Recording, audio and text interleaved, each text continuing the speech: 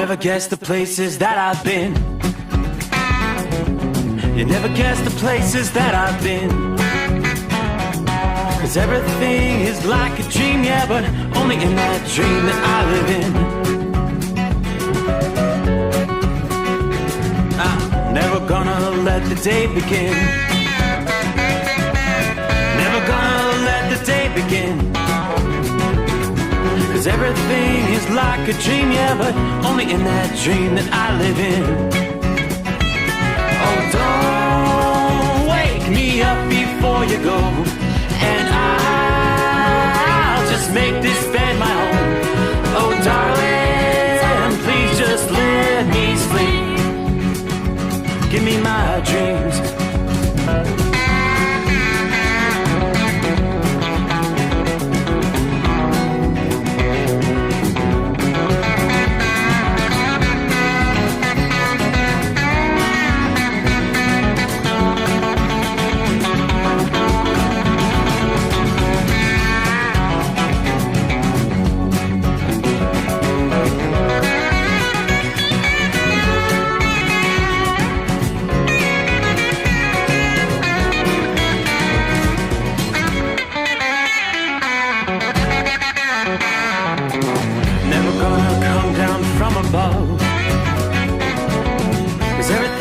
Better from above.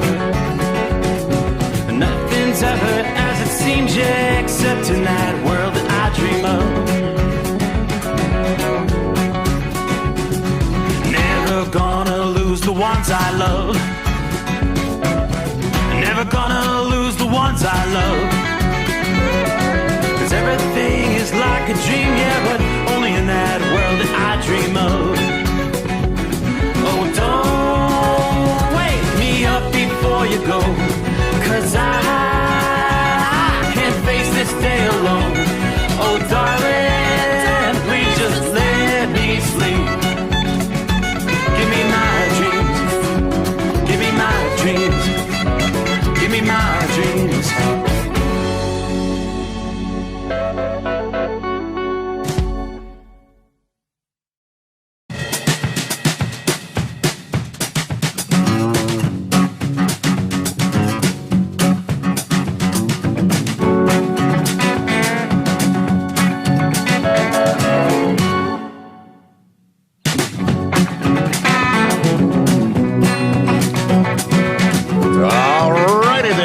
That's my cue.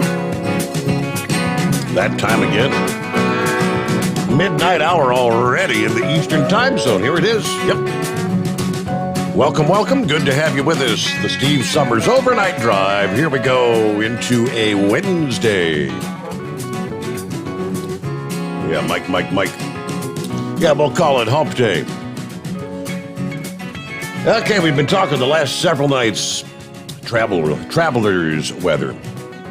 I got some issues out there. Got a couple of different zones where not seeing any tornado watches because there had been a lot of concern about potential tornadoes as we head into the day Wednesday through the day. We'll probably see some of those watches popping up as we progress on into especially the midday and afternoon hours here on Wednesday. But it's all just kind of beginning as we speak. We've got a severe thunderstorm watch box stretching from right there at the southeastern corner of New Mexico, right through northern portions of Texas, on over into south central portions of Oklahoma. From there, you've got flood watches about the eastern half of Oklahoma, on up through about the southern third of Missouri, southern Illinois, and then right along the Ohio River, along the Kentucky-Indiana line. Not quite all the way up into the northern Kentucky or southwest Ohio region at this point, but along that zone, they're talking potentially heavy rains. That's where we begin. There's another small area, that southwestern corner of Nebraska, and a couple of counties there in northwestern Kansas that are also under severe thunderstorm watches at this point in time. So I'm looking at the map currently. There are several severe thunderstorm warnings right there in central portions of Texas. Some of these storms kind of packing a punch. It's like one of those cells is like due south of Wichita Falls, kind of about halfway between Wichita Falls and Abilene. But you got the heavy rain then extending up through Lawton, Oklahoma into Ada, Oklahoma. Most of the heaviest rains look like they've already progressed to the east of Oklahoma City. Yeah, the whole line moving kind of in a northeasterly fashion, but gradually, ever so slowly, pushing off to the east as well. The rains extend all the way up into Tulsa. We got some shower activity stretching from Springfield, Missouri, headed up toward Columbia, Missouri over the next few hours, according to the models here. Some of those stronger storms up into North Platte, Nebraska, and on down into what's a little further south of North Platte. You've got Stockville that's going to be seeing a line of storms pushing through. Some of these storms just to the east of McCook, Nebraska. Kind of packing a punch. Torrential rains stretching from North Platte all the way back into northeastern portions of Colorado. Colorado, you've got some rain there as well. And you get back into western portions. Yeah, more like, I should say, central portions of Colorado and northeastern Colorado. There's a little bit of snow, believe it or not, in the mix there. That's where you've got the clash of the air masses coming together. Very warm to the east and still cold to the west. So what begins, what I'm just describing, is kind of an eruption of severe thunderstorms across the southern plains into the day today. It may very well turn into a dangerous flash flooding situation as these very slow-moving downpours unload a half a foot of rain, could be even more in some areas. It's been the weather setup we've been talking about the last several days, a heightened flash flood risk. All right, thunderstorms started to erupt about Lubbock, Texas this past afternoon. And we've got more storms as we progress through the overnight hours, stretching from western parts of Texas and Oklahoma. Some of these dropping some very large hail. Baseball could even see some softball-sized hail, as well as tornadoes, powerful winds, torrential downpours. So as we progress here into the overnight hours, Tuesday night into Wednesday morning, from parts of the northern plains to the upper Midwest, heavy, gusty, locally severe storms are anticipated. Once the storms are over the southern plains, well underway, they're going to slowly expand eastward on into the day Wednesday. Today's when we're going to see the most widespread coverage of rain and thunderstorms unfolding. Now, cities at risk for potentially damaging thunderstorms through the overnight hours, stretching again from Lubbock to Abilene to Wichita Falls, which is kind of the zone they're in right now. Again, Oklahoma City, it's going to be just to the east of Oklahoma City and on over into eastern portions of Colorado. As we progress on through the day, things get a little murkier.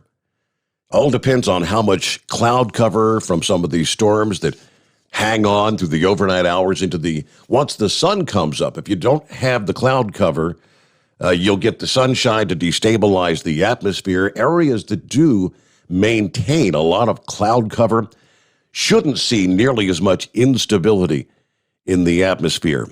So while there's still at least some threat for damaging wind gusts, maybe hail and isolated tornadoes right through Wednesday night, it may actually kind of transition to more of a heavy rain flooding sort of threat for most of the region.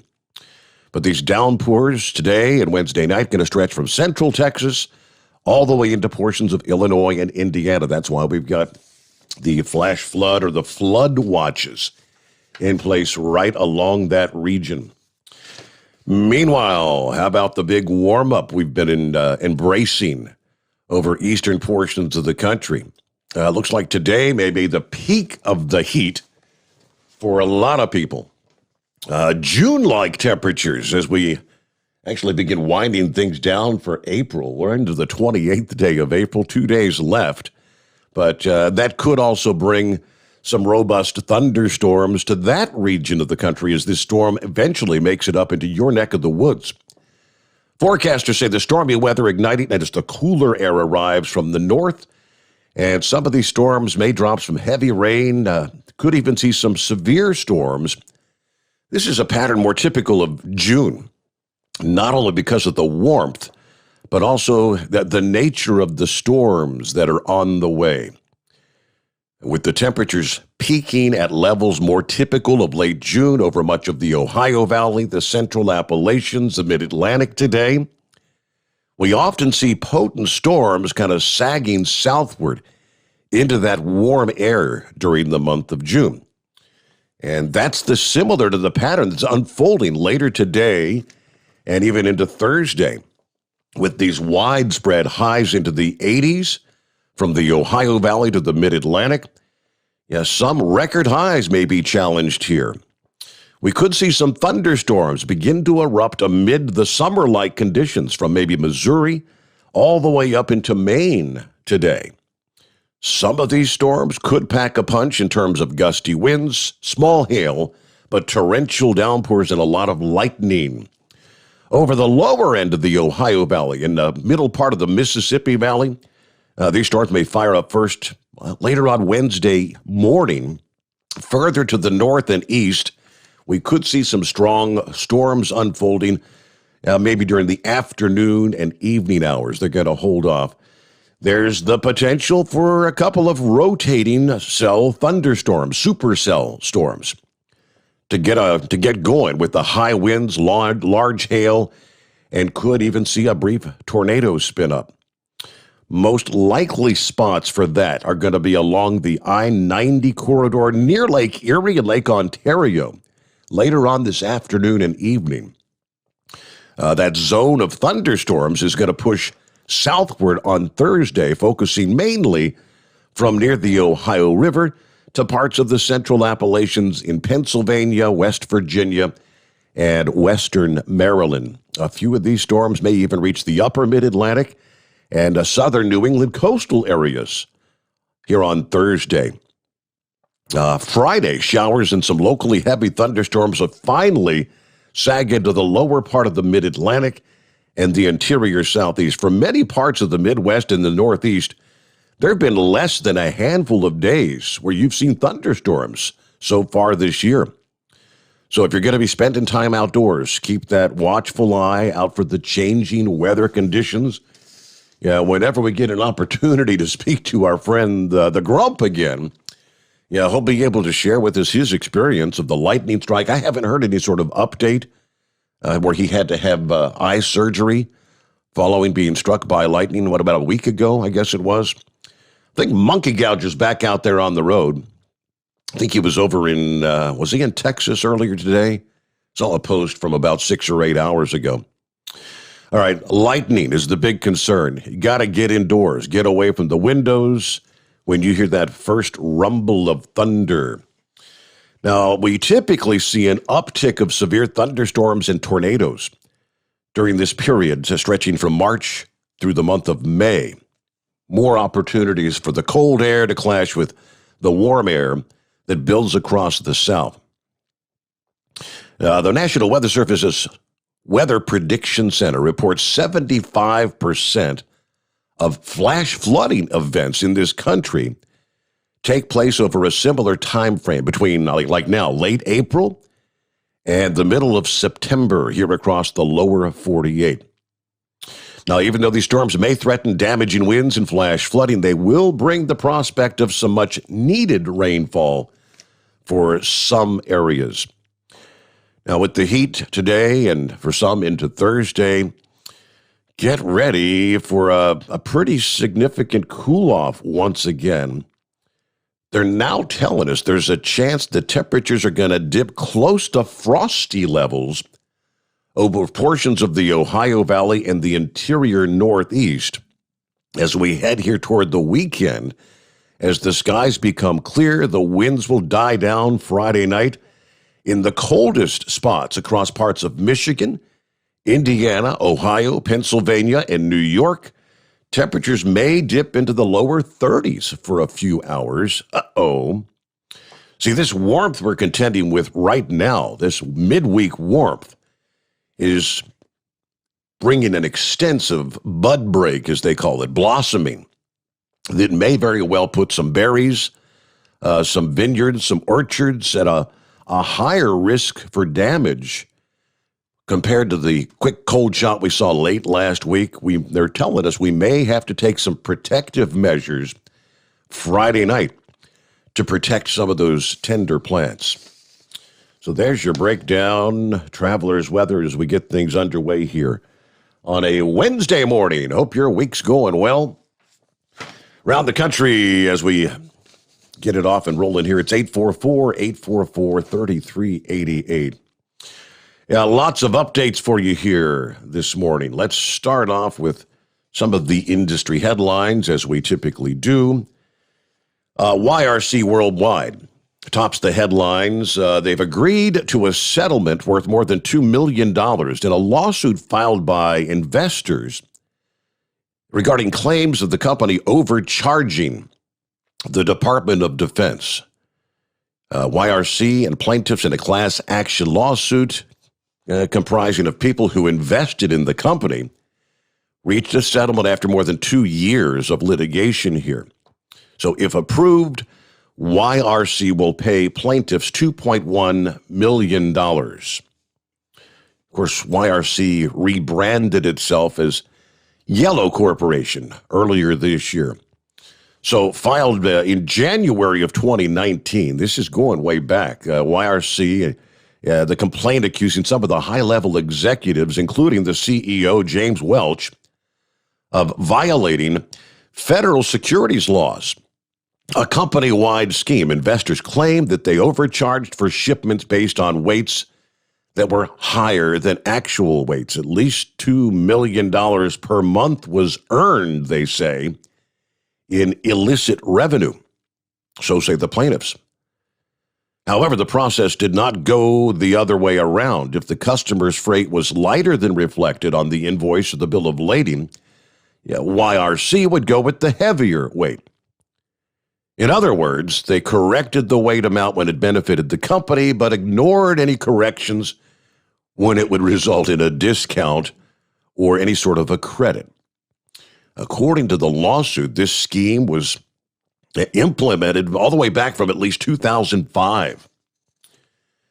Investors also claim YRC intentionally failed to disclose a Department of Justice investigation. December of 2018, the DOJ filed a complaint in a whistleblower action alleging that YRC defrauded the Department of Defense by millions of dollars in a scheme that lasted for more than 7 years. That complaint was the result of an investigation that started all the way back in 2009. March of last year, a federal district court dismissed the investors' case. However, plaintiffs appealed that decision. YRC agreed to the proposed settlement before the appellate court could decide on the case. Now, if you remember, going back to July of last year, remember all these loans that were made available for businesses being impacted by the COVID pandemic? YRC received $700 million from the Department of Treasury. That was part of the CARES Act, as you recall. The Treasury then received a nearly 30% equity stake in the company in exchange for those funds. Just a few months prior, YRC suspended insurance benefits for employees due to non-payment of health contributions.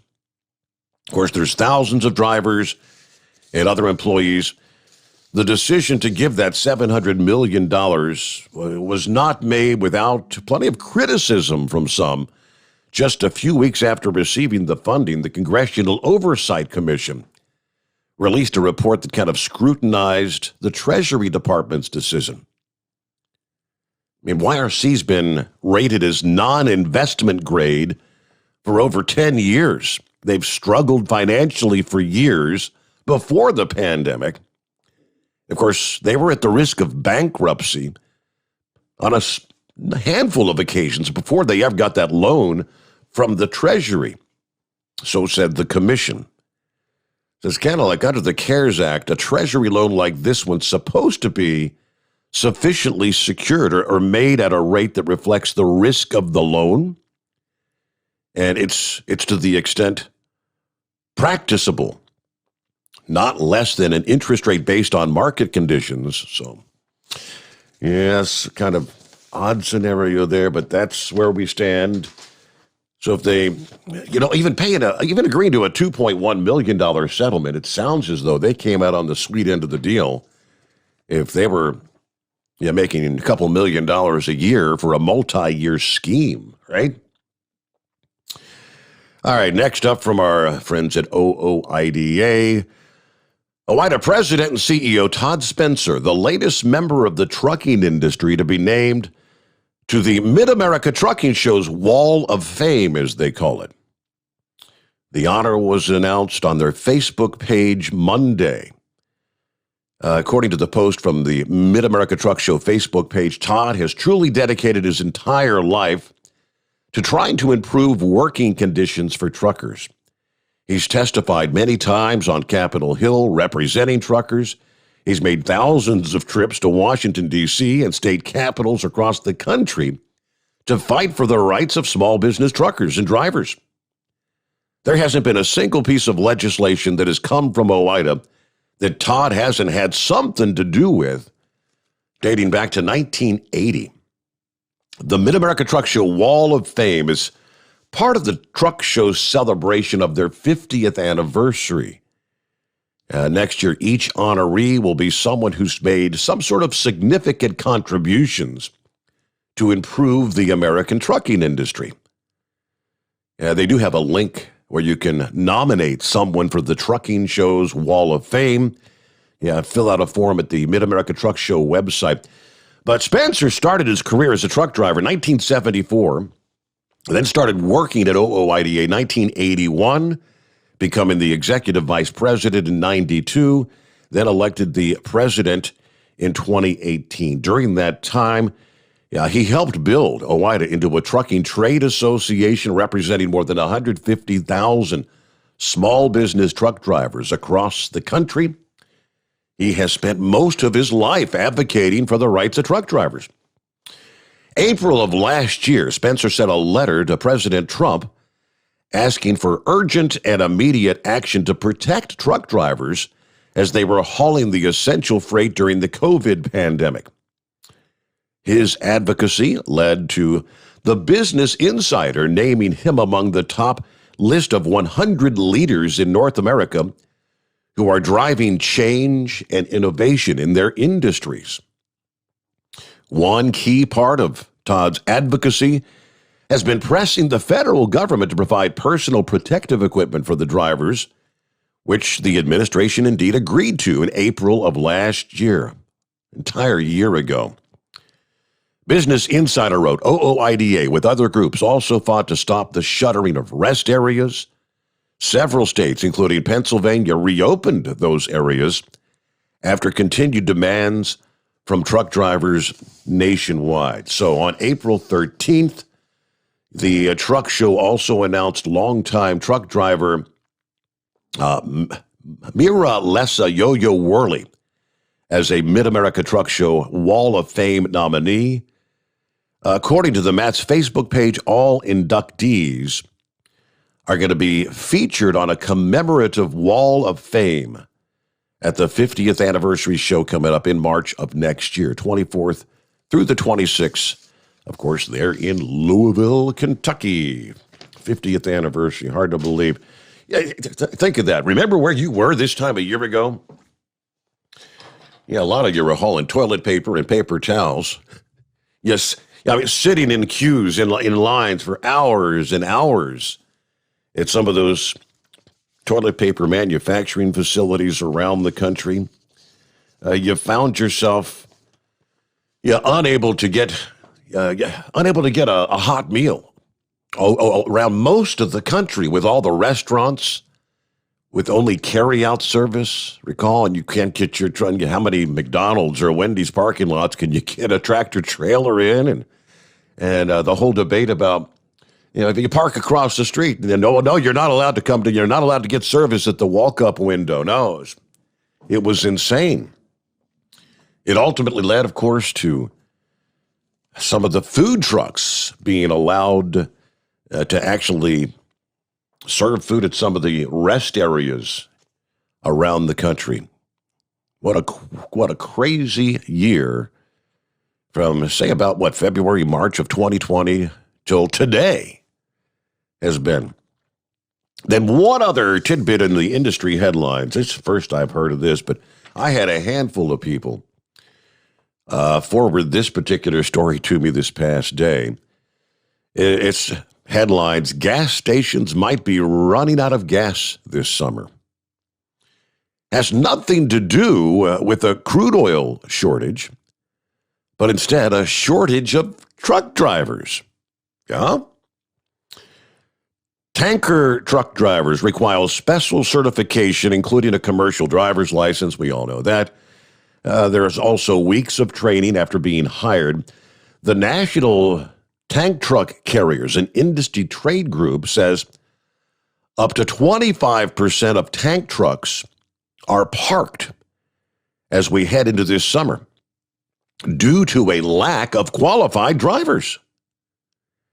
Now, at this point in 2019, only 10% of trucks were sitting idle for that particular reason. Many drivers left the business a year ago.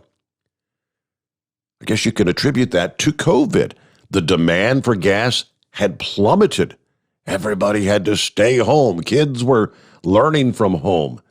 And millions of Americans to date still haven't actually returned to their offices in the big cities. They're working from home, and many of those probably never will go back to the office. They say also many driver schools actually closed early during the pandemic, and they have not caught up with demand. So again, first I've heard of that. For some of our tanker yankers out there, maybe you could chime in. 25% of the tank trucks parked right now as we head into what they typically refer to as the busiest travel time of the year. All righty, so there you go. It is 844-844-3388. That's our number, and we've got open lines, and let's jump on in, see who we got on the line here. Somebody wants to talk about the Kentucky Derby. Hey, what you doing, Steve? Hello, Monkey Gouger. You're just full of all kind of doom and gloom. All this bad weather. I'm heading right up through the heart of it. I'm sitting over in Fort Worth right now, and the wind is rocking and rolling, baby. We just waiting. We ain't seen no lightning or nothing yet, but it's on the way. The wind has really kicked up down here. Kind of sounds like it may be kind of a topsy-turvy kind of night, right? It's going to be a topsy-turvy night. Tomorrow's going to probably be a topsy-turvy day because I got to go to Dodge City, Kansas to load. And that's right through what you were talking about, right up through the middle of it. So Yeah. We're gonna be earning our keep tomorrow, that's for sure. Mm-hmm. It looks like through the overnight hours tonight, most of the action is going to stay west of you overnight. Because they're saying this is such slow-moving storm off to the east, so it's going to be, I don't know, probably maybe midday today, later on today, before it gets over into your area. Right. Last night we seen the clouds start rolling into Houston, and I had the windows down. You know, it was nice. Didn't need to leave that truck run or nothing. And I said, I'm just going to cool it. I was sitting in a safe place inside a bullpen. So I rolled the windows down, went to sleep, woke up this morning, and about the time I got to crank the truck up, go to the door, it come a downburst and rerunning rain all the way from Houston up to Waco, and stopped for lunch and then got back in it, and it rained there. But after it got past Waco, we never really seen nothing else. I mean, just cloudy, overhaze, wind blowing really strong, but it's coming. Yeah. You was talking about Grump a while ago. Yeah. His new name is Sparky. Have you spoke to him? I guess you have. How's he doing? How'd the surgery go? The surgery was 100% success. He hopes to be back out here Wednesday. The doctor told him he wanted him just to rest his eye, not strain it, or take a chance of something popping him in his eye or something, you know. Just kind of just lay around. And I called him today, was talking. I said, "What are you doing?" He said, "Down here working on the truck." I said, "I thought you were supposed to be taking it easy." He said, "I am taking it easy." About that time, a bug hit him in the eye. He said, "Damn it, a bug just flew in my eye. I got to scratch my eye." I said, "They tried to tell you, hardhead. Don't listen." But he recovered from the lightning strike, okay. And, he's not charged up anymore. He was kind of mild. They must have got him on some sedatives or something. He wasn't venting today. Oh, yeah. He was just kind of in a Well, did they he was in a mellow mood, which is unusual. Did they explain what the lightning strike? Did he tell you what the strike had done? Did he have a partially detached retina or something? Well, he was having trouble with what they call that stuff old people get, them Cadillacs, and he was having trouble with that. Yeah. And Yeah. yeah, Cadillacs. That's what they call it, cataract. Yeah. And he was going in for that. And I told him, "You might not need no surgery now. That lightning might have peeled that cataract right off of that eyeball," but it didn't. But he's doing good. Everything's good, and he's kind of mellow. But the other thing, Steve, I'm making my prediction tonight for the Kentucky Derby. Done called my bookie and made my bet. And this is why I am picking the horses to win for the trifecta. Essential Quality, Rock Your World, and Known Agenda to finish 1, 2, 3. Now, for my long shot that I laid $50 down on, I am picking Hot Rod Charlie to be the long shot, to be the spoiler in it. So we'll see how my I've been working on it for the last 3 hours and looking at different sites and everything. I didn't even know they was going to run the Kentucky Derby. I thought they had scrubbed it. And Debbie called me and said, "Hey, did you make a bet yet?" I said, "A bet on what?" He said, "The Kentucky Derby." I said, they ain't running no damn Kentucky Derby. That old communist governor ain't going to let it. "Oh, yeah, they're going to run Saturday." So I had to pull in here and do my homework and got it all straightened out. So I'm hoping that will be the way it is, get that thing done. But, Steve, there's something else. I don't know if people have been running into this. I've talked to numerous drivers. I hadn't heard it discussed because I've been off. And are y'all experiencing a high rate of people can't hire people or help wanted signs everywhere? I see help wanted signs everywhere you turn, Monkey Gouger. I mean, we shared earlier this week that there's a number of McDonald's over in, I think it was down in like the Tampa area in Florida. They're actually paying people $50 just to show up for an interview. Even if they don't get hired, and they said they still can't get people to come in. Yeah, just as the case has been through much of last year.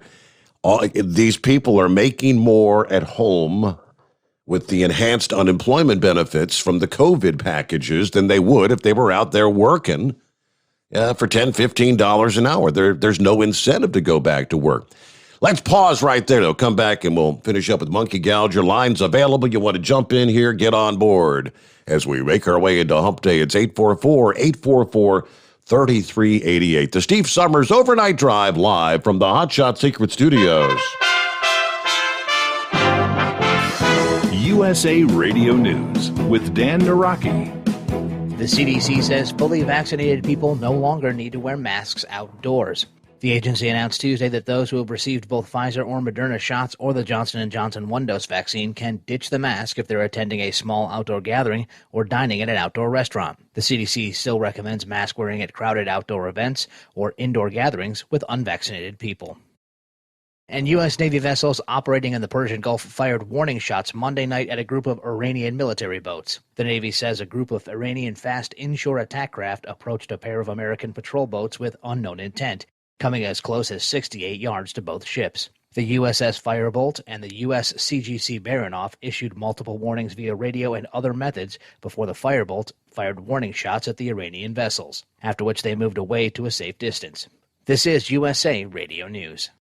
Okay, we are running a car drive right now to help veterans all across America. So if you have an old car, truck, or van, even a motorcycle or an RV sitting around, you can right now give it away and help the vets. They really need your help. And your car will help support the vets and their families. And guess what? You even get a tax donation. Plus, we'll even come and pick up your car for free. And all you've got to do is pick up your phone right now and make a free call. Now is the perfect time to do something good for the vets. Give back to the vets right now for all they've done for this country. And your old car can really help them. So call the Veterans Car Donation Program right now for free pickup of your vehicle. Help the vets and help your taxes at the same time. Call right now. 800-882-2093. 800-882-2093. 800-882-2093. That's 800-882-2093.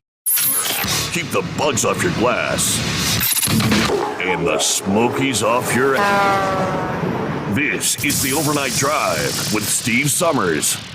Some say their truck reflects who they are, dependable and reliable. That's why you trust Blue Def. Now the best just got better. Introducing Blue Def Platinum, a revolutionary innovation with advanced System Shield technology to significantly reduce harmful deposits, to maintain fuel economy, save money on costly repairs, and sustain the life of your SCR system. There's only one DEF to choose. Blue Def Platinum. The best just got better. Diesel Army is on duty 24 hours a day, 7 days a week. Burning the midnight oil with the best diesel coverage. All the tech, all the torque. Diesel Army, where there's smoke, there's fire. For the latest news and event coverage, as well as feature and tech articles, sign up for the newsletter and don't miss a thing. Visit dieselarmy.com from the Power Auto Media family of digital magazines. Again, it's dieselarmy.com. Do you have a Dodge pickup and hate your automatic transmission? Of course you do. Levon Miller at Firepunk Diesel here, and we specialize in heavy-duty and performance transmissions for your 3-quarter or 1-ton Cummins powered truck. So if you're interested in turning your stock slush box into a towing monster, call us today at 614-733-3744 or visit us online at shop.firepunk.com. Whether you're a diesel pickup performance enthusiast or just looking for a small upgrade, when selecting common rail fuel system components, look no further than Exergy Performance. At Exergy, you'll find injectors, pumps, and more, engineered like no others on the market using state-of-the-art equipment run by people that have been in the business for decades. So if you're in the market for common rail components at any power level, contact Exergy Performance or one of the many dealers listed on our website at exergyperformance.com. Dean Michael, the tax doctor here. Are you tired of those tax problems following you around like a dark cloud, always in the back of your mind, losing sleep at night? Call me now and get your life back. 888-632-4506 or go to mytaxhelpmd.com. Pretending they're not there won't make them go away. The IRS isn't going to forget. They will levy your bank account and garnish your wages. Don't wait for that to happen. I'm not telling you these things to scare you. I'm telling you so you can benefit from my years of experience. Now is the time to act. 888-632-4506. At Hot Shot Secret, we share the science behind common diesel problems. For example, stiction. Engine oil can break down under extreme heat, leaving behind varnish, a carbon-based deposit that creates drag on the engine's moving parts. This sticky friction is stiction. Symptoms include a rough idle and the loss of fuel economy and performance. Hot Shot Secret Stiction Eliminator is formulated to be left in the engine. It works as you drive. Stiction Eliminator is available at truck stops, Tractor Supply, O'Reilly's Auto Parts, and online at hotshotsecret.com. And now, back to the Steve Sommers Overnight Drive.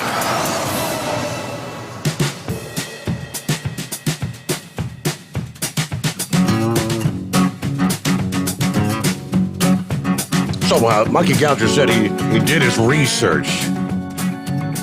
Let me see what trainer Todd Pletcher has to say about that. Yeah, this guy's got a knack for getting multiple horses into the Kentucky Derby field in any given season. And coming up this Saturday, Pletcher will have 4 horses who have qualified for the 2021 Derby. That gets underway 6:57 p.m. Eastern Time. Now, his 4 2021 Derby horses are more than double the next closest trainer has in the field. This is not uncharted territory for Pletcher, though. He actually saddled 5 horses in both the 2007 Derby and the 2013 Kentucky Derby. 5. So Pletcher's best shot to earn his 3rd Garland of Roses may be with Known Agenda, listed at 6-1 in the latest odds. He'll come off the inside rail after drawing the number 1 post this past day. Favorite Essential Quality is at 2-1, and Rock Your World is at 5-1. The only other Derby horses that are getting shorter odds than Known Agenda. Now, before making any 21 Derby picks, you need to see the latest predictions from the legendary handicapper Hammerin' Hank Goldberg.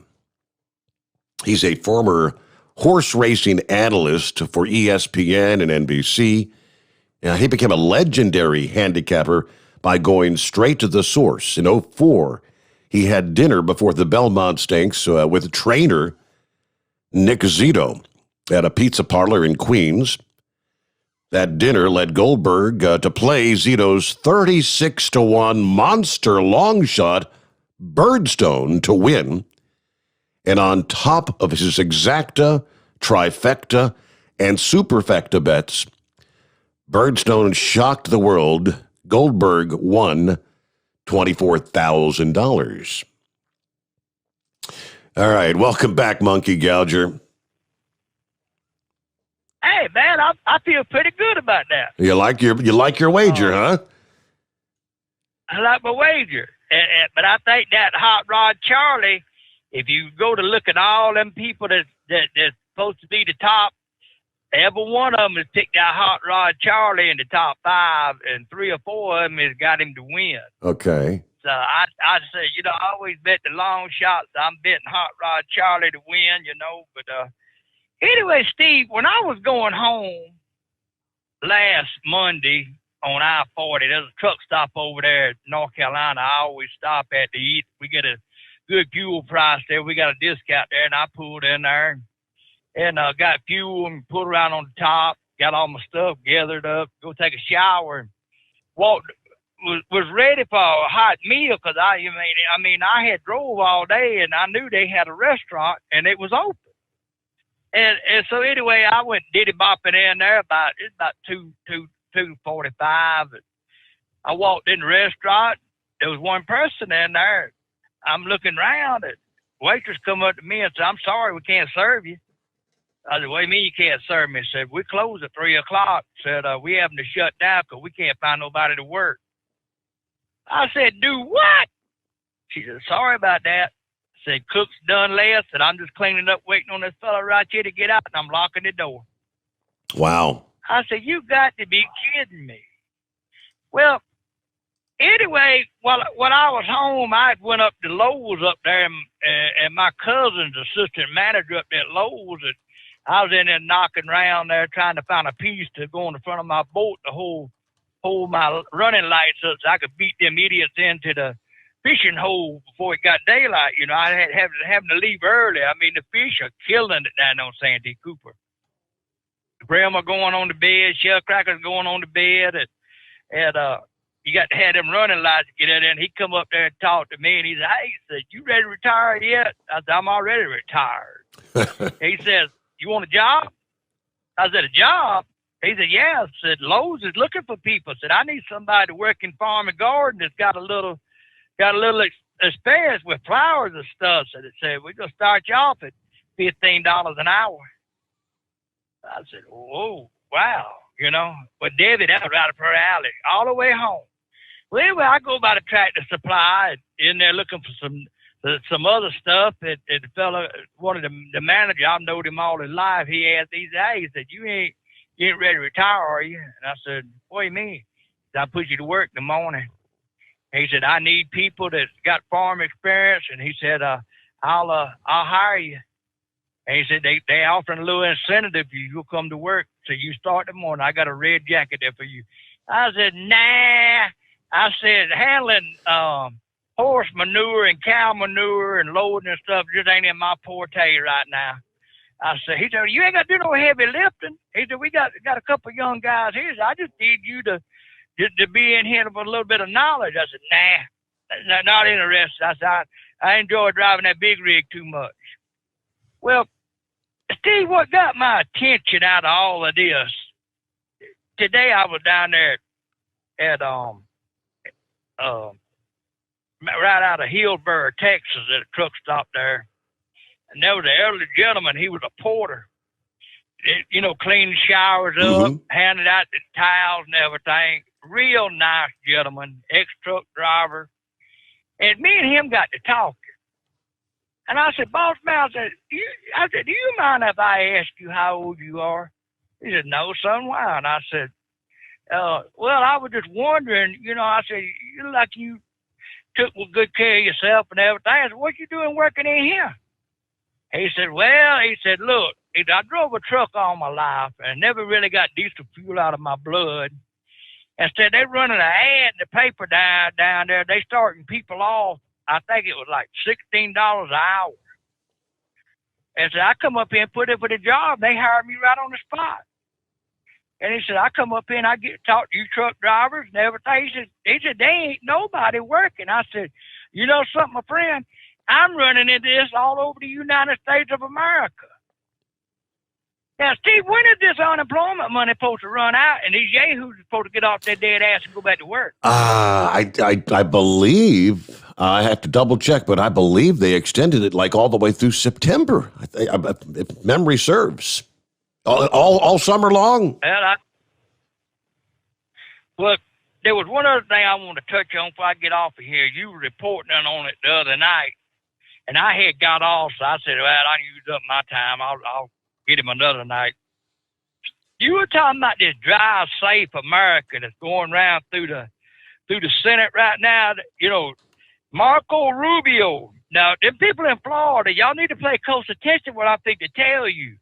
Y'all need to call that idiot down there and tell him that this Drive Safe America is going to put such a burden on the trucking industry that your groceries are going to be so damn high, you can push a wheelbarrow load of money to the damn grocery store and you ain't going to be able to afford it. What they say, $450 billion for undercarriage rides and all this stuff. Yep. Steve, this is so damn simple to solve. You ain't got to spend $450 billion on it. All you got to do is start locking these jackasses up in these four-wheelers that's riding down the road with the phone, texting and everything, driving all over everybody's lane and stuff, and they'll quit driving in the back of people and stuff. They fine us $2,500. Why not pop them for $2,500? And the other thing is the 65-mile-an-hour speed limit. I tell you, Steve, they just don't never let up on us, and it's time for all us to get together and start hammering in these senators and stuff. I've been in touch with mine, Tim Scott. I made him aware of it. He said, well, write me something up and put it right where I can look at it. And he says, I'll see what I can do about it. I said, well, I know you and Marco's buddies down there. And I said, but I said, I called you because they don't need to call that Flint split over there across the aisle from you. He started laughing. And I said, you know who I'm talking about? Mm-hmm. And he said, okay. So Lindsey Graham is who I'm talking about. Right. I called his officer. I knew who you were talking about. That was wasted damn air, buddy. That was a phone call I could have saved on somebody else because that person I was talking to in his office was absolutely oblivious to what was going on. I don't even think the dummy knew that it took trucks to haul groceries in the grocery store. I think he was one of them that thinks he can just go down the shelf and pull it out, and it just magically glows right back in the shelf. I mean, you talking about a dumbass. Now, he was a complete DA. So, Steve, we'll see how much money we win. If I win enough, I might take off 2 weeks next week. And then again, I might be calling you, hey, you want to loan me some money? I might be able to afford one of them T-shirts, one of them hats. Well, good to hear from you, Monkey Gouger. Be safe out there and hunker down later today as those storms are going to be rolling in there in Texas. Be careful. Alrighty, so now he asked about the unemployment. Yeah, here's one headline here. Houston Rockets owner says the jobless prefer the enhanced unemployment benefits versus work. When do the extended unemployment benefits run out? All right, the Pandemic Emergency Unemployment Compensation Program provides 53 weeks of additional benefits. It went into effect April 5 of last year. It will expire the week ending September 5th of this year, 2021. So literally, through the entire summer, and as we're heading into fall, these scenarios are going to continue to unfold around the country. Now, here's one example from out of the Detroit area just yesterday from the local Fox affiliate there. I'm sure this could be transposed literally to every state all over the whole country. A job paradox is forming in Michigan's small business market as the number of available positions continue to grow, even as the unemployment rate remains historically high. Some businesses are even offering a signing bonus to anyone who wants a job, but no luck. After a wave of restrictions depressed demand for commerce among the small business community, there are now ample positions waiting to be filled.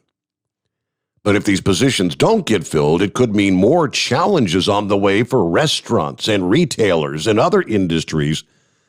According to the Bureau of Labor Statistics, the unemployment rate in Michigan is 5.1%, about 238,000 people in the state. Now, that's a far cry from the more than 1 million people that were out of work back at the onset of the pandemic. That was almost a quarter of the labor force in that state was out of work last April. But there's no shortage of businesses now struggling to find employees to fill these positions. Almost 45% of small businesses have at least an unfilled job opening. According to the National Federation of Independent Business, we spoke to the owner of Hopscotch and Bourbon, who says, I've searched for 2 months for available workers with no luck. They are all content with their unemployment. They're content with the money they're being paid to stay home and not work. The bolstered unemployment insurance, one of the reasons why hiring is so difficult. There are other reasons that could be causing the divergence in some labor markets. But you got the jobless benefits from the state, along with your $300 weekly supplement from the federal aid package, which means many people are making more money as an unemployed citizen than they are as a working employee. That might be nice for residents, but it's a tough sell for small businesses that can't offer a competitive wage. Lee is offering a $400 bonus to new hires. He says, well, I can't fault people for staying home. They're content with an easier life, and who could blame them? But I'm not built that way. This might be the case for some people. However, research on job searches and postings found that employers did not experience a greater difficulty finding applicants for vacancies. A study updated August of last year found that even as the number of job vacancies decreased during the pandemic, the number of applications decreased at a smaller rate. All right, so supposedly some people are still fearful.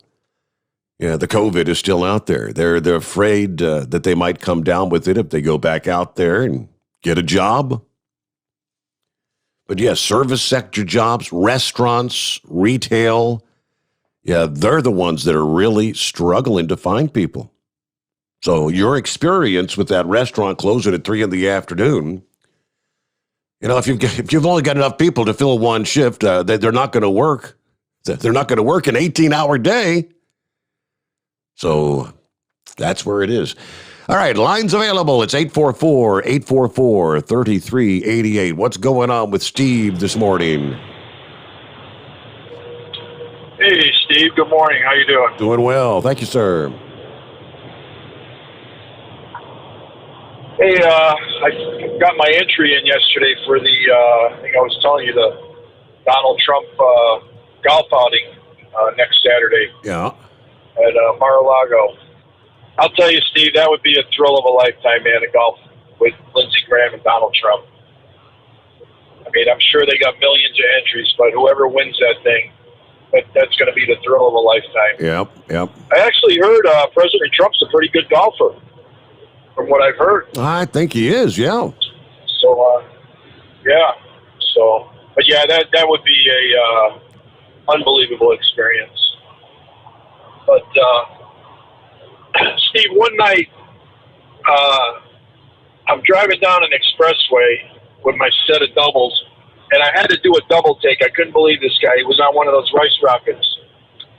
And he flew by me like I was standing still, so he's probably doing about 75 miles an hour on his back wheel. He was riding a wheelie down the highway, doing about 75 miles an hour. So I thought I had seen it all. And I'm going to warn drivers out there if they're driving around Chicago, man, because now that the weather is getting warmer, like today we had 85 degrees in Chicago.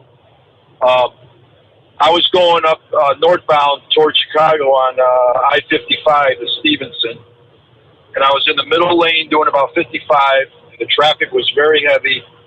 So, you know, the cars, they're about, 6 feet apart, maybe closer.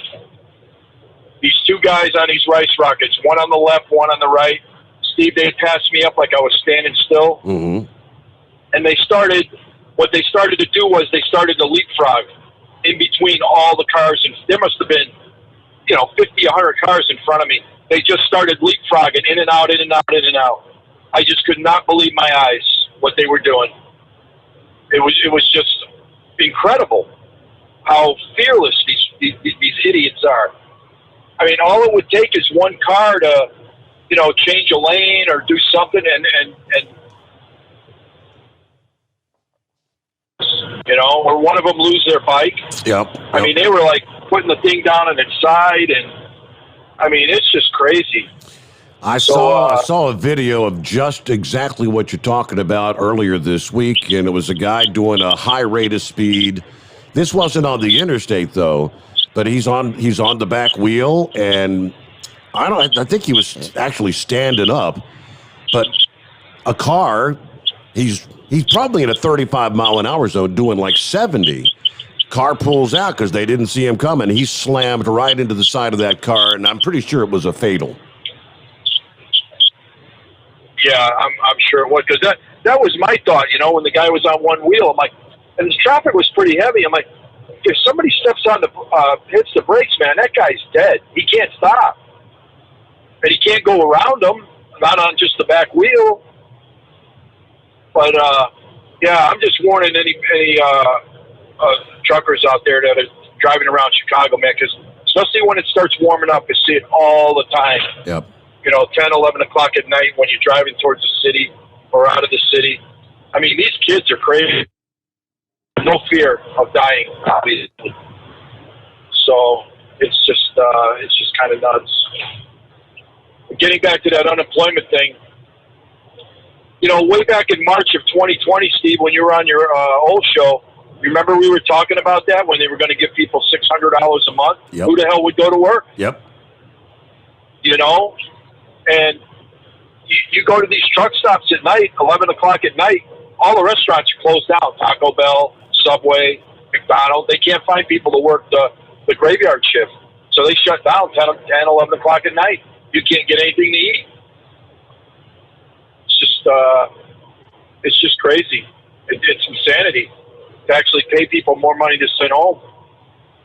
I mean, I remember when I was a union carpenter a while back, for 20 years, every winter we get laid off because the housing would slow down in the winter.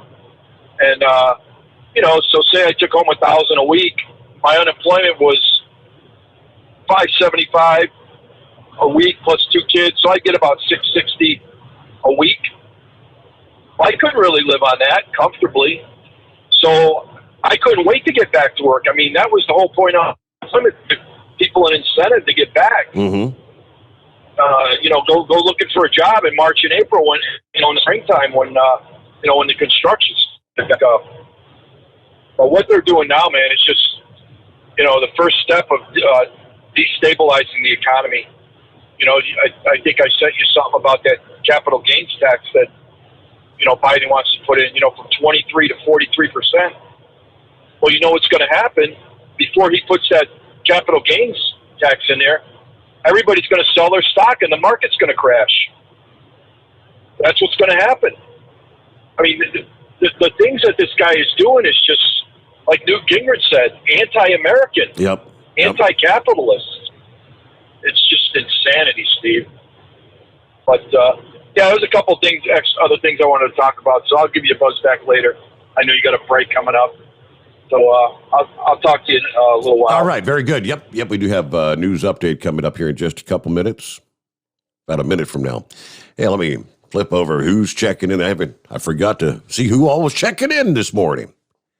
All right, good morning, Dale from Jacksonville, Florida. 70 degrees, clear, another big moon out there tonight.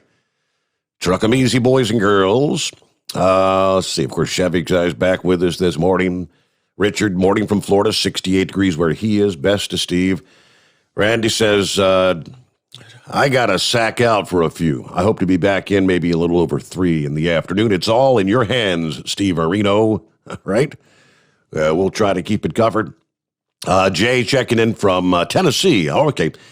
Tennessee officially open for business as of April 14. No more mask. No more limits on how many people can go to events.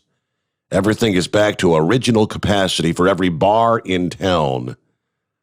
Welcome to Nashville, folks. All righty.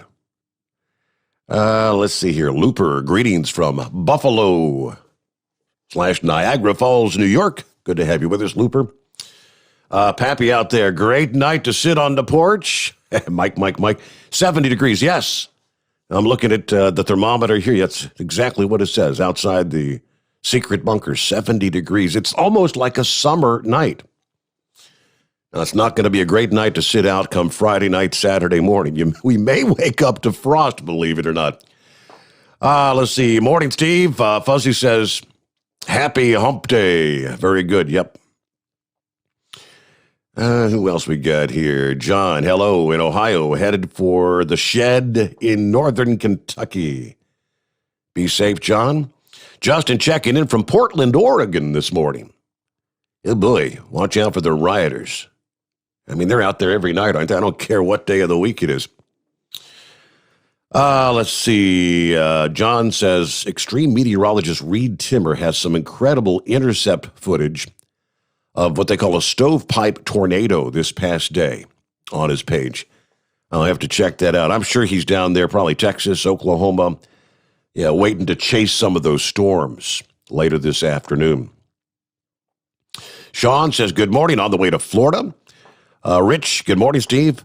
I received my order of 2 T-shirts, a hat, and one other item a couple of weeks ago. Thank you so much. I love watching your show on the YouTube page every night after I get home from work. Well, thank you, Rich, for supporting the program. Yeah, if you go to overnightdriveradio.com, you can get your T-shirts, your hats, and they got some stickers. We got the travel mugs. Almost forgot. Got our really nice travel mugs. Overnight Drive, Steve Sommers Overnight Drive logo on one side, Hot Shot Secret on the other. So get your Overnight Drive, Steve Sommers Overnight Drive merchandise while it's hot. All right, news break. It is 844-844-3388. The Steve Sommers Overnight Drive live from the Hot Shot Secret Studios. USA Radio News with Tim Berg. President Biden is announcing new relaxed guidelines for wearing masks outside. Starting today, if you're fully vaccinated and you're outdoors, you need, and not in a big crowd, you no longer need to wear a mask. Kentucky Republican Senator Rand Paul believes these guidelines could have came a lot sooner. If you want to convince people who are skeptical that the vaccine works, show them that we have protection after we've been vaccinated. Show them after we've had the disease naturally that we have protection and don't be excoriating people to keep wearing masks after they already have immunity. Let people live again. That audio courtesy of Fox News. Home prices in the United States are seeing their biggest jump in 15 years. The S&P CoreLogic Case-Shiller Home Price Index rose in February by nearly 12%. And you're listening to USA Radio News. At the American Veterinary Medical Association annual convention in Washington, D.C., I spoke with Dr. John Howe, AVMA president, about One Health. One Health is really a collaboration between physicians and veterinarians or public health officials. For example, in Minnesota, our state public health veterinarian deals with zoonotic diseases, rabies, for example. Animals are sentinels for humans, and humans are sentinels for some infections in animals. There's more valuable information at avma.org. Are you tired of high cable TV rates? Sign up for Dish today and get a $500 bonus offer while supplies last. Plus, lock in your price for 2 years guaranteed. Call All American Dish, your Dish authorized retailer now. 800-610-5739. 800-610-5739. That's 800-610-5739. Offers require credit qualification, 24-month commitment, early termination fee, and auto pay. Restrictions apply. Call for details. Republicans on Capitol Hill are reacting to allegations against Special Climate Envoy John Kerry. Former U.S. Secretary of State John Kerry is accused of telling Iran about Israeli operations, and now there are demands for him to be investigated and resign over allegedly telling America's secrets to an adversary. Republican Senator Marsha Blackburn from Tennessee on Fox News. This is something that deserves a Senate investigation. If it is indeed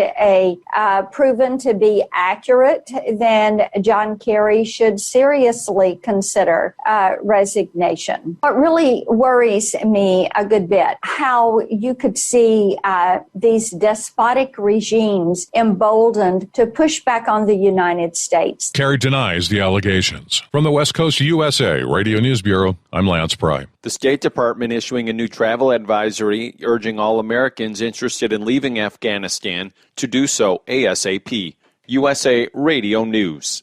You've heard me talking about MyPillow for 3 years, folks. It's the truth. I get the best sleep of my life with a MyPillow. You can do it too.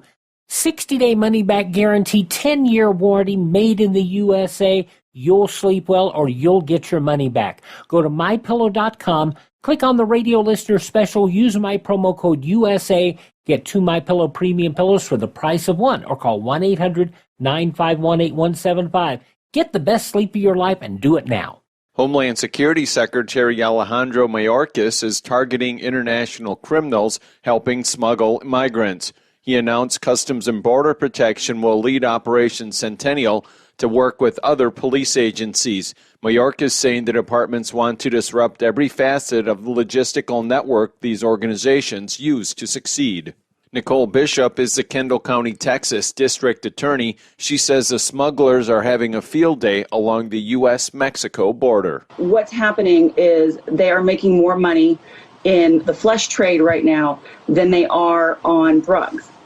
It costs about $12,000 for someone to be allowed by the cartel to cross into the U.S.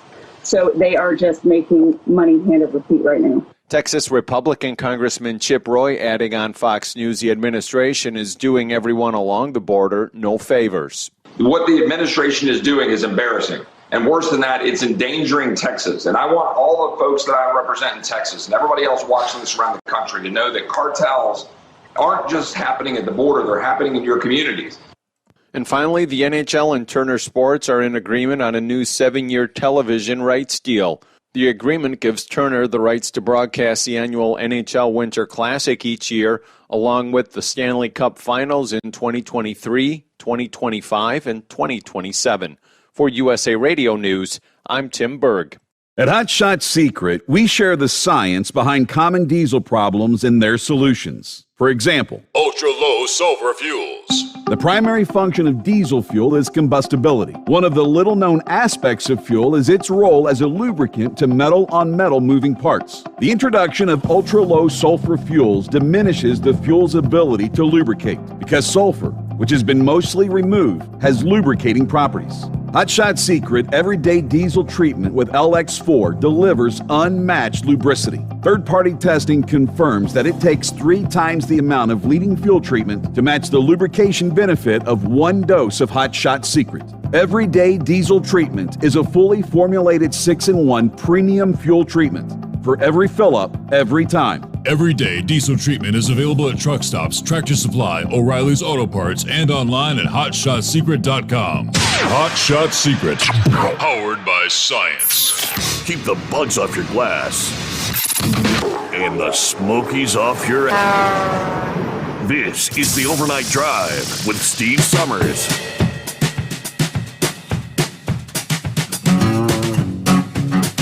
Yes, indeed it is. And we're back here on a Wednesday. Hope Day coming on.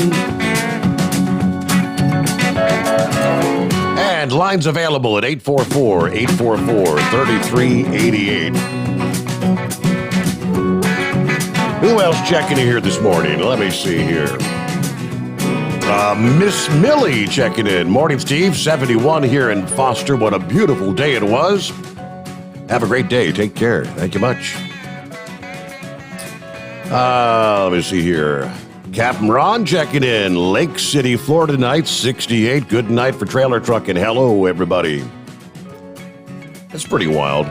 So we are as warm, or maybe a couple of ticks warmer, here in Southwest Ohio than you are in Lake City, Florida tonight. That's crazy in the month of April. But again, we get a reality check here in a couple nights.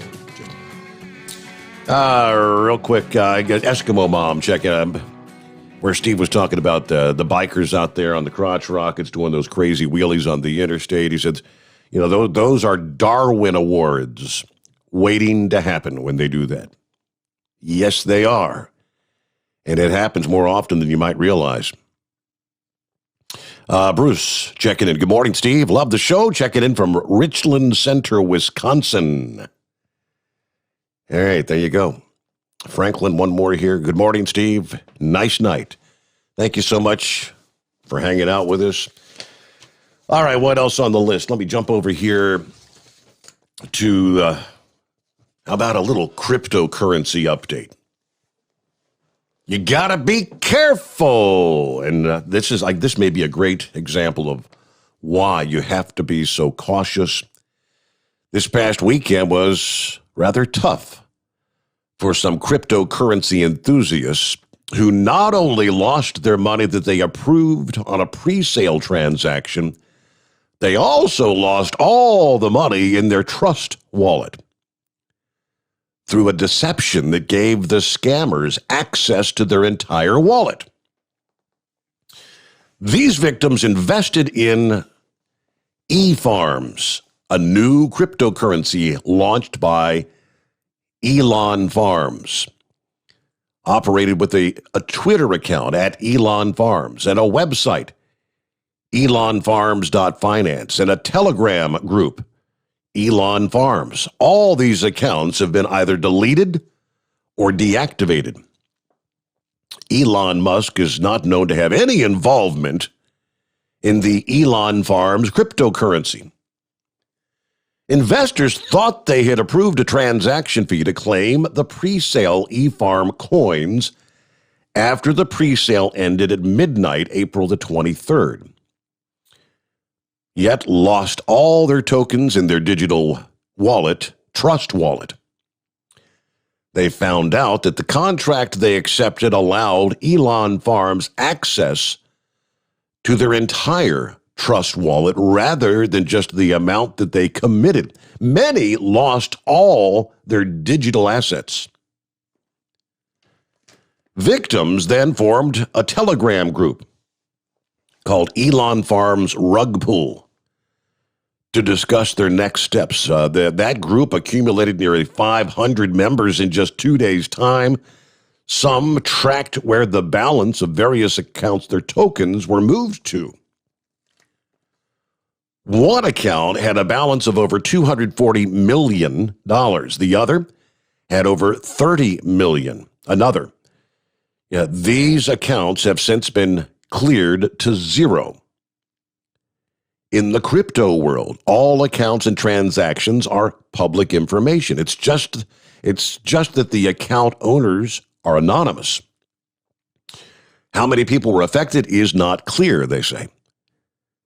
Before the pre-sale ended, Elon Farms had attracted $725,000 in investments, according to one victim going by the pseudonym of Mr. Ray. I said there were over 3,000 investors in the Telegram group, Elon Farms. They shared a screenshot. A screenshot shared by Mr. Ray shows the total deposit of $725,489 shortly before the pre-sale ended. Another screenshot showing 2,979 members in that Elon Farms Telegram group.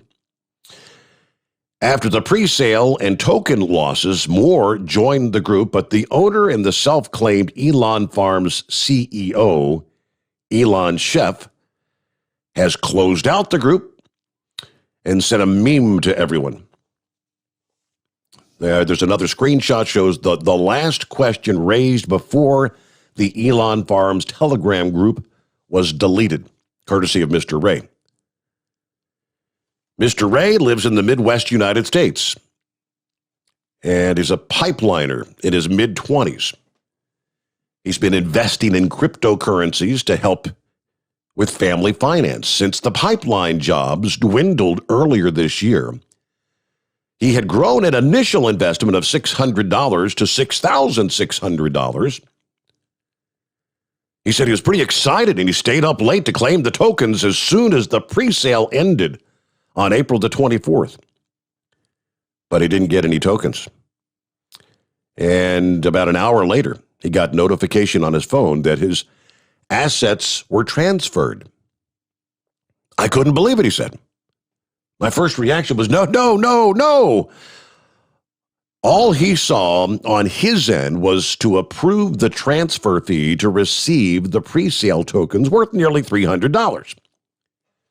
Yet he lost all the tokens he had in his Trust wallet.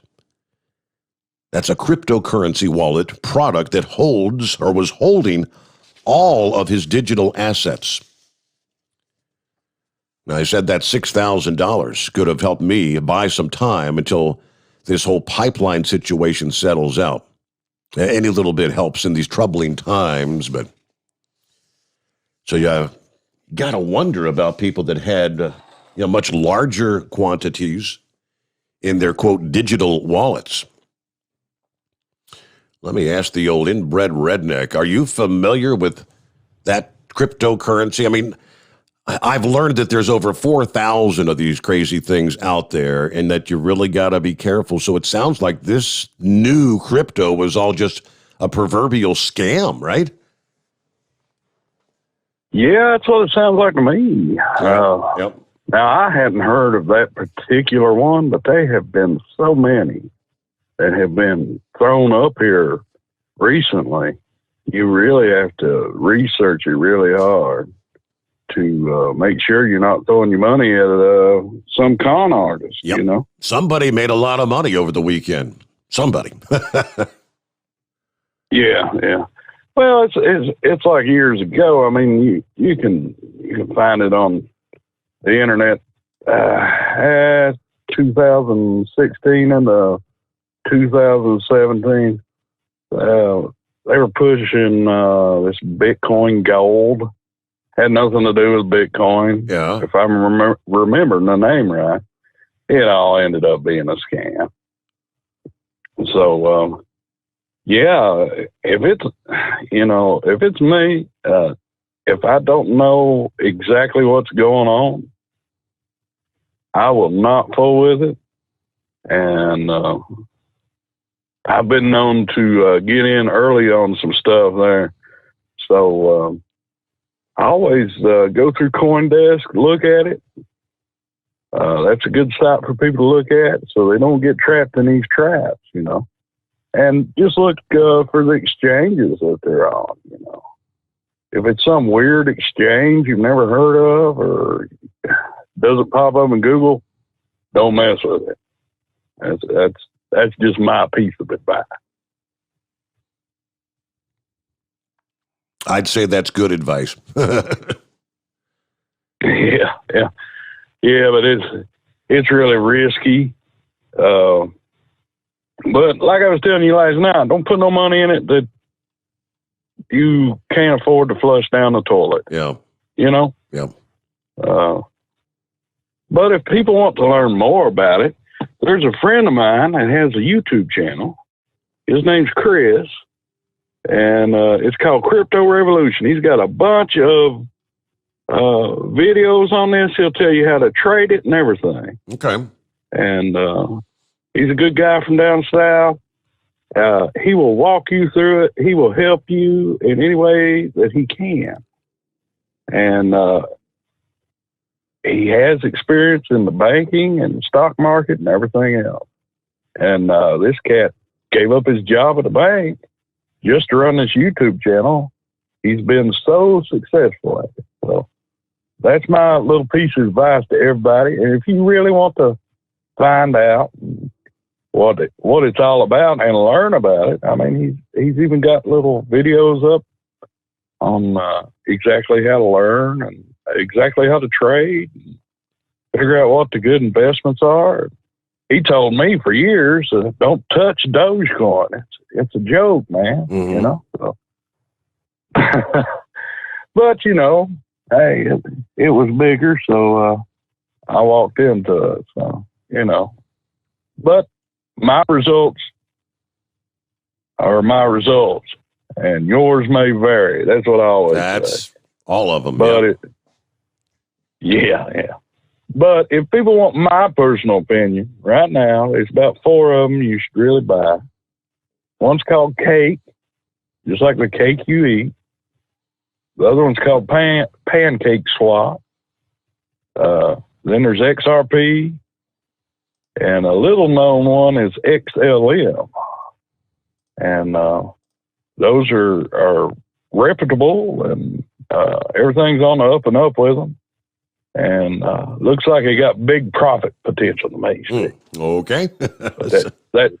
That's just me, and I figured I'd help everybody. I went on about it so long, Steve. I know they're tired of hearing about it, buddy. And but there it is. That's my advice to y'all. Yeah. Look at those, and I would say you'll come out pretty good with those if you're patient. But, buddy, I sent you a little thing there through the email. It was a YouTube video, and I hope you got it. What was there? I sent it to. What was it about? Let's see, a scam call. Okay, about redneck versus scam call or something, wasn't it? Yeah. Got a picture of me and Hogzilla there, buddy. But yeah, you can go through that if you like, and look at that whole channel. I ain't gonna blow it up here on your channel.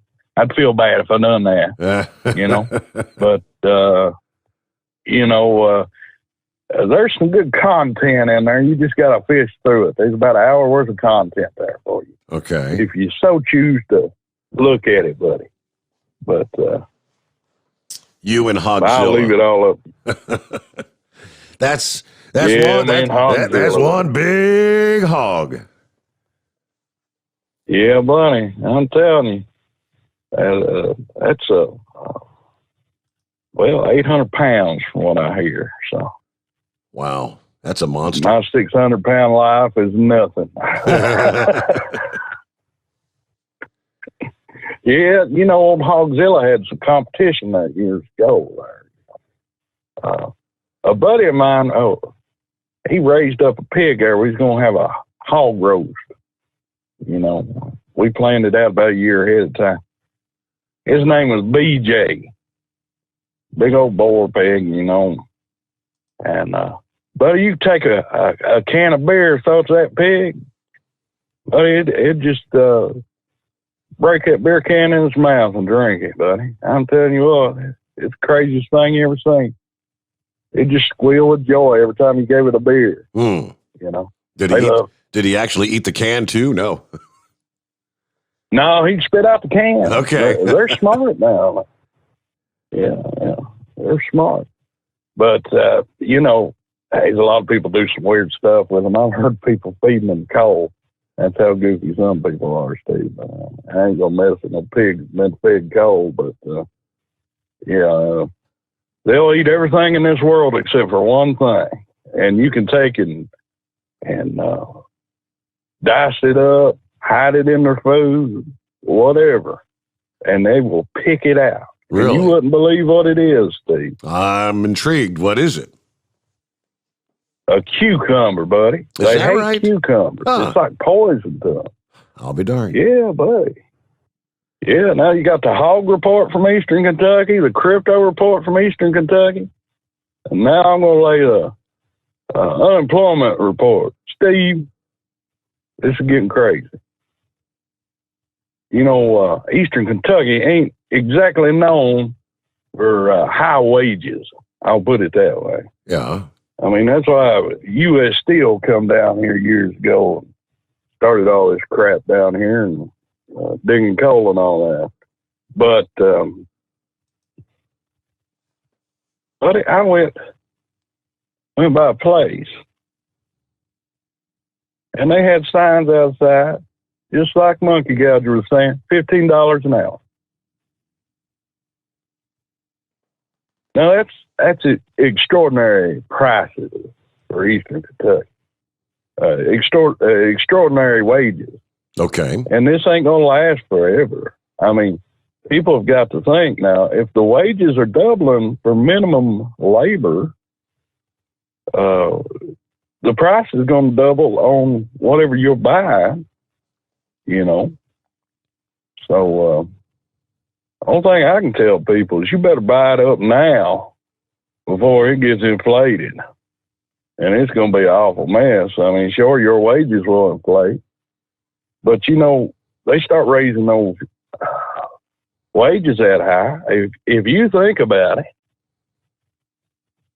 jobs a step above the minimum wage or minimum labor or however you want to put it, you know, clock in, you got a heartbeat, you'll work. It is really going to dry everything up because people will actually have choice. A lot of their bills are already set. You know, like say you got a 30-year mortgage. Well, a $2,000 mortgage a month sounds like a lot of money right now. But in 6 months, it's going to be nothing. You're going to be able to go to work at McDonald's and my truck driving friend. You don't have to be trapped in this life. If you feel like you're trapped at trucking, you can do nothing else. This is your golden opportunity. You can readjust your life. You're going to have some wiggle room now. Because if you think about it, most truck drivers, say you're going down the road 70 miles an hour and you're working for some company and you're making 60 cents a mile, which I think is a pretty good wage right now. It's $42 an hour. You got minimum wage at $15 an hour. Mm-hmm. Pretty much is what's going to happen. It's the going rate for labor right now. They really don't need to raise it up because it's already up there, you know. But just a step above that, what, $30, $40 an hour? So you've got time to reschedule your life, remake your life. And if you feel trapped by this, I tell you what, quit it today. Get out of truck driving, quit today. Tell them you're scared to drive a truck. There's an ice storm coming in July that you're worried about. Okay. And they'll put you on unemployment. Yeah. Yeah, My brother was telling me, he said he got all kinds of friends that, when the COVID hit, they just quit their jobs once they found out what they were paying for unemployment, because they figured out they'd make more on unemployment than they would working. And some truck drivers, you ain't gonna see no younger truck drivers out here, Steve, because they're starting out. These guys at 25 cents a mile, 30 cents a mile. What are they bringing home? $1,000 a month or a week, if they're lucky. Why not sit on the couch, make 900, and forget about that 100? You're not going to see the younger generation get into this, and just when demand is peaking. I talked to a guy I work for today. He said, "Oh man, you got to get back to work, man." I said, "Why?" He said, "I got more freight and I don't know what to do. He said, "We need you back here. You got to get back here as quickly as possible." You know what I done, Steve? I went right down the road and I went and purchased some heavy equipment today. You can pick that stuff up for nothing, buddy. Nothing right now. Mm-hmm. And if you got any sort of skill at it, you can find some work. You can make some work for yourself and charge some big bucks. Because, say some guy needs his water line dug up, his sewer line dug up, or whatever, There's not that many people out there that's willing to do it. I ain't going to say it's going to be the easiest job in the world, but you'll be able to set your own rate. Hell, set your own time. Work when you want to. And with inflation kicking in, you ain't got no big worry. Buddy, let me tell you, I picked up a dump truck, a trailer, a mini excavator, a backhoe, and a ditch witch. They're all used, but I picked them up for under $20,000. Wow.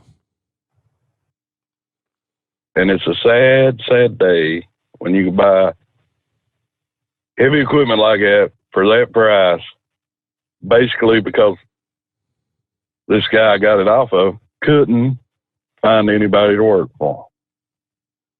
Nobody wanted to work for him. Mm-hmm. He had plenty of work.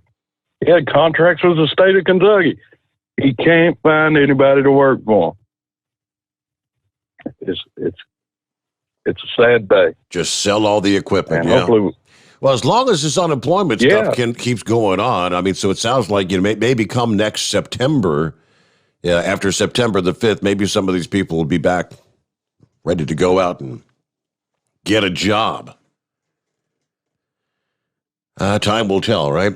Hey, we got to get a news break in here. It's 844-844-3388. The Steve Sommers Overnight Drive live from the Hot Shot Secret Studios.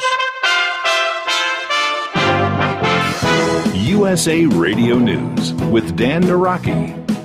The CDC says fully vaccinated people no longer need to wear masks outdoors.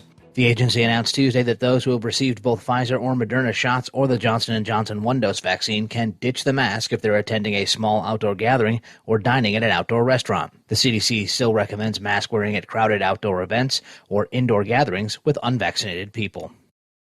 And U.S. Navy vessels operating in the Persian Gulf fired warning shots Monday night at a group of Iranian military boats. The Navy says a group of Iranian fast inshore attack craft approached a pair of American patrol boats with unknown intent, coming as close as 68 yards to both ships. The USS Firebolt and the U.S. CGC Baranoff issued multiple warnings via radio and other methods before the Firebolt fired warning shots at the Iranian vessels, after which they moved away to a safe distance. This is USA Radio News. Okay, we are running a car drive right now to help veterans all across America. So if you have an old car, truck, or van, even a motorcycle or an RV sitting around, you can right now give it away and help the vets. They really need your help. And your car will help support the vets and their families. And guess what? You even get a tax donation. Plus, we'll even come and pick up your car for free. And all you've got to do is pick up your phone right now and make a free call. Now is the perfect time to do something good for the vets. Give back to the vets right now for all they've done for this country. And your old car can really help them. So call the Veterans Car Donation Program right now for free pickup of your vehicle. Help the vets and help your taxes at the same time. Call right now. 800-882-2093. 800-882-2093. 800-882-2093. That's 800-882-2093. Live from the Hot Shot Secret Studios, the Steve Summers Overnight Drive.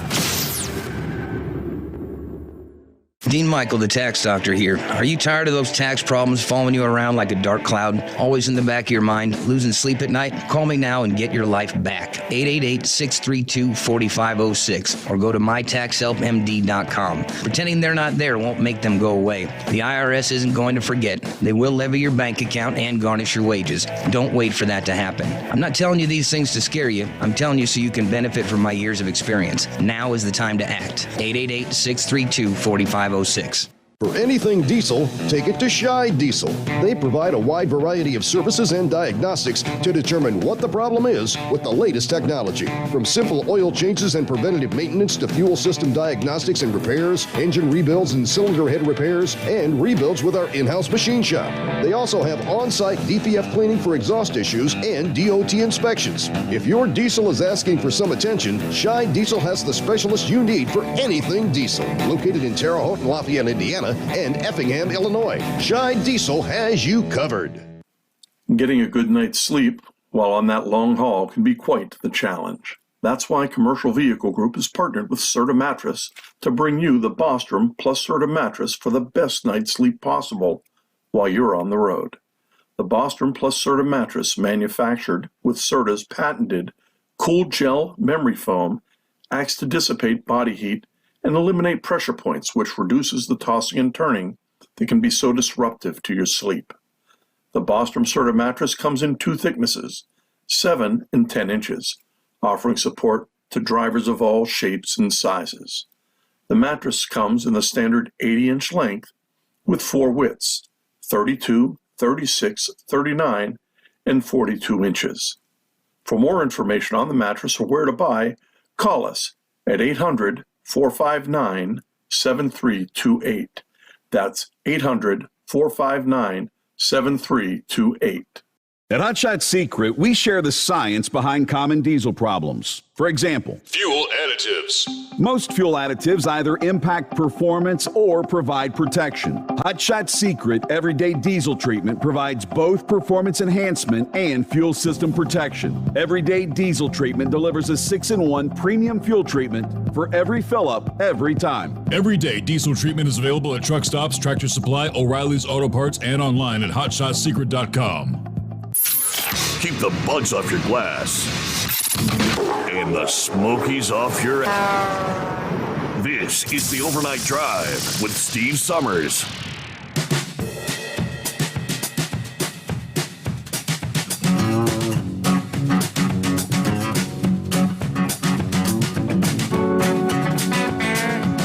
All righty, where'd we leave off there? Let me see, you're checking. Steve, I'm rolling across Highway 30, Upper Sandusky, Ohio. Headed to Millersburg, Ohio, another load of fine Hoosier milk. 54 degrees here. And the moon is looking good tonight. Been listening to you and your dad back since the early 80s. Thank you so much. That's the Hoosier Milkman. All in the milk. All right. Steve, I guess we need to open the borders so we can fill all these open jobs. Right? Is that the plan? Is that what Biden's trying to do? No, he did say I'm being a smart ass. So Let's see. Uncle Diesel checking in from Washington State. Hello. Got the new ball cap and T-shirt. I love it.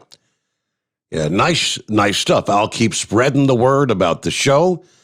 Thanks, Hotshot Secret, for getting you back on the air. Show sounds great. Y'all be safe out there. Very good. Thank you very much. All right, let me flip back to the calls here, which would be on this screen. And let's try Eagle this morning. What's happening? Okay.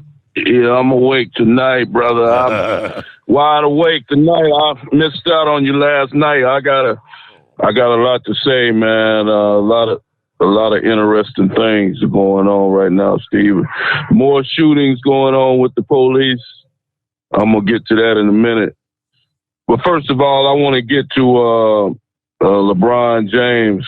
I talked about this loser last week, and he's still in the news.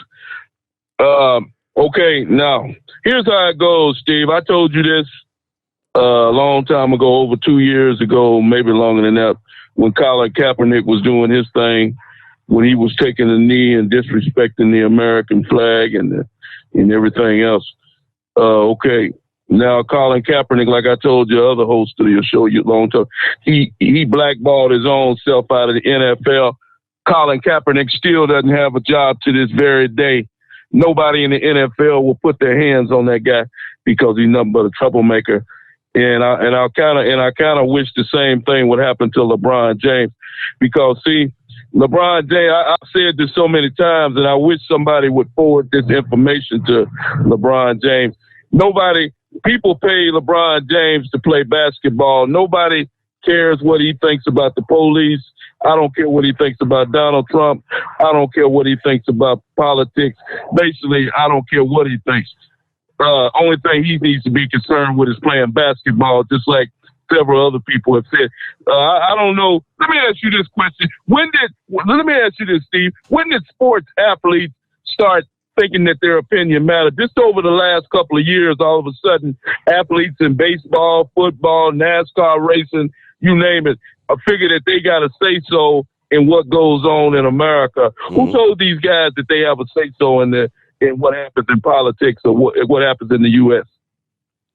I don't know where they got the idea, but yeah, you're right. It's been spreading like wildfire. I mean, it's just like the Hollywood elite, just like these actors, your Robert De Niro's and all that. They all think that they have a say in what happens. See, Hollywood is putting their own self out of business, Steve. We said this a long time ago. Nobody cares what Robert De Niro and some of these other guys have to say. You know, when these guys are talking about politics and stuff, you know, they basically put their own self. That's the reason why the ratings for the Grammy Awards was down to zero. Nobody watches that garbage because these guys think Madonnas and people like that, these musicians and stuff, they're putting their own self out of business. And LeBron James is putting the NBA out. They already said that the ratings for the NBA is down. Nobody's watching these basketball games. Football is down. All these sports are down because these athletes are voicing their opinion way too much, and people are offended and they don't want to hear this. They tune in to watch a basketball game and see players play back. They don't tune in to see LeBron James talk about what he thinks about the latest police shooting in America. That's not why people turn into an NBA basketball game. Somebody needs to let LeBron James know that. Now, let's move on to the police shooting, Steve. Over the last couple of weeks, we've had a lot of shootings take place. Now we got another shooting that took place in North Carolina, where nobody has seen a video. They claim the family's seen it, but it seems like the same result, Steve. The same result as the last couple of shootings in America. The people are breaking the law. This man had warrants for his arrest. This man was a wanted man. The police, he was a known drug dealer in the city of North Carolina, whatever the name of the city he comes from. This guy is known for selling drugs. Then they say he tried to do I covered this with you last week about individuals that want to drive off after they've been stopped by the police. I don't know what makes these people think that they can be stopped by police and just and refuse to be placed in handcuffs and just get in their vehicle and drive off. I don't know who told these people that that's the way it's supposed to happen. But apparently somebody forgot to tell this guy that in North Carolina, because the same thing happened to him. He tried to drive off from the scene of a police stop, and you see the result of that. Now he's a dead man. So, like I said, when people stop resisting arrest, Steve, then the shootings will stop. These police officers, and I'm sick of these people trying to badmouth the law. These police officers don't wake up in the morning and go to work and say I'm gonna shoot a man today, so I can lose my job, so I can be sitting in a courtroom and maybe possibly go to jail like 40 to 50 years like Derek Chauvin. I don't think no police officer is that stupid to wake up in the morning and want to go out and shoot somebody knowing that he can ruin his whole life, not only the man that he shoots, his own life too. So all these people that are out there trying to blame the police, you know, this loser, I don't even understand why families allow him to represent them. This Benjamin Crump guy, he makes Al Sharpton look like a brain scientist. This guy, I would love to know what college he graduated from. This guy here, he doesn't even sound like a lawyer when he talks, this Benjamin Crump guy. I think he's a phony posing as a lawyer to make money off of people, Steve. This guy here has no intelligence whatsoever. And he, like I say, he goes from city to city, state to state. Every time somebody shoots, I told you that last week, Steve, this guy here, every time another shooting, this guy boards an airplane and flies to that destination. He was just in the Minnesota with the Derek Chauvin case. Then he went to the other case that happened in Minnesota, the other guy who got shot. Now he's in North Carolina taking this case, and I think he's got some other cases that he's covered. This guy is nothing but a vulture and somebody that's trying to profit off of the death of somebody else's family. And I don't even understand why these families would even allow this man like them to represent them. Because, you know, Steve, here's the thing that pisses me off the most about this guy, and it's giving police officers a black eye.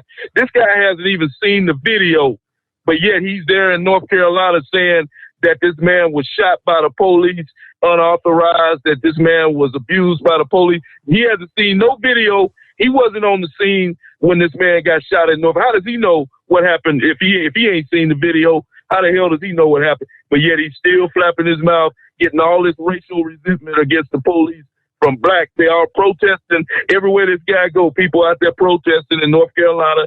They was doing it in Minnesota.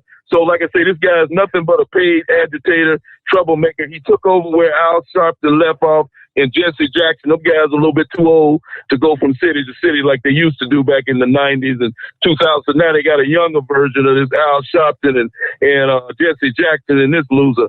So these families are letting this guy basically steal money out of their pocket to using this racial division, and it's nothing but garbage. See, like I say, this guy, he ought to be prosecuted for what he's doing, by putting the bad mouth on the police department before he's even seen the video. So, like I said, LeBron James, he's the same way. LeBron James, he opened up his big fat mouth about that cop that shot the girl that had the knife in Ohio before he even seen the video, and then he looked like a real idiot a couple of days later when he realized that the girl was out of control and the cop actually saved somebody's life in the situation, because if that cop wouldn't have shot that girl, he would have stabbed that other girl to death. So like I said, the next time LeBron James opens his mouth, my friend, take a look at the video before you open your mouth, and maybe you won't look like an idiot. And I thank you for taking my call, Steve. And I think that's kind of the case in North Carolina right now, where, you need, I don't believe they've released the body cam footage at this point. Matter of fact, I'm certain they haven't, that they're waiting for that. There was some sort of video, I'm not sure exactly what it was, that was leaked supposedly yesterday, I think it was. And what's the latest there? The FBI announcing yesterday, Tuesday, they have opened a federal civil rights investigation into this particular deputy. This is the shooting of a guy by the name of Andrew Brown. That's Andrew Brown Jr. That's going to be the name you're going to be hearing. Agents from the FBI Charlotte Field Office will work closely with the U.S. Attorney's Office for the Eastern District of North Carolina and the Civil Rights Division of the Department of Justice to determine whether federal laws were violated. It is an ongoing investigation. Governor Cooper there says he recommends a special prosecutor handle the case. In the interest of justice and confidence in the judicial system, I believe a special prosecutor should handle all matters regarding this particular shooting in this county to help assure the community and Mr. Brown's family that a decision on pursuing criminal charges is conducted without any bias. This position is consistent with the change in the law recommended by our task force for racial equity in criminal justice, which calls for a special prosecutor in police shootings. And I believe the law should be changed to help ensure it, he says. Now, then they've got comments from the lawyers that have already been hired, like I said. So we'll see where it goes. Where was there? Something was in there about all right, there was a leaked video earlier yesterday, that shows, according to the lawyer, what we already suspected, that Andrew Brown was brought down by an inflamed modern-day lynch mob, as he referred to it. But these were no vigilantes. These were murderers on the clock as law enforcement. We believe once the long-awaited body cam footage is released, we'll be able to fill in the gaps and hold the officers responsible. Attorney said the longer law enforcement waits to release the body cam footage to the Brown family and the public, the more suspicions that are raised. And this leaked footage hints as to why. I'm not seeing the so-called leaked footage, so I'm not sure what the video would show. But I mean, apparently he was shot in the back of the head, they're saying, according to the autopsy. So here's another case. And yeah, these all make, I think that's the one that Horse Feathers was talking about last evening, where the media said this was an execution. This was a modern day execution that took place in North Carolina. We'll just have to see what unfolds. All righty. All right. Well, there's another law enforcement issue. Might as well go to Pappy. Hello, Pappy. What's going on, Steve? Hey, good morning. Oh, man, great to hear the American Eagle. What a patriot. I think he gets the big cookie for tonight. But you're absolutely right, Steve. Now the new word for these are executions. What the hell, man? You know, God. I'll tell you, I'll be the first one to say that any use of force that goes down, no how minor or how major it is, you know, if it just goes from having to tackle somebody to get them cuffed up to a deadly force situation. I mean, you can trust me with our department, but they need to be investigated thoroughly. Mm-hmm. And which they are with our department, I can tell you that much. You know, I know nothing about this one, but I will say this. If deadly force is justified, right, it doesn't matter whether you shoot somebody in the face or if you shoot them in the back of the head, Steve. We did some training a couple of years ago where kind of like a hostage situation type thing. And there were several officers that were hesitant, you know, to take a shot because they were like, well, I'm shooting him in the back of the head. So if somebody's holding a gun to somebody's head in a robbery situation and a police officer walks in, it don't matter whether you shoot him in the face or in the back of the head. If deadly force is justified, okay, it don't matter. So that's why you have to wait and see what was unfolding. I know I think there were at least 3 or 4 officers sent. They were serving a warrant on this individual. So I'm assuming some sort of a scuffle ensued, And that's why you got to wait and see what actually transpired. What if the perp had a gun to another officer's head or something, and that's the only place he could shoot him was from behind, kind of thing. Yeah, you don't know until the evidence comes out. So, I mean, the proper thing to do then is to have a special prosecutor look into it to make sure, like a third party or whatever, so they can't accuse the department or something of trying to cover up for the people, the police, right? Yes, sir. Okay. So we'll just have to wait and see. Yep. And then like Eagle said, I don't know. We haven't seen anything. We don't know much about this, but if the guy was resisting, if he wouldn't have been resisting or if he wouldn't have been committing crimes to get a warrant out on him, none of this probably would have happened. Steve, you remember me telling you a couple weeks ago, man, there's people out there that have more arrests than they have birthdays. Seriously, man, I'm dead serious about this. There was a 35-year-old that had 40 arrests. I mean, once you get to the point where you got more arrests than you got birthdays, there's a problem. Yeah. There's a serious problem. I was an FTO, Steve, for field training officer for many years. And one of the first thing I did when I set that rookie in that car was try to tell him that, listen, we get paid to come out here and, for lack of a better word, mess with the bad guys, right? We don't come out here and mess with your ordinary law-abiding citizens. The fathers, mothers going to and from work, trying to make a living, trying to put food on the table. Law-abiding citizens, we don't come out here and mess with these people. That's not what we're here to do. Right. We're here to catch criminals, and that's all I got to say about that. Yeah. Hey,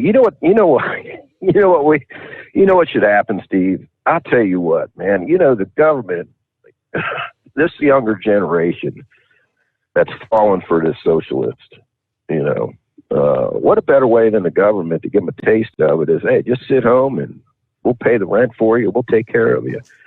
Dude, this is all by design, man. All by design.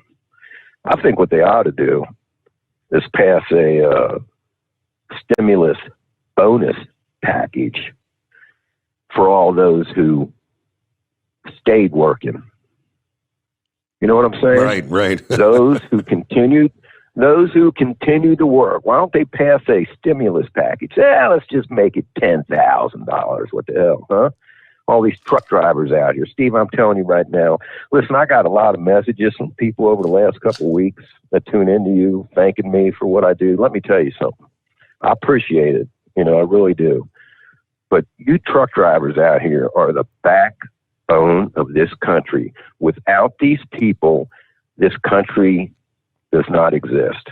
Well, it might exist, but it's going to be an existence you wouldn't want to live in. Whole different world.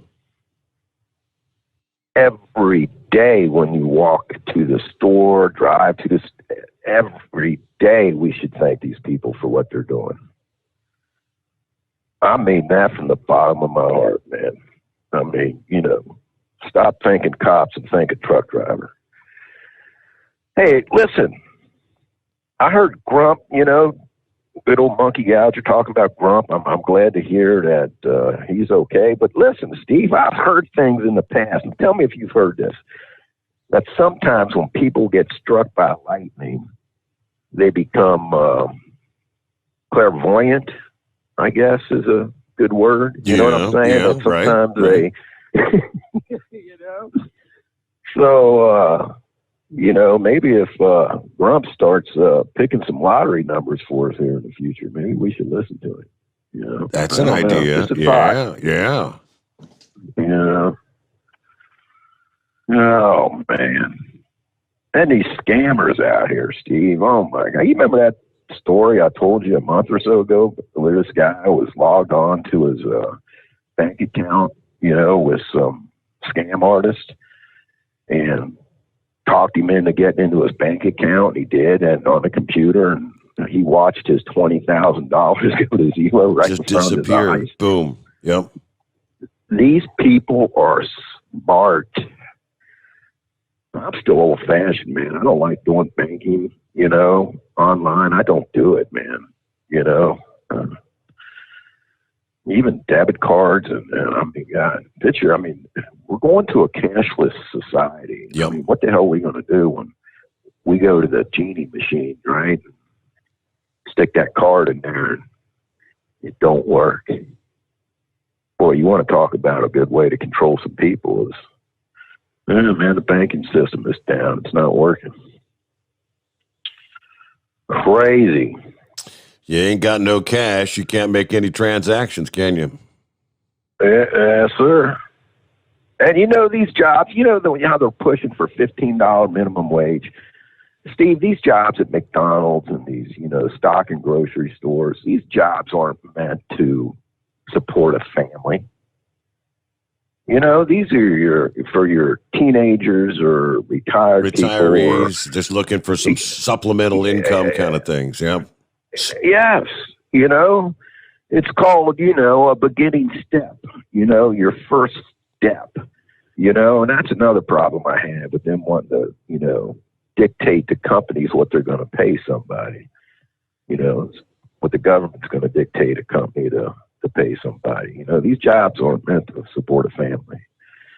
You got to pay your dues and better yourself, work your way up, so to speak. But, hey, well, we'll see what happens in Arizona, that county out there, what happens with this audit. So, yeah, let's keep an eye on that. That thing's got different twists and turns every day, so. Yes, sir. Yeah. Former President Trump, Trump spoke about that yesterday, by the way. He said the Democrats in Arizona are insane, I believe was the word. They're insane. Yeah, more on that, though, coming up in our next hour as we roll on into the early hours of a Wednesday. We've got lines available. Jump on in at 844-844-3388. The Steve Sommers Overnight Drive, live from the Hot Shot Secret Studios. USA Radio News with Dan Naraki. The CDC says fully vaccinated people no longer need to wear masks outdoors. The agency announced Tuesday that those who have received both Pfizer or Moderna shots or the Johnson & Johnson one-dose vaccine can ditch the mask if they're attending a small outdoor gathering or dining at an outdoor restaurant. The CDC still recommends mask wearing at crowded outdoor events or indoor gatherings with unvaccinated people. And U.S. Navy vessels operating in the Persian Gulf fired warning shots Monday night at a group of Iranian military boats. The Navy says a group of Iranian fast inshore attack craft approached a pair of American patrol boats with unknown intent, coming as close as 68 yards to both ships. The USS Firebolt and the U.S. CGC Baranoff issued multiple warnings via radio and other methods before the Firebolt fired warning shots at the Iranian vessels, after which they moved away to a safe distance. This is USA Radio News. At the American Veterinary Medical Association annual convention in Washington, D.C., I spoke with Dr. John Howe, AVMA president, about One Health. One Health is really a collaboration between physicians and veterinarians or public health officials. For example, in Minnesota, our state public health veterinarian deals with zoonotic diseases, rabies, for example.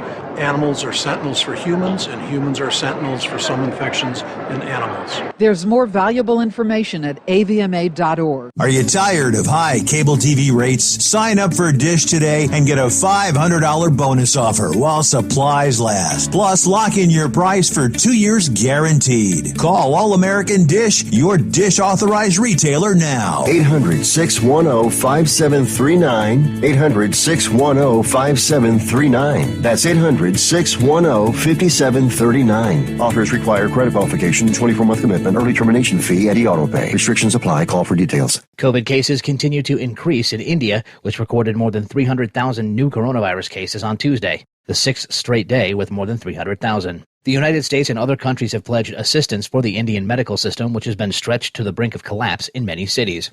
France, Germany, the UK, and Saudi Arabia have pledged to send oxygen-generating equipment, and the U.S. has promised to send raw materials for the production of vaccines, as well as doses of the AstraZeneca vaccine from a stockpile. Some states are also looking for ways to help. New Jersey Governor Phil Murphy tells MSNBC that his state is looking into ways to help India. I applaud the steps the Biden administration are taking.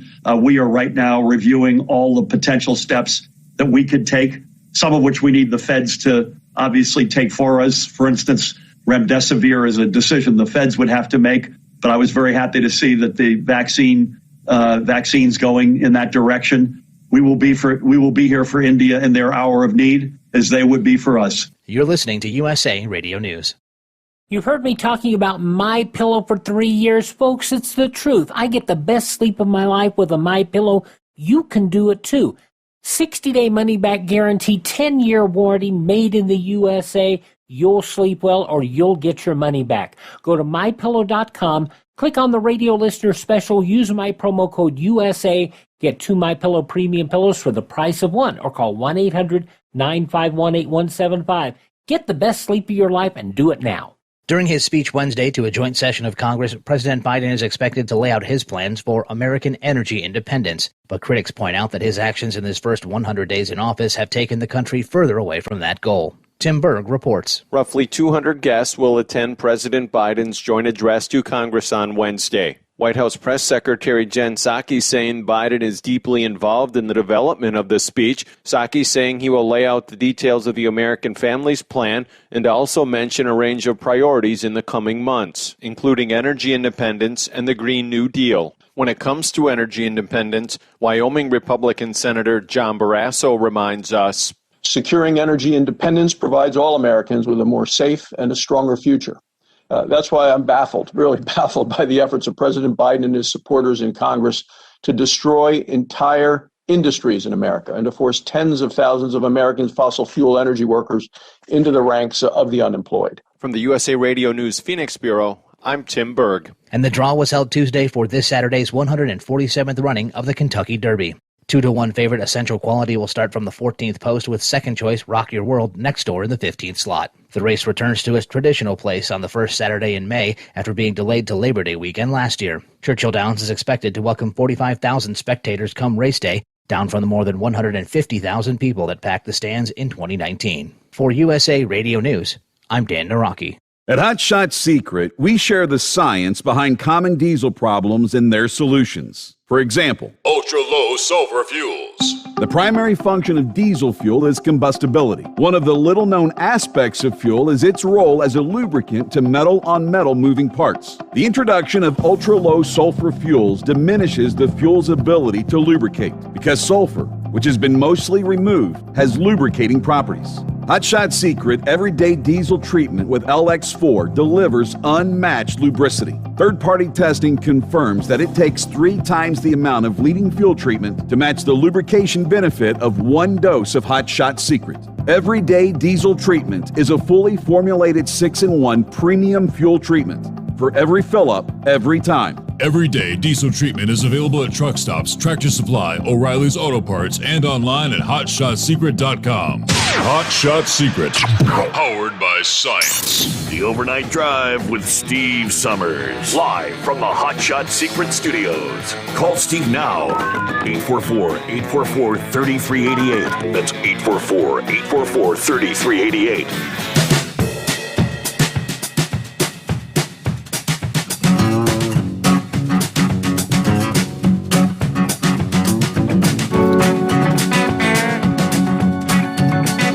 Back at it here on a Wednesday. What's going on? In the world of racing, had a big weekend last weekend. Saw some of the photos. Kyle got to go out to Sacramento with the diesel drags. Got a number of venues. Here coming up here, looks like this weekend, May 1st. That'll be Saturday, by the way. Yeah, I got the Hot Shot Secret East versus West Cash Bash at the Equalizer. Now, it says this is a cool one. Hot Shot Secret is the title sponsor of the East versus West Cash Bash by 1320 Diesel, which was going to be the first of its kind This is a no-prep race being held on an abandoned airstrip, otherwise known as the Equalizer, in Hutchinson, Kansas. Explains this is the type of drag racing where the racer with the most horsepower doesn't always win, but rather it's a test of who can get down the sketchy track surface and across the line first. So we'll be watching for the fastest diesels from all around the country meeting at the Equalizer for the epic East versus West shootout on the airstrip. And another busy travel weekend. Kyle will be there. Kyle will be in attendance at the Hot Shot Secret booth. And we'll have a lot of Hot Shot Secret racers going down the airstrip this Saturday. Sounds like a fun event. So there you go. I'll be sharing some of the links and whatnot, any videos that we can throw your way via my Facebook page. Kyle usually throws some of that stuff up on the Overnight Drive Radio Facebook page. Of course, the Hot Shot Secret Facebook page. All righty. And a couple of other tidbits here in relation to our sponsor of the program, Hot Shot Secret. If you were not aware, it's getting to be that time of year once again, right? Hot Shot Secret offers a full line of products just for RVs, tackling the specific issues and problems found with RVs. Products include, you've got fuel additives, slide lubricant, oil treatments. Just if you want to learn more about, you got an RV you want to be taken care of, more information at hotshotsecret.com/RV. Simple as that. Yeah, vacation season, travel season, people heading out, hitting the open road in their RVs. It's that time of year. I have one other tidbit in the mix here. As far as with Grump being struck by a lightning, that's, lucky to be alive, I guess. In this country, there are a lot of capitals. You got, of course, Washington, D.C., the nation's capital. Unofficially, Seattle, recognized as the coffee capital of the world. Chicago recently claimed the title of the candy capital of the world. Well, for many years, Florida has been known as the lightning capital of America. Almost at the point where that dubious distinction has been undisputed. However, recently released data from a Finland-based company that collects weather data, such as lightning strike frequency, indicates there may be a new lightning capital here in America. Or at the very least, Florida's status may now be in dispute, they say. Yeah, according to the forecasters that put together the global lightning detection products and services, Oklahoma, not the Sunshine State, recorded the highest lightning flash density per square kilometer during the past 5-year stretch. We're talking 2016 to 2020. Now, the final numbers were extremely close. Over that span, 83.4 lightning events per square kilometer were recorded in Oklahoma, while Florida saw 82.8 lightning events. Only one other state, Louisiana, saw more than 60 such events. Now, the data may sound clear when comparing the numbers, but there are some nuances in the types of lightning strikes that are factored in, and that may make it less clear as to which state can actually lay claim to that lightning capital title. But yeah, and I think today, in Oklahoma, you're getting a lot of more in cloud lightning. You see a lot more of the lightning off in the distance, whereas in Florida, you actually get a little bit more of the cloud-to-ground nature of lightning. That's the more dangerous type, obviously, because it can impact people, plants, trees, houses, animals, you name it. All right, so I guess they'll be doing more research on that, Oklahoma. And I think today, Wednesday, is no exception, where there will be lots of lightning in Oklahoma, as they'll be watching for some strong storms. Well, let me just kind of refresh and zoom in here. Right now, you got a lot of rain, a lot of storms, probably a lot of lightning in the mix, stretching from the storms, torrential rains have now moved up south side of Tulsa. Again, back down just to the east of Oklahoma City. Just as the case was several hours ago from Ada to McAllister, Oklahoma, you're in heavy rains. Some of the lighter rains now already spreading up into like Springdale, Arkansas, that southwestern tip of Missouri. Then you get a little break in the action, then more run-of-the-mill showers and some pockets of heavier rain, central Missouri, another pocket of rain up in the northeastern corner of Missouri there. A lot of that's going to be filled in. A very active day as far as weather is concerned in that part of the country. Good morning, Knucklebuster. Morning, Mr. Steve Sommers. Shoot, that's a lot of white lightning there, right? Yeah. Now, they weren't talking white lightning. They're talking the other kind. Yeah, that's right. Yeah, I ain't singing George Jones again tonight. Anyway, I'm down here in Mount Pleasant, Texas. It's 73 degrees. I was seeing that moon that was almost full, whether it's waning or waxing. I don't remember which way it is once it's been full, but I want Monkey Gouger to do me a favor, take that big large car he's got and drag him storms right on up in there to Kansas with him and just let me have a nice sunshiny day down here in Dallas today, right? I don't think I'd hold my breath on that, Knucklebuster.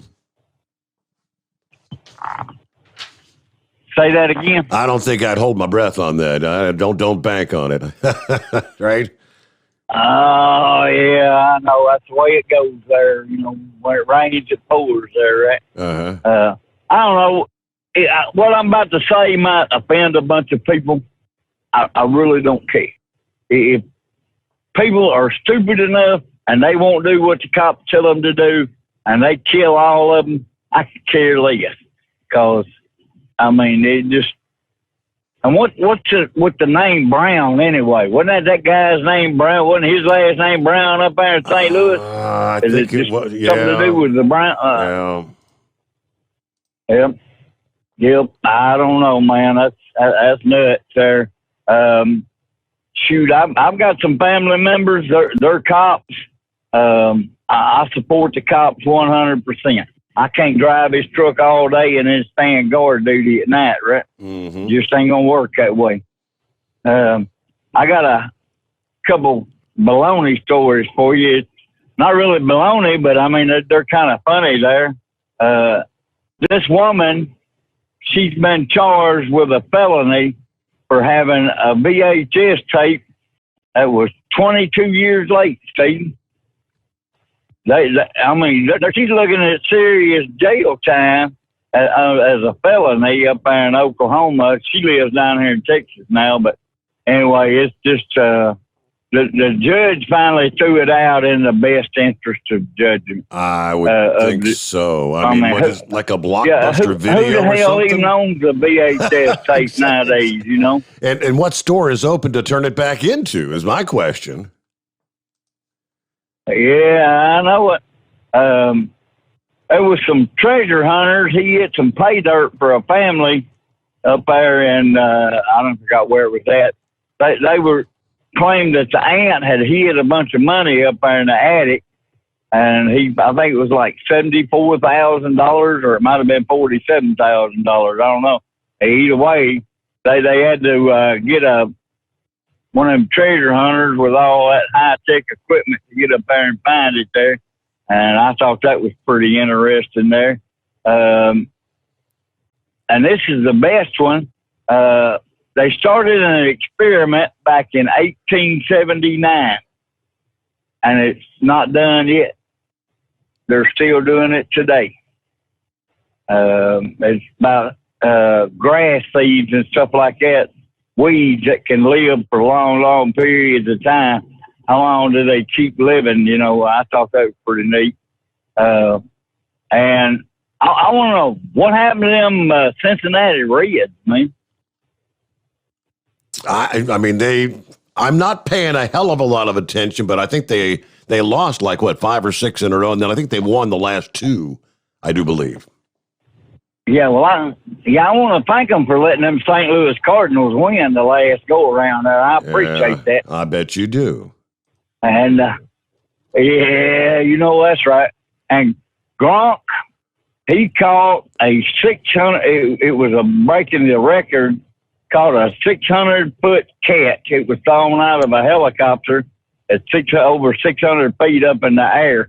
He missed the first 2, but he caught the last one for the record. So that was a pretty good thing there. That's all of my baloney for right now. I had a couple other things, but I can't think of them.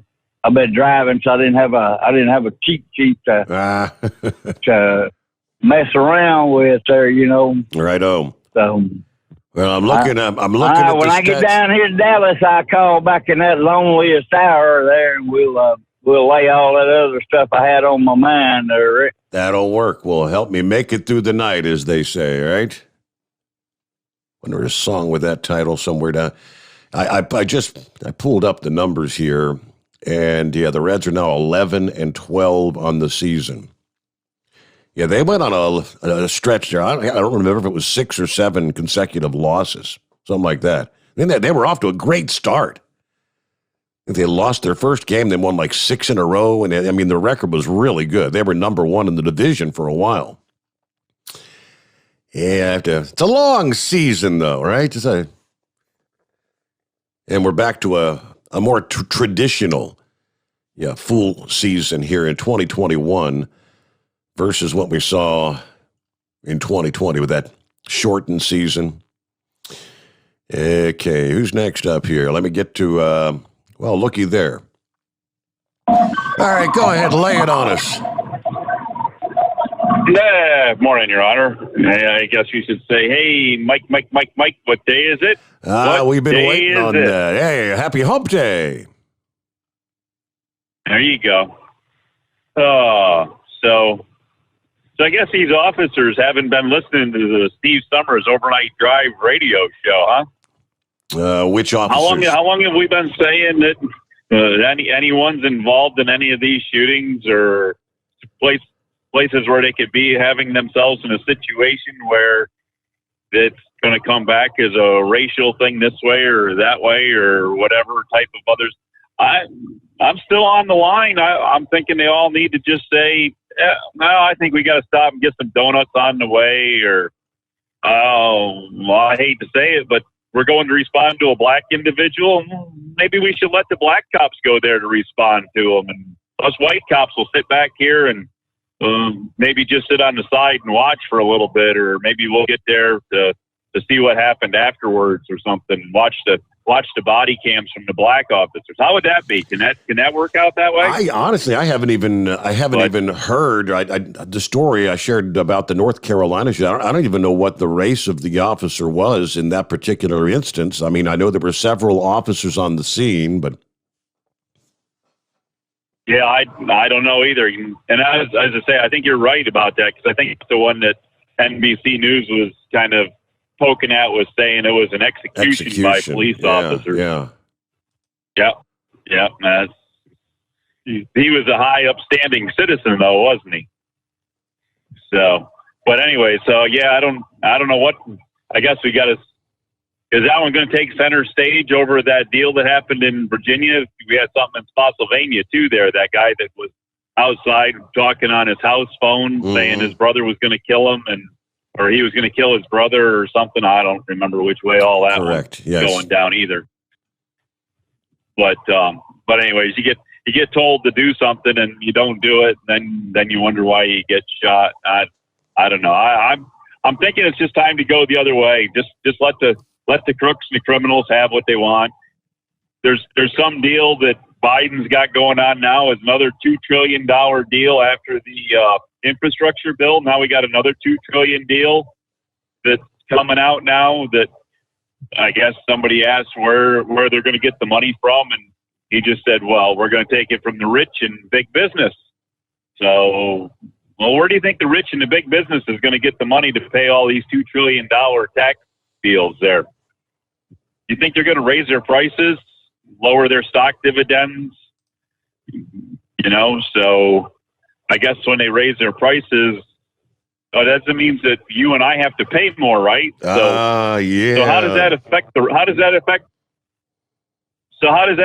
rich and the big business when big business and rich just raise their prices and take their businesses to other countries and don't have jobs here? Oh, wait a minute. We don't need jobs here because we got this everlasting unemployment plus what? $300, $400, $600 a week that you not only do you get that, you don't have to pay taxes on it, Steve. With all that unemployment money, that's all tax-free money now. You don't even have to pay tax on that. So, anyways, hey, speaking of that, are you going to get Dean Michael in here at some point? I know they passed tax day up in April and pushed it on to May. Are we going to get him on the air a little bit? Maybe he can talk about some of this stuff. And he might be getting. Typically, he'll send me a message when he wants to come on or whatever. Haven't heard anything from him at this point, but yeah, probably. Yeah. Well, remind him when he came on your other show there. He used to be known as the $100 man because he used to hand out $100 bills to people. Maybe he'd want to start doing that again to compete with President Biden. President Biden's handing out so much money here. Maybe Dean should want to toss some money out there to the listening audience. Some of you guys made that. Some of you guys got the easiest $100 you ever made with his question. He'd do some pretty damn easy questions for $100. Yeah, I never capitalized on the $100 deal. I did get that set of Toyo tires though that I'm very happy with. So did you ever get a chance to talk with them to see that the Toyo people are interested in coming over at all? I know that I gave Kyle and they've got a list of like people to contact and whatnot. So okay, because if they need anybody to say they like the Toyo tires, not that I should say anything about stuff not made in the U.S., but anyways, they seem to do a pretty good job there for me. But anyways, I don't know. Those were kind of the things I saw going on here, and you kind of touched on them earlier, and I think Eagle kind of hit on it there with these officers got to start considering what they're doing. I think they got to start thinking about themselves first over top of the public they're supposed to be protecting and serving. And I think they have to protect and serve their own families first here at some point. So I don't know what it's going to come to, but it's not going to be pretty when it gets here. Yeah. Well, what it's coming to is the fact that they can't find anyone to fill the jobs, the openings. I shared the number from Philadelphia, which they're 270 some officers short on their department. Yeah, you can't find people to. Can you blame them? Just like you say, well, can you blame the people sitting at home because they're making more on unemployment? No. And yeah, can you blame people for not wanting to get into the law enforcement field of work in this day and age? No. Not the way I see it. Hey, there's the story that Knucklebuster was talking about. Now, how many of us have done this? I don't know how this comes to fruition. I mean, yeah, I know I had rented tapes, and at some point in time, Blockbuster would actually send you a bill. And you just had to pay the cost of the actual VHS, the movie, $20, $25, whatever the price was back then. She doesn't remember renting the tape. Well, how could she? It was 22 years ago. Of course, she doesn't remember not returning it. And the place she rented it from shut their doors more than a decade ago. That was a Blockbuster. But the unreturned tape led to her being charged with a felony. Now, the case was dismissed and expunged. But I guess now she's still looking at legal options. She says, "It hurt me tremendously and my family. It makes me madder and madder the more I think about it." 52-year-old Karen McBride was charged with felony embezzlement of rental property in Oklahoma, where she lived in March of 2000. More than a year after the tape of Sabrina the Teenage Witch was supposed to have been returned. She believes her boyfriend at the time, who had 2 young daughters, rented the tape in her name. He had to have. I know I didn't rent it. I've never seen one episode or movie of Teenage Sabrina. She didn't find out about the outstanding warrant against her until she tried to change her name on her license after getting married and moving to Texas from Oklahoma, when she emailed the Department of Motor Vehicles to set up an appointment last November. Under the COVID protocols, right? You had to have an appointment with the DMV. She got a response on April 16th. She had to fix an issue in Oklahoma first. In the email, she was given a case number and a phone number to the courthouse, which she called, and the lady looked up the reference number and told me it was felony embezzlement. I thought I was going to have a heart attack. What do you mean? She suspects having the felony on her record may have actually cost her job opportunities. I was working 2 jobs, sometimes 3, struggling to make ends meet when I knew I was capable of making really good money. So now she's looking for a lawyer in Oklahoma. Some have refused to take her case. Apparently, lawyers have told her that after her story was aired on local news channels, they had been contacted by people who actually went to jail for similar situations. Okay, wow. After all that time. So she's had this on her record, and obviously, when you apply for a job, most, I believe, do a background check, right? And she's popping up with a felony embezzlement charge that had not been resolved in Oklahoma. So, well, I can see why she's rather upset at this point, right? That's what a crazy. The judge looks at it and says, for crying out loud, Blockbuster closed, 10, 12 years ago, right? All right, what do you say we get a news break in here? We'll get back to your calls. A couple of lines open at 844-844-3388. The Steve Sommers Overnight Drive, live from the Hotshot Secret Studios.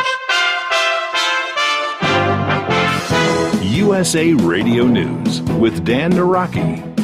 COVID cases continue to increase in India, which has recorded more than 300,000 new coronavirus cases for the 6th straight day. The U.S. and other countries have pledged assistance for the Indian medical system, which has been stretched to the brink of collapse in many cities. France, Germany, the UK, and Saudi Arabia have pledged to send oxygen-generating equipment, and the U.S. has promised to send raw materials for the production of vaccines, as well as doses of the AstraZeneca vaccine from a stockpile.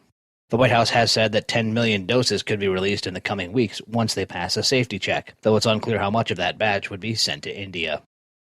And the federal government has delayed the deadline for a new type of ID that will be required to fly. Travelers will need a driver's license or state ID card that is Real ID compliant beginning on May 3rd, 2023, in order to fly domestically. You're listening to USA Radio News. If you have diabetes and you're on Medicare, you may qualify for a free continuous glucose monitor system. Managing your diabetes is crucial to your health. The new CGM systems can automatically manage your diabetes better for you. And by using a CGM system, you can eliminate forever one thing most people with diabetes hate the most: finger sticks.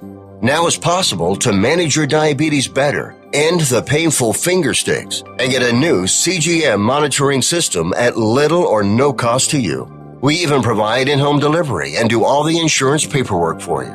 Now is the best time to manage your diabetes better and get your continuous glucose monitor.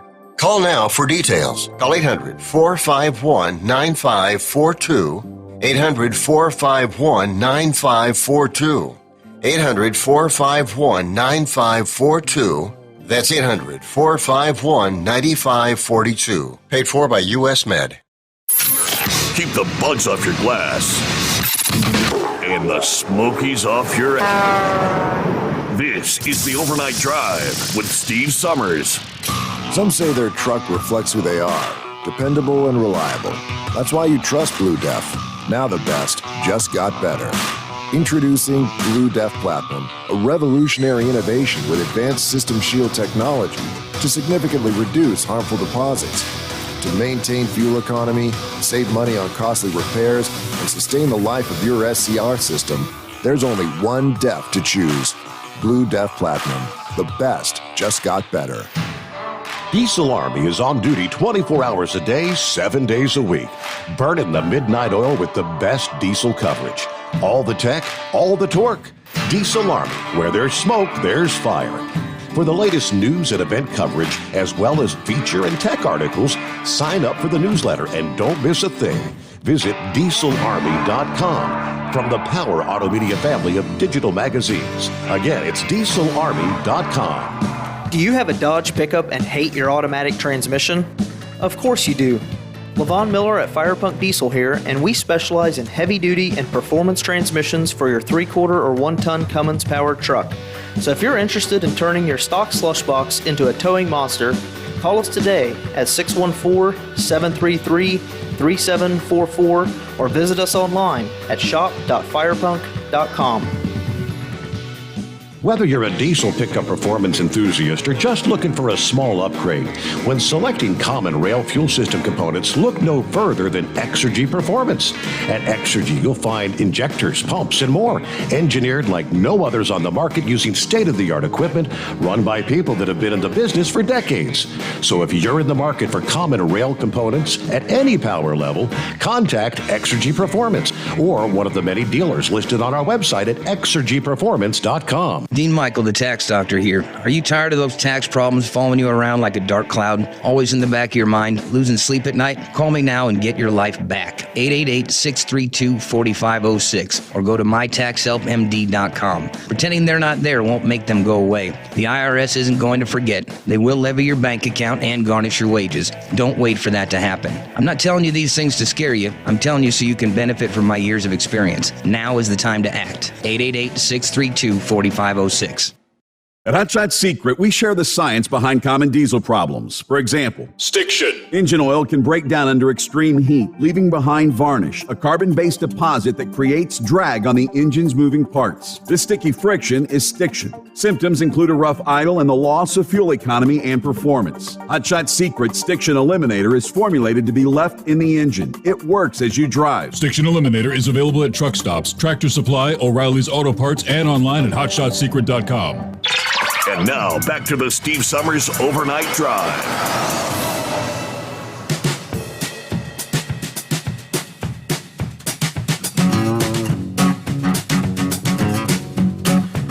All right, get to some of the other industry headlines. What do we see? For the first time in like 40 years, the Department of Transportation has appointed a chief science officer. DOT chief science officer. Pete Buttigieg, Transportation Secretary, made the announcement officially naming Robert Hempshire, Ph.D., as the first chief science officer for the United States Department of Transportation since 1980.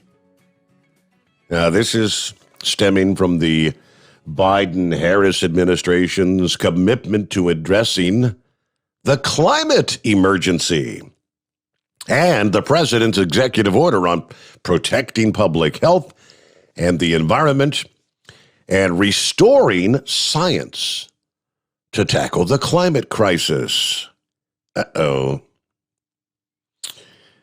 Restoring trust in government through scientific integrity and evidence-based policymaking. You know what that means? Here come our next level of emission requirements and science-based trucking regulations. and train regulations and shipping regulations, you name it. Let's see. They have also announced they've begun work to reestablish the Climate Change Center, and they're working to restore public access to climate-related reports, program information, other scientific. He'll also be responsible for advising Buttigieg on science and technology issues. He will oversee the Bureau of Transportation Statistics. He will oversee the Volpe National Transportation Systems Center in Massachusetts and the Transportation Safety Institute in Oklahoma City. Yep. So he'll be the guy telling us the science is settled. All right, back to your calls here. And Carrot Top, I believe it is. Hey there. Hey, Steve. How you doing? I'm doing well. Great. I'm just rolling up through Florida, quiet, got a load of orange juice. I just wanted to tell you how much I enjoy the show. I moved down to Florida back 1st of November of last year and took about a month off, got back into trucking, and I tuned into the old network, and you weren't on there. What's going on? And finally, I found you, and it's just really good to hear your voice. I like to hear everybody. Keeps me awake at night. Got my T-shirt, got the sticker on the side of the truck. Is that right? How about that? Thank you. Yeah. I figured it's a company truck. I figured they'd peel it off. It went in for a PM the other day, and they left it on there. So That's I cool. bought quite a few of them. So if they eventually take it off, I'll slap another one there on the side of it. But, yeah, I really enjoy the show, and it's very entertaining. Keeps us all awake at night. So how were you able to find me again? Did you do a Google search? Or did you find it on Facebook? And Facebook, I saw a post on Facebook that you were back on the air. And okay. I found it on Facebook. I listened to it on Facebook, and then when the app came out, I downloaded the app, and it's been working great for me. That's good. No trouble at all. Other than that, that's about my 2 cents. They sent out a message to us a couple hours ago that there was an alligator running around our drop yard, so be careful getting out of the truck down there. No I'm doubt. usually there at night, so I told them if I find it, you'll hear me. Well, you're a first-time caller, Carrot Top. Would you? Are you? Have you tried the Hot Shot Secret products? Would you? I'll throw you. I'll throw you $60. How about a $60 coupon code to go to hotshotsecret.com and. Yeah, that sounds great. I'd appreciate it. All right, I've took your number down here. I'll get that to Kyle later on this morning, and he'll text you a coupon code that you can enter at checkout. $60. I don't know if you've got your own diesel truck, but if you've got just an automobile or a regular gas engine, get you some Stiction Eliminator, some Gasoline Extreme, and whatever you scour around. You might want to get a Hot Shot Secret T-shirt or hat or something. Yeah, I appreciate it. Thank you very much. Thank you. Thank you for listening in, and thanks for helping to spread the word. We're back up and running. Oh, yeah, I enjoy it. You have a good one. All right. Be safe out there hauling that Florida orange juice. Well, there you go. Thank you very much. One at a time. All right. What do we see here? We got 844-3388. We lost Scrapyard again, didn't we? It's the second time he's tried to get through. And morning, Chevy Guy. Morning. Roll on, Big O. Get that juice up to Lawson's in 40 hours. One man sleeps while the other man drives on the non-stop Lawson run. And the cold juice in the truck caboose stays as fresh as a Florida sun. Roll on, Big O. Get that juice up to Lawson's in 40 hours. Hey, and if you're anywhere in the South and you're near a body of water, keep an eye open because love is in the air. It's alligator mating season, and they out looking for love now. I'm telling you. Okay. Okay, the video thing brought back a memory. Had a little thing of question about law enforcement. stuff. I'm going to get that in there. I went down to Walmart. I used to be able to go to Walmart, punch in on the computer and order movies. Now, I collect a bunch of old movies. I love Connie Francis. All right, in 1960, she made a movie. Well, I ordered the movie. I paid for it. I got the receipt. I get the notification. Go pick it up. So I go, I show her my receipt. This middle-aged black woman goes back, pulls out my package, and then she looks at it and starts looking at it real funny. Then she looks at me. Then she looks at the package, and he looks at me.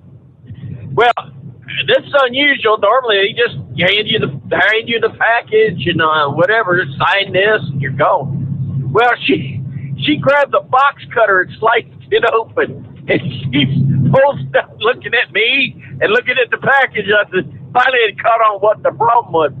Oh, it's a 1960s Connie Francis movie. It's one of the first beach movies they made. It started all the beach movies off in the 60s. The name of the movie was Where the Boys Are. How about that? Where the boys are. Yeah, that God bless that woman's soul. Ain't nothing bad gonna happen on her watch. So thank God for women like that. Now the question I got. You last night you said that the young people are willing to try communism, socialism. Communism. And they think it's a good, they think that's a good thing. But then you also, during the BLM, all the situation, you had a bunch of white people, college-age people joining up with them. I assume they're the ones that think that's a good idea. Yeah.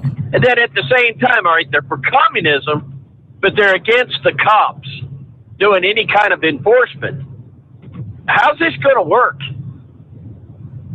It's just stupidity. It's just absolute stupidity. I don't know. I was in the Navy, and we was in the Mediterranean. We was at a southern France port, and we went ashore, and the other guys got drunk. We're standing there waiting on the pier for the motor whaleboat to pick us up, take us back out to the ship. Well, a couple of gendarmes come walking along. Now, these guys sort of they got funny looking hats, they got capes on. And we find out why they got capes here directly. Look like they should be in front of a band somewhere, with a baton. They do sort of look funny to us. Well, one of the guys, drunk as a skunk, decides to charge him. Three of us grab him and tackle him down to the ground. But before we could get our hands on him, these gendarmes flip open their cape and pull out Kalashnikovs. And the fingers on the trigger and aimed right at us. I have a funny feeling that he would have never made it. He would have never been able to make it close to him. Mm-hmm. I'm sorry. If we keep this up, our daughters are not going to be safe walking the streets. Our sons are not going to be safe going to work. Our wives are not going to be safe at the house. Our law enforcement has to be there for us. And a good look, you don't hardly ever see it or hear it from New York City, but every now and then you'll get the video of somebody, and here's a police car going through a neighborhood, and you got gunshots. And what does a police car do? Just speed up and get out of town, turn the other direction and go. I'm sorry that we got an officer in jail. They lynched him on that situation. 8 minutes. And what all did he do? Why didn't they bring out the 19 years he was in and all the people that he helped and all the things that he done? And he's took part in breaking up this prostitution ring, break up all the good things that was in his record. They did about George Floyd's family, his brother, and people that were never on the scene, just telling us how good George Floyd was, even though he's got a heck of a record. compare the records between the two of them. And now they're doing, and it's just getting worse and worse. You've got a great listener. I talked to him yesterday. He lives over in Georgia pulling logs, man. He don't miss you. And just remember, advertisers, these guys rewind, and they start 3 or 4 o'clock in the morning. They rewind and listen to the show from the beginning. So you're getting your doubles your money's worth on your advertising dollar. Right. But he brought up something that I'd never thought about. But he said even if you use your taser, he was a law enforcement officer for a while. Even been in a prison guard. He's done owner operator, do a little bit of everything. But yeah, even if you pull out your taser and you tase somebody, you can find yourself being pulled in jail for that, or pulled into court for using your taser. So the laws need to be more clear. And hey, it's just like down here in Charleston, South Carolina. They put that officer away for shooting that guy in the back. And yeah, rightfully so, I guess. But they never show the fact that he was fighting with that officer before he turned and he run. He was punching and fighting to get away from that officer. The officer had him and fought, and then he turned to run. They never show that. They only show him pulling out his pistol and shooting the man in the back as he's running away. Is that the one and where it all comes down to no matter? Is that the one in the scuffle where the bad guy actually got the taser from the officer, I think? But yeah, he was fleeing, and so that means he was no longer a threat to the officer, and the officers then shot him in the back. Yeah, and he's doing time for it. He's doing time. It was a mistrial, and the reason why it became a mistrial is they were trying to more than convict the officer, is try to make it into a hate crime. And it's hard to make a hate crime when you've got fellow police officers that are black coming in and testifying for the officer.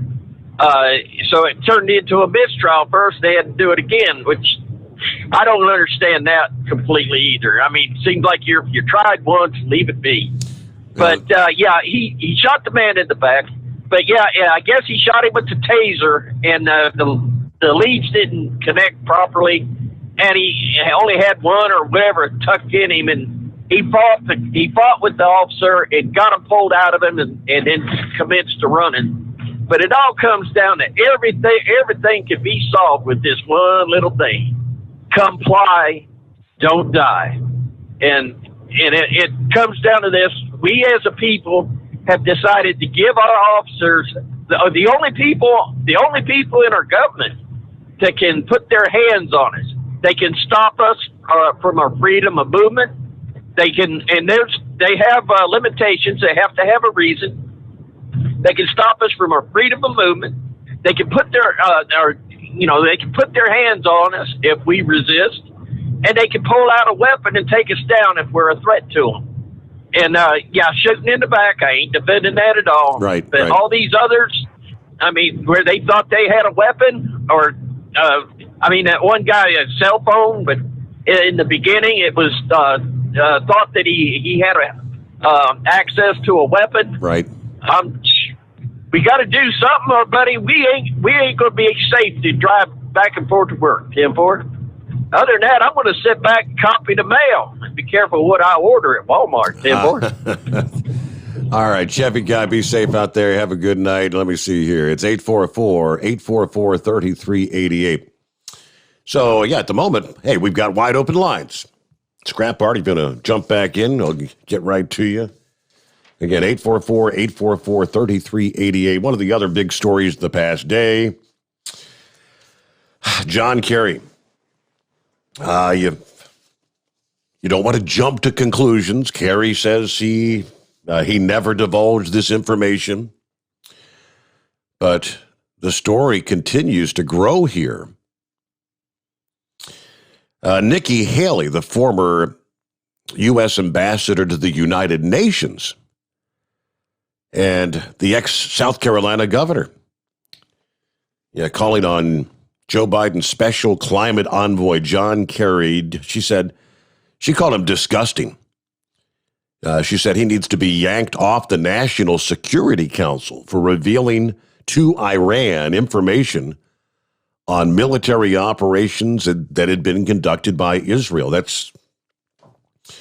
Haley was incensed at the report that the Iran foreign minister, Mohammad Javad Zarif, told an Iranian academic in a conversation that was being recorded that Kerry, when he was Secretary of State under then President Obama, disclosed details on some 200 incidents in which Israel attacked Iranian targets there in Syria. She said, this is horrifying. I mean, the idea that Kerry would do this is appalling in its own right. But Biden and Kerry are going to have to answer for this. He should not be sitting in on National Security Council information. He should not be involved with any of our foreign policy if this is what he does. And for an individual that if he did it once, you got to question, is that the only information that's been divulged, disclosed to our avowed enemies, enemy of the state? And the worst part is to stab our ally, Israel, in the back and actually take up for Iran. It's unreal. Iran is the largest state sponsor of terrorism. Ludicrous. Of course, like I said, Kerry's denying the claims made by Zarif. Sent out a tweet on Monday that he said this is unequivocally false. But Haley's not convinced by Kerry's version of events, suggesting that this kind of fit a pattern set by Obama and then Vice President Joe Biden. It goes back to Obama that says Obama 2.0. Obama loved Iran. I mean, he took it to Israel every chance he got. And they've been humiliated by them right until the very end. And now we're watching basically Biden falling over himself to do business with Iran again, which is just everyone around the world isn't understanding why. What's he trying to do? Biden's doing this. But to do this to our friend Israel, that is disgusting. It's unbelievable. Doesn't make any sense. Then you've got another well-known name, Senator Rick Scott from Florida, who says pretty much the same thing. He says Kerry must resign if these accusations are true. And he called for Biden to, at least right now, ban Kerry from briefings on national security. This is deeply disturbing. And if it is true, he has to resign. In a prepared statement, Scott says, quote, I've been clear that Iran cannot be trusted. We cannot forget that Iran is the world's leading state sponsor of terror. However, these allegations involving Kerry are deeply disturbing. This has to be explained immediately. Now, until we have clarity and know the truth, President Biden must remove Kerry from all access to and briefings on national security intelligence.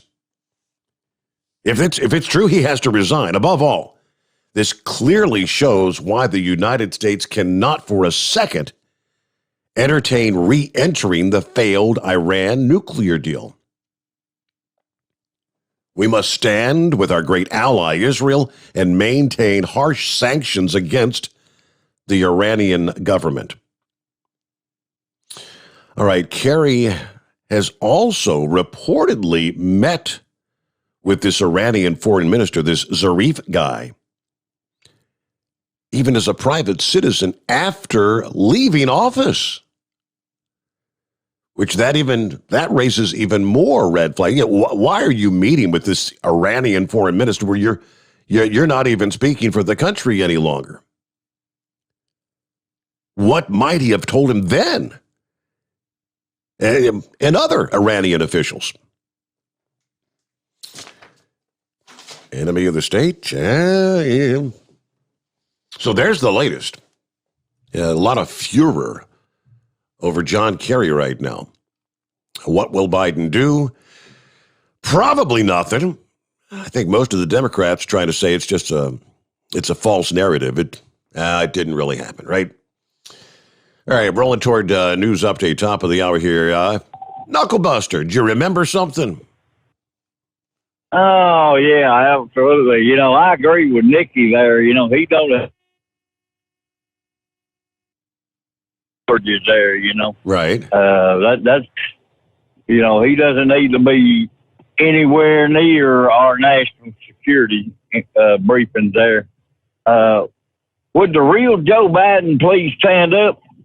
He said no more questions or I'm going to be in trouble. Is that an imposter they put out there? You know, they can put people out there that look just like Joe Biden. They've got doubles for just about everybody. They can make people look like somebody there. Yeah. That's my conspiracy theory for the day there, Okay. you know. Everybody loves a good conspiracy theory. Yeah. Well, I got news for all the police out there. You got to be above and beyond reproach. I know there's a certain percentage of bad cops, but the majority of them are good, honest people trying to make the world a better place for the rest of us, Steve. And you know that's the truth yourself there. I mean, you got to weed the bad cops out, and we'll only be left with the good cops there. And I think Secretary Booty Hole, he's a woman in that relationship, Steve. He left his sex toy over in Germany there. The bomb squad was called out. It was a rubber thing with 2 used condoms and some personal lubrication there. I thought that was hilarious there, but why would somebody think something look like that would, I don't know. I better shut up on that before you and I both get in trouble. No, am I going to have to look that one up? Is that a real story or is that just some little fictitious funny thing from the Babylon Bee or something? No, that's a real story. That's on the UPI oddities there. Okay, I'll have to check that one out. I didn't catch that. Yeah, I know it. That's like I said, I'm gonna shut up before I get both of us in trouble. And most of them country singers, they don't get too political nowadays, Steve, because they're all afraid of getting Dixie chicks. Hey, Natalie, shut up and sing there. You know, they were one of the hottest acts in country music at the time until she run her mouth. Oh, and then that was it there. And since I'm a hot act, I'm going to shut my mouth before I get myself in trouble. Have a great day, Mr. Steve Summers. Thank you very much, sir. You old knucklebuster. Did you catch that story about Buttigieg? I must have missed that one. All right, it's 844-844-3388. That's our number, and we've got lines available for you. The Steve Summers Overnight Drive live from the Hot Shot Secret Studios. USA Radio News with Dan Naraki. COVID cases continue to increase in India, which has recorded more than 300,000 new coronavirus cases for the sixth straight day. The U.S. and other countries have pledged assistance for the Indian medical system, which has been stretched to the brink of collapse in many cities. France, Germany, the UK, and Saudi Arabia have pledged to send oxygen-generating equipment, and the U.S. has promised to send raw materials for the production of vaccines, as well as doses of the AstraZeneca vaccine from a stockpile. The White House has said that 10 million doses could be released in the coming weeks once they pass a safety check, though it's unclear how much of that batch would be sent to India. And the federal government has delayed the deadline for a new type of ID that will be required to fly. Travelers will need a driver's license or state ID card that is Real ID compliant beginning on May 3rd, 2023, in order to fly domestically. You're listening to USA Radio News.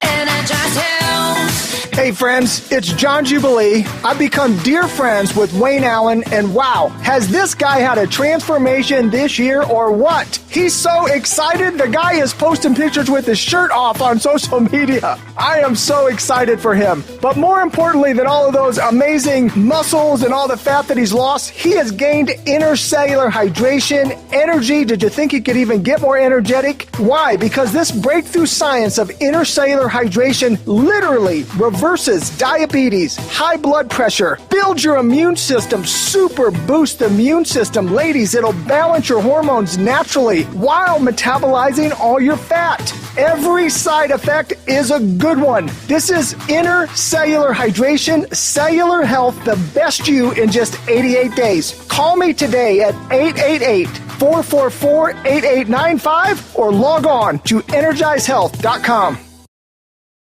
U.S. Navy vessels operating in the Persian Gulf fired warning shots Monday night at a group of Iranian military boats.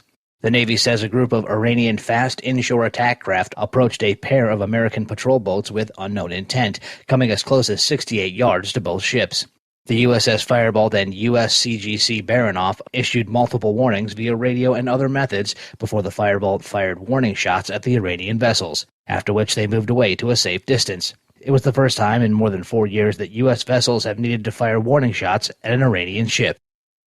And President Biden has tapped Texas Sheriff Ed Gonzalez to head U.S. Immigration and Customs Enforcement. Gonzalez is the current sheriff of Harris County, the most populous county in the state of Texas. He's expected to face questions during his confirmation hearings over his decision to pull his department from a federal program to offer assistance to ICE in apprehending and deporting illegal immigrants. You are listening to USA Radio News. Hi, this is Dr. Joel Wallach, and I want to tell you that arthritis is not a genetic thing. It's not a disease of aging. Neither is osteoporosis. Get a hold of my book. It's all in your head. It goes into the 25 different diseases you get when you have osteoporosis of the skull. These are all reversible. You take the Healthy Bone and Joint Pack, the MSM, vitamin D3, stay away from all the bad foods, including gluten, and guess what? You'll regrow all your bones, including your skull and your legs and your hips and everything else. Contact us at usaradiohealth.com. That's usaradiohealth.com. The CDC says fully vaccinated people no longer need to wear masks outdoors. The agency announced Tuesday that those who have received both Pfizer or Moderna shots or the Johnson & Johnson one-dose vaccine can ditch the mask if they're attending a small outdoor gathering or dining at an outdoor restaurant. CDC Director Dr. Rochelle Walensky laid out what the new guidelines mean for fully vaccinated individuals. If you are fully vaccinated and want to attend a small outdoor gathering with people who are vaccinated and unvaccinated, or dine at an outdoor restaurant with friends from multiple households, the science shows if you are vaccinated, you can do so safely, unmasked. Generally, for vaccinated people, outdoor activities without a mask are safe. However, we continue to recommend masking in crowded outdoor settings and venues, such as packed stadiums and concerts, where there is decreased ability to maintain physical distance and where many unvaccinated people may also be present.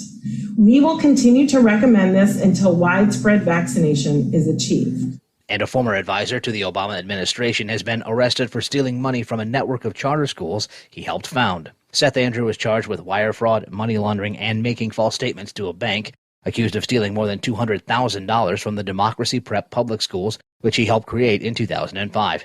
For USA Radio News, I'm Dan Naraki. At Hot Shot Secret, we share the science behind common diesel problems and their solutions. For example, ultra-low sulfur fuels. The primary function of diesel fuel is combustibility. One of the little-known aspects of fuel is its role as a lubricant to metal-on-metal moving parts. The introduction of ultra-low sulfur fuels diminishes the fuel's ability to lubricate because sulfur, which has been mostly removed, has lubricating properties. Hot Shot Secret Everyday Diesel Treatment with LX4 delivers unmatched lubricity. Third-party testing confirms that it takes 3 times the amount of leading fuel treatment to match the lubrication benefit of 1 dose of Hot Shot Secret.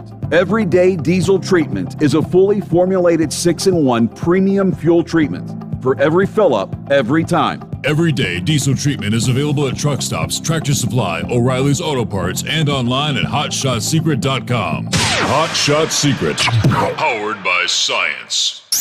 The The Overnight Drive with Steve Summers. Live from the Hot Shot Secret Studios. Call Steve now.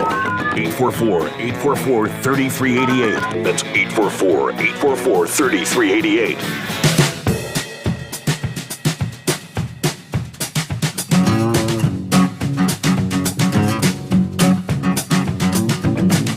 Who was it that brought up inflation earlier? One of our listening friends. Well, you had to expect it. According to Bloomberg, corn, wheat, soybeans, vegetable oils, just a small handful of commodities that form the backbone of much of the world's diet. And they are dramatically more expensive. Flashing alarm signs for global shopping budgets. According to the Bloomberg Agriculture Spot Index that tracks key farm products, they said that index surged the most in almost 9 years, driven by a rally in crop futures, with global food prices already at the highest since mid-2014. They tell us this latest jump is being closely watched because staple crops have a distinct influence on the grocery shelves, from bread and pizza dough to meat, even your soda. Soaring raw material prices have broad repercussions for households and businesses and threaten a world economy that's trying to recover from the damage of COVID. This helps fuel what they call food inflation, that brings more pain for the family that are already grappling with financial pressure from the loss of jobs or the loss of incomes. For central banks, a spike in prices at a time of weak growth creates an unwelcome policy choice. It could limit their ability to loosen policy. Now, there seems to be a sort of bullish force behind the prices internationally. According to the one senior economist, the indications are there's very little reason to believe prices should remain at these levels. It's more likely that they will rise further still, though. So in other words, hardship is still ahead. Yeah, that's what you call inflation, right? Here we go. Philip, what's going on in Florida this morning? Not much, bud. Just driving to work. We're going to have a busy week with SpaceX this week, huh? That's what it kind of sounds like. Rocket going on. I don't think the Mother Nature's going to help with. Are they still talking? I hadn't looked up any update on the SN15 thing. The SN15 thing, they were talking either today or tomorrow. I've got to look and see what the road closures are, and the FAA, allows them to do it. They give a warning. That's when they know when they're getting ready to go. It'll either be today or tomorrow, from what I understand. But okay. I don't know if the weather's going to hold out. I know they changed the day that the astronauts are coming back. They're coming back Saturday. And then they also had a launch. They were supposed to launch last night. They're going to be launching tonight about 11:44 tonight. But that'll be a Starlink from here. So, but it's going to be a busy week for those guys. They got rockets taking off the Starship, and then they got the astronauts coming back. So it's going to be pretty busy. Wow. They're going to land in the Gulf of Mexico again, from what I understand. They're going to land the astronauts in the Gulf of Mexico again. So that'll be cool. I just heard you talking about commodities there, Steve. Do you watch the commodities market any? No, I do not. No, sir. I'll tell you what, if anybody's interested in stocks, you think stocks are crazy, you should see the commodities market, be it anything, be it even oil or gold or any of that commodities, any of the commodity stuff. It's just as crazy as stocks. But everything's going to go up. I got friends that build electronics, and they say that to buy just the standard electronic stuff that they need to get now, things that cost like $1 or $2 back in the day, now it's like $14. So anything you got electronic, it's going up. So TVs and VCR, no, I can't VCR. We don't even have those. But, DVD players. Anything like that. DVD player, shows my age. Oh, well. That's cool. Yeah, I heard, I think it was Heat Wave was talking about the electric trucks being chain drive. Was it yesterday? Yeah. Or day before, he was talking about the electric trucks back in the day. I actually know what truck was a very popular chain-driven one, and that was a Mack. Look at all the very first pictures of Macks; they were chain drives. So, and they didn't have doors; they had a curtain. They didn't have a door. You pull the curtain. That's what kept you out of the snow and the rain. So, but we'll catch you later, bud. I appreciate it. Thank you for your call. Well, thank you. Have a good, safe morning there. Guess he had to go. That was kind of quick, guys. Rather. All right, Philip. Hope everything's going well. Have a great day. All right. What else on the list here? Yeah, Elon Musk says SpaceX SN-15 likely to test launch this week. That was the update this past day. The rocket's 3-engine static fire test was successful, and team members are preparing for flight at some point this week. The SN-15 has undergone necessary upgrades, improvements in its Raptor engines. SN-15 is the first vehicle to support these improvements, ranging from the thrust puck to her avionics. Now, CNET noted that the billionaire himself has described hundreds of design improvements, all kinds of changes, avionics, software, engine. SN-15 would fly about 6.2 miles into the sky at SpaceX's South Texas Starship Development Center. So, Boca Chica Village. Yeah, this is the one that eventually goes back to the moon, and one of these days, hopefully, that's the plan, to get to Mars. Wonder if that'll happen in our lifetime. About 14 past the hour. All right, lines available at 844-844-3388. It's been a while since we've heard from you there, Tim Jim. How the hell you been? I've been doing good, Steve. Just out here getting these parts delivered to all the dealerships there to fix their cars with a little bit of parts they can get. Every time I think I'm going to call, you get you a burst of phone calls, and I start making big deliveries. So it just hasn't worked out right. On their Facebook there, recently here, Wellsburg, West Virginia, which is just up the road from my house there. Have you ever heard of floating a bridge?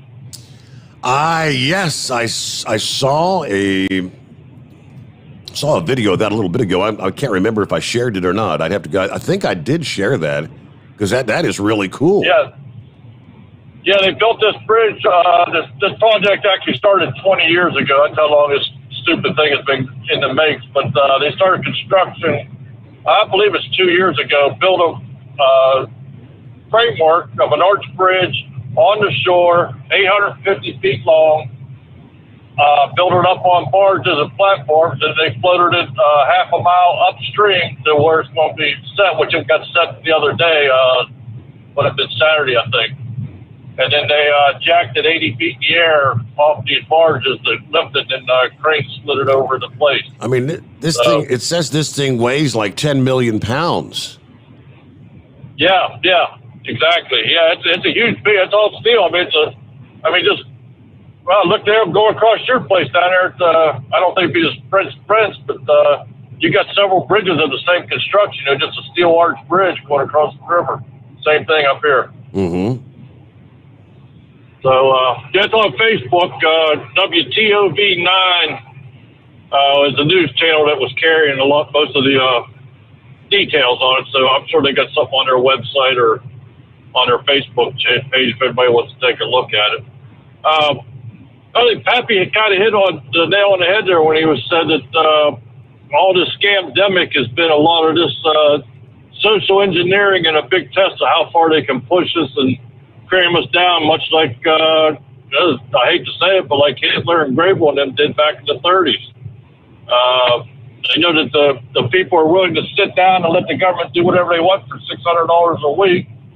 They know they can shoehorn everybody into a belief if the media gets on the board with them. And, it's another one of the things, a world war without firing a shot. Would you agree? Yeah, I've got some questions in the back of my mind, let's say. Yeah, as everybody should. I mean, nobody should take this thing laying down without asking a whole lot of questions. And I believe on your news report there, they said that India's having some troubles right now, but they're shipping over a whole bunch of that Respiridid or Restavit or whatever that one drug was that they said was no good over here. Remember the people that claimed to be the people that know said that we couldn't use that drug over here, much like the chloroquine, but they're shipping it over for India to use. If that don't show you all the hypocrisy you need, then something's wrong with the way you look at stuff. One other thing too, on this shooting of that girl up there in Columbus, the foster child. Yes. And I'm not saying right or wrong or anything about the situation other than another view. If I understood right, and I'd like to say I haven't been following tightly, but as the girl, the foster child, got tossed to the ground at one point, and the father of one of the girls that was being attacked kicked her like in the head net before the rest of this thing all come down. What's to say, and this hasn't come out, if those two girls that were being attacked were part of the foster family, and there was they were bullying the foster child, and the girl just stopped, she had all she could take. Nobody's giving that any consideration in any of this view that, I'm sure you've known of situations the same way, and a lot of them foster children, especially teenagers, they take a whole lot of abuse, both verbal and, online and what have you, just trying to fit in. Yeah. And it's just another situation that somebody should take a look at just to see what happened prior to, it's unfortunate she got shot, but maybe it was justified, maybe it wasn't, but just somebody should look at that side of the coin. And on the LeBron James thing, if you want to get the full lowdown on this, are you familiar with Diamond and Silk? Oh, absolutely. Yeah.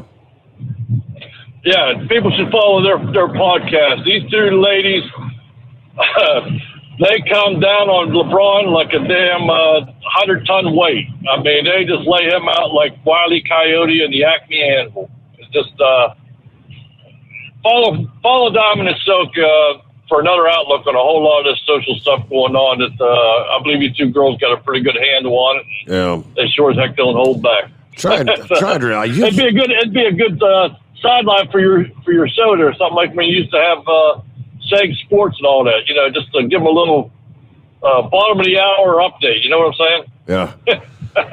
I used to see some of their posts on social media. Ego and them, you should follow them. But I'm sorry, I didn't mean to interrupt you. I used to see some of their posts on like Facebook and whatnot. I don't know if they've have they taken them off of social media. I'm not sure. Yeah, they had that whole thing like a lot of people have.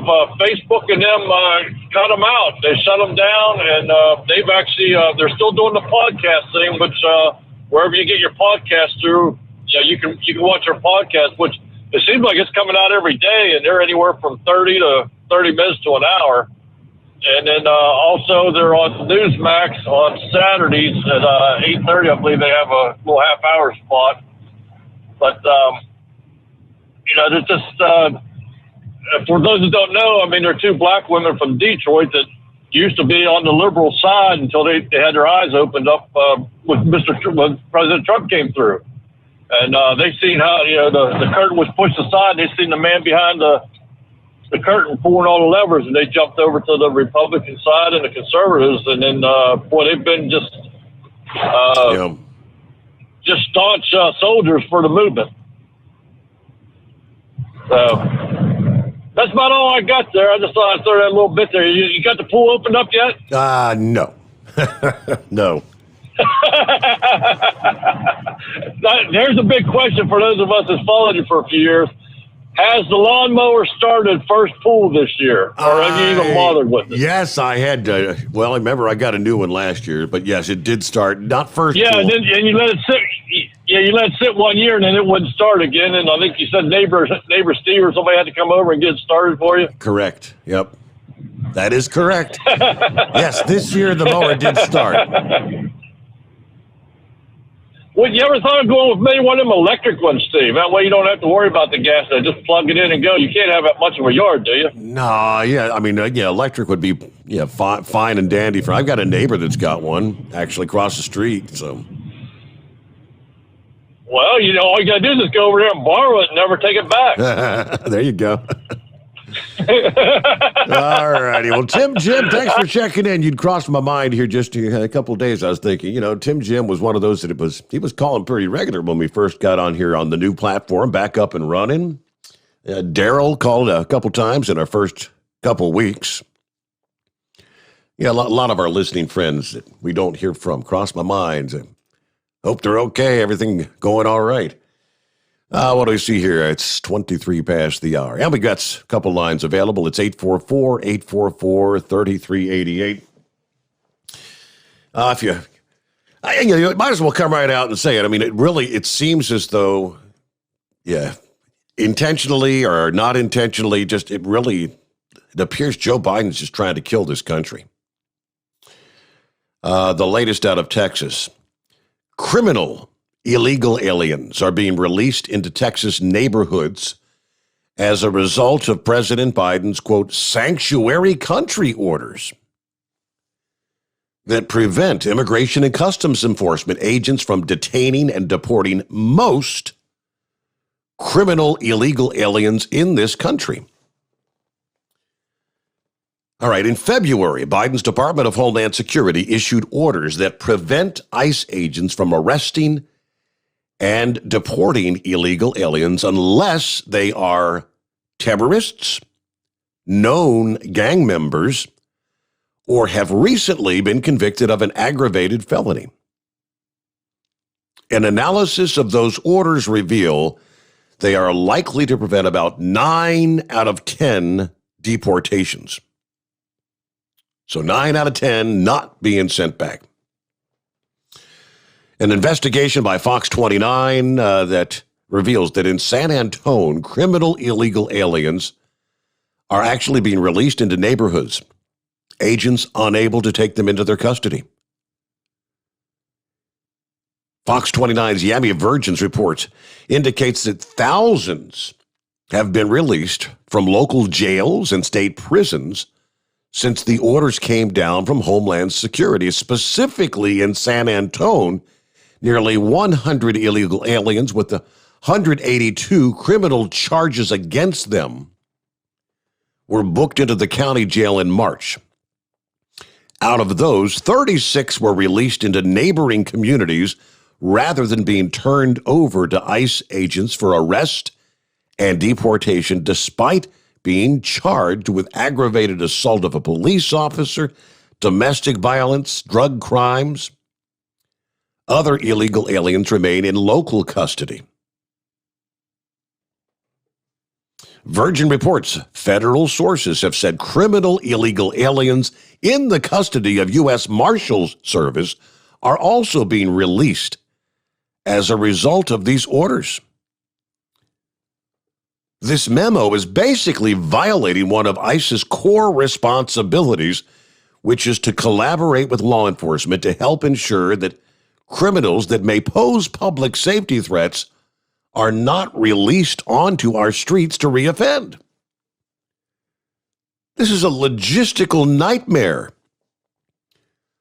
Former Homeland Security official Ari Jimenez says,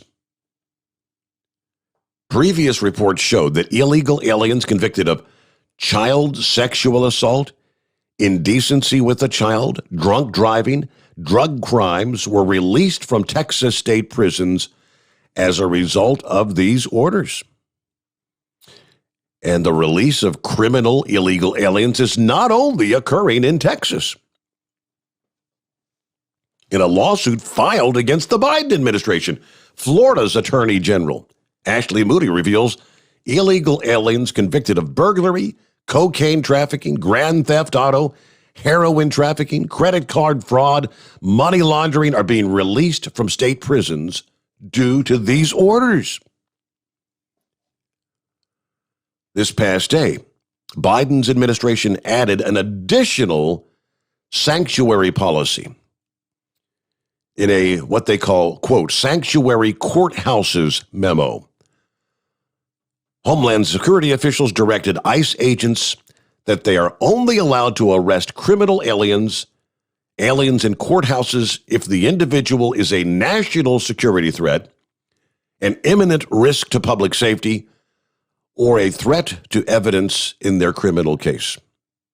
This policy is going to result in more criminal illegal aliens walking our communities, according to the former acting ICE director, Thomas Homan.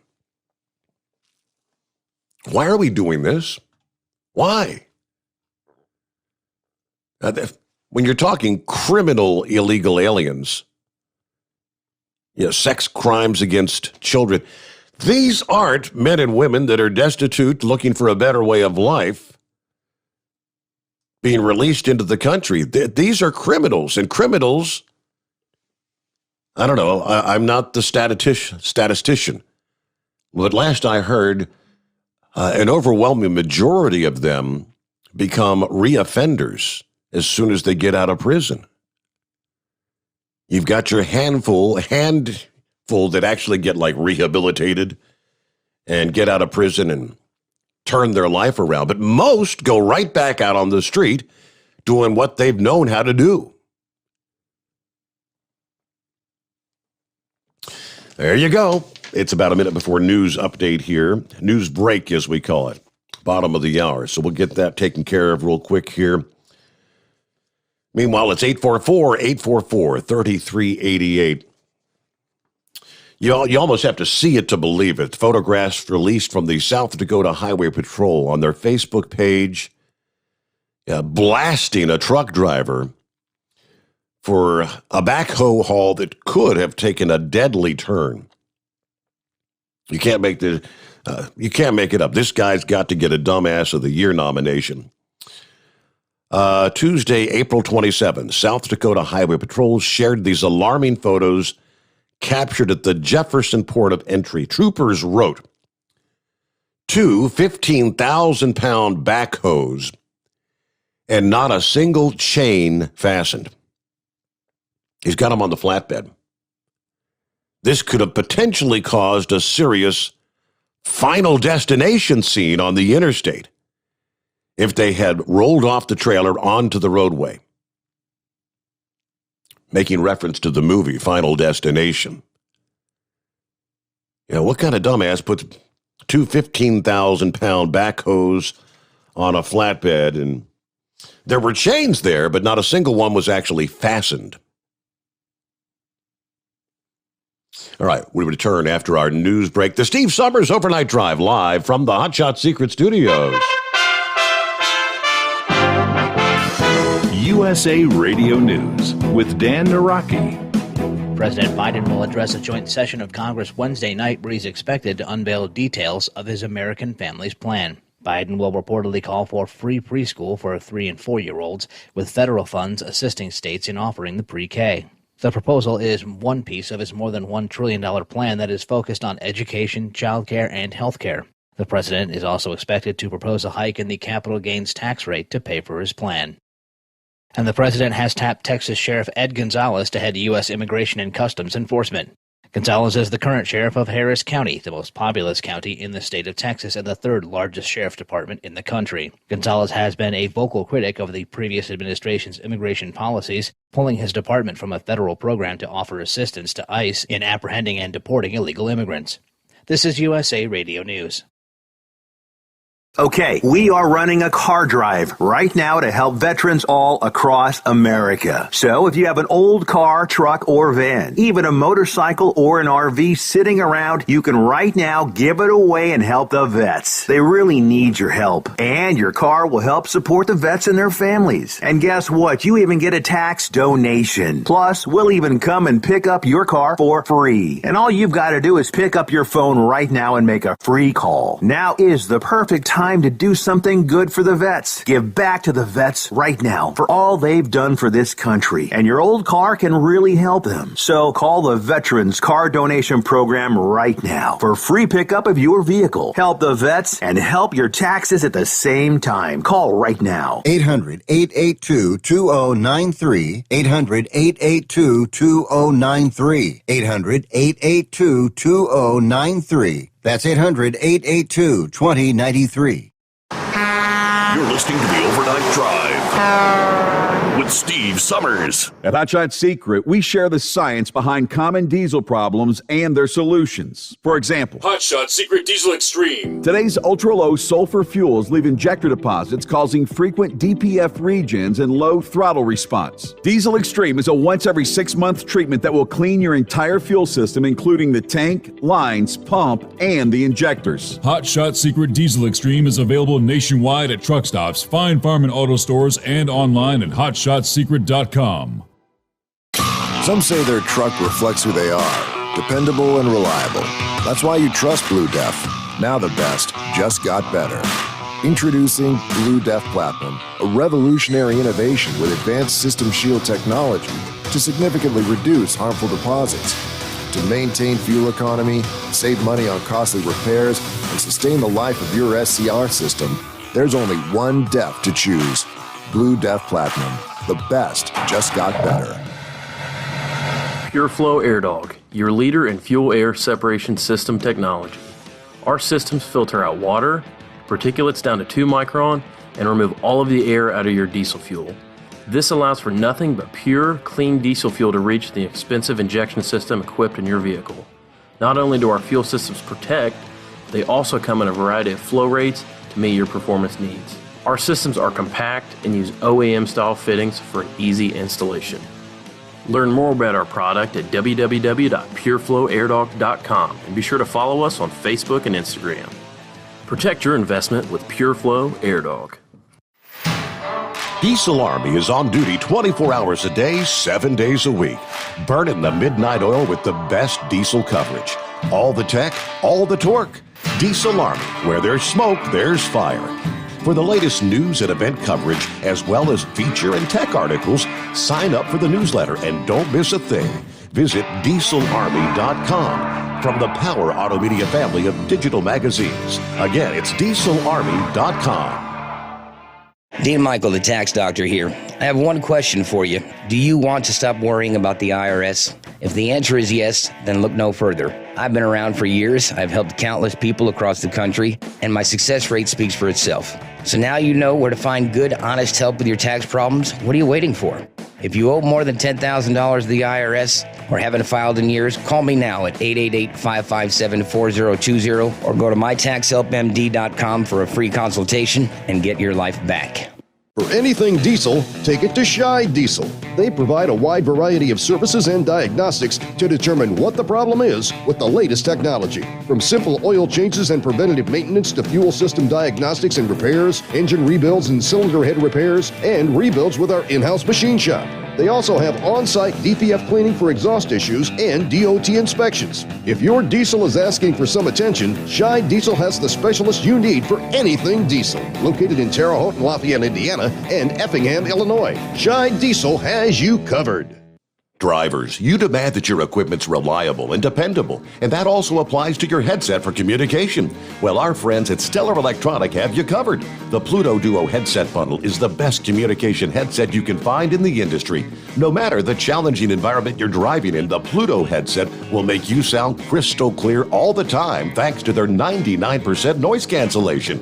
And the Duo's not only a stereo converter for the headset, but also a power bank so you can charge as you go. Learn more at StellarElectronic.com or visit them on Facebook.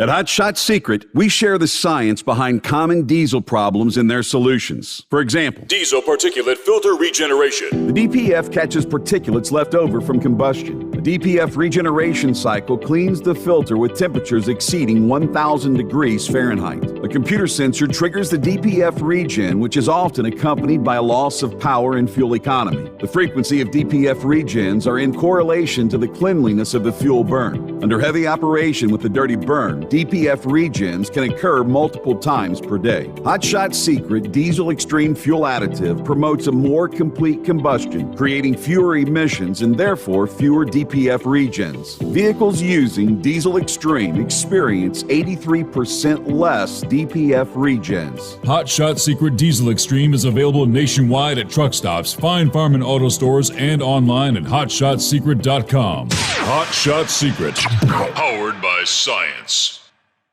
Because Channel 19's a little congested. Call Steve now at 844-844-3388. The Overnight Drive. Well, lo and behold, guess who thinks we should have an ID to vote? Well, the answer is most of the damn country. Hey, believe it or not. New poll finds 77% of voters nationally believe a valid form of state or federally issued photo identification to prove citizenship should be needed for voting. Now, that number's actually down from where it was 10 years ago when they asked the same question. It was 85% 10 years ago, as it should be. It should be 100%. Now, an 8-point decline comes from the shift among Democrats and independents. In 2011, 75% of Democrats and 86% of independents favored showing ID for voting. Today, it's 60% of Democrats and 76% of independents support that. When broken down by race, 80% of whites support photo ID, 16% oppose. The figures at 66% support, 29% oppose for blacks. It is 69% support, 22% oppose for Hispanics. Now, even with that, that's rather telling. 66% of blacks support identification. If Democrats want to portray anyone supporting photo ID as racist, hello, that includes the majority of their own damn voter base and the majority of blacks, whom they're accusing voter ID supporters of being racist. This is hardly the first poll to produce this finding. 2018, the Pew Research Center, 76% support voter ID. Gallup, 2016, 80% support, 18% oppose. Associated Press, NORC Center for Public Affairs Research, 2021, 72% support, 13% oppose. Representative Burgess Owens, rallying against this hyperbole of Jim Crow comparisons. As someone who actually experienced Jim Crow laws, I'd like to set the record straight, Owens says. Any comparison between this law and Jim Crow is absolutely outrageous. What I find extremely offensive, he said, is the narrative from the left that black people are not smart enough, not educated enough, not desirous enough of education to do what every other culture and race does in this country, and that's get an ID. Is it racist to need a photo ID to buy alcohol or tobacco or rent a car or open a bank account? Apply for welfare, apply for a job, rent or buy a house, get on a plane, purchase a gun, rent a hotel. You know the drill. If not, it remains unclear why voting is the one exception to the racism charges. Well, there you go. 66% of blacks support an ID to vote. That is comical. So you've got these individuals down in Georgia calling their own, in some cases, constituents racist.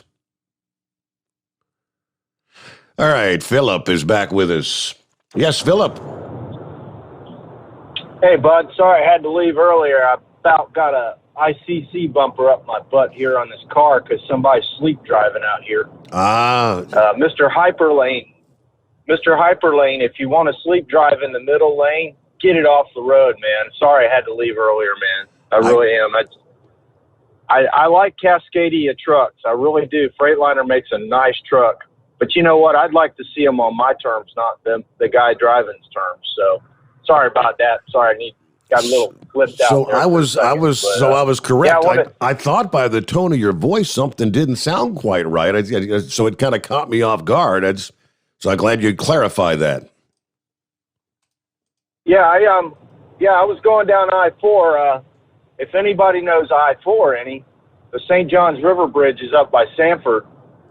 There was a truck in the middle lane that was I was in the right lane because, I'm driving 66 miles an hour. I'm just doing barely 1 mile over, even at that, over the speed limit.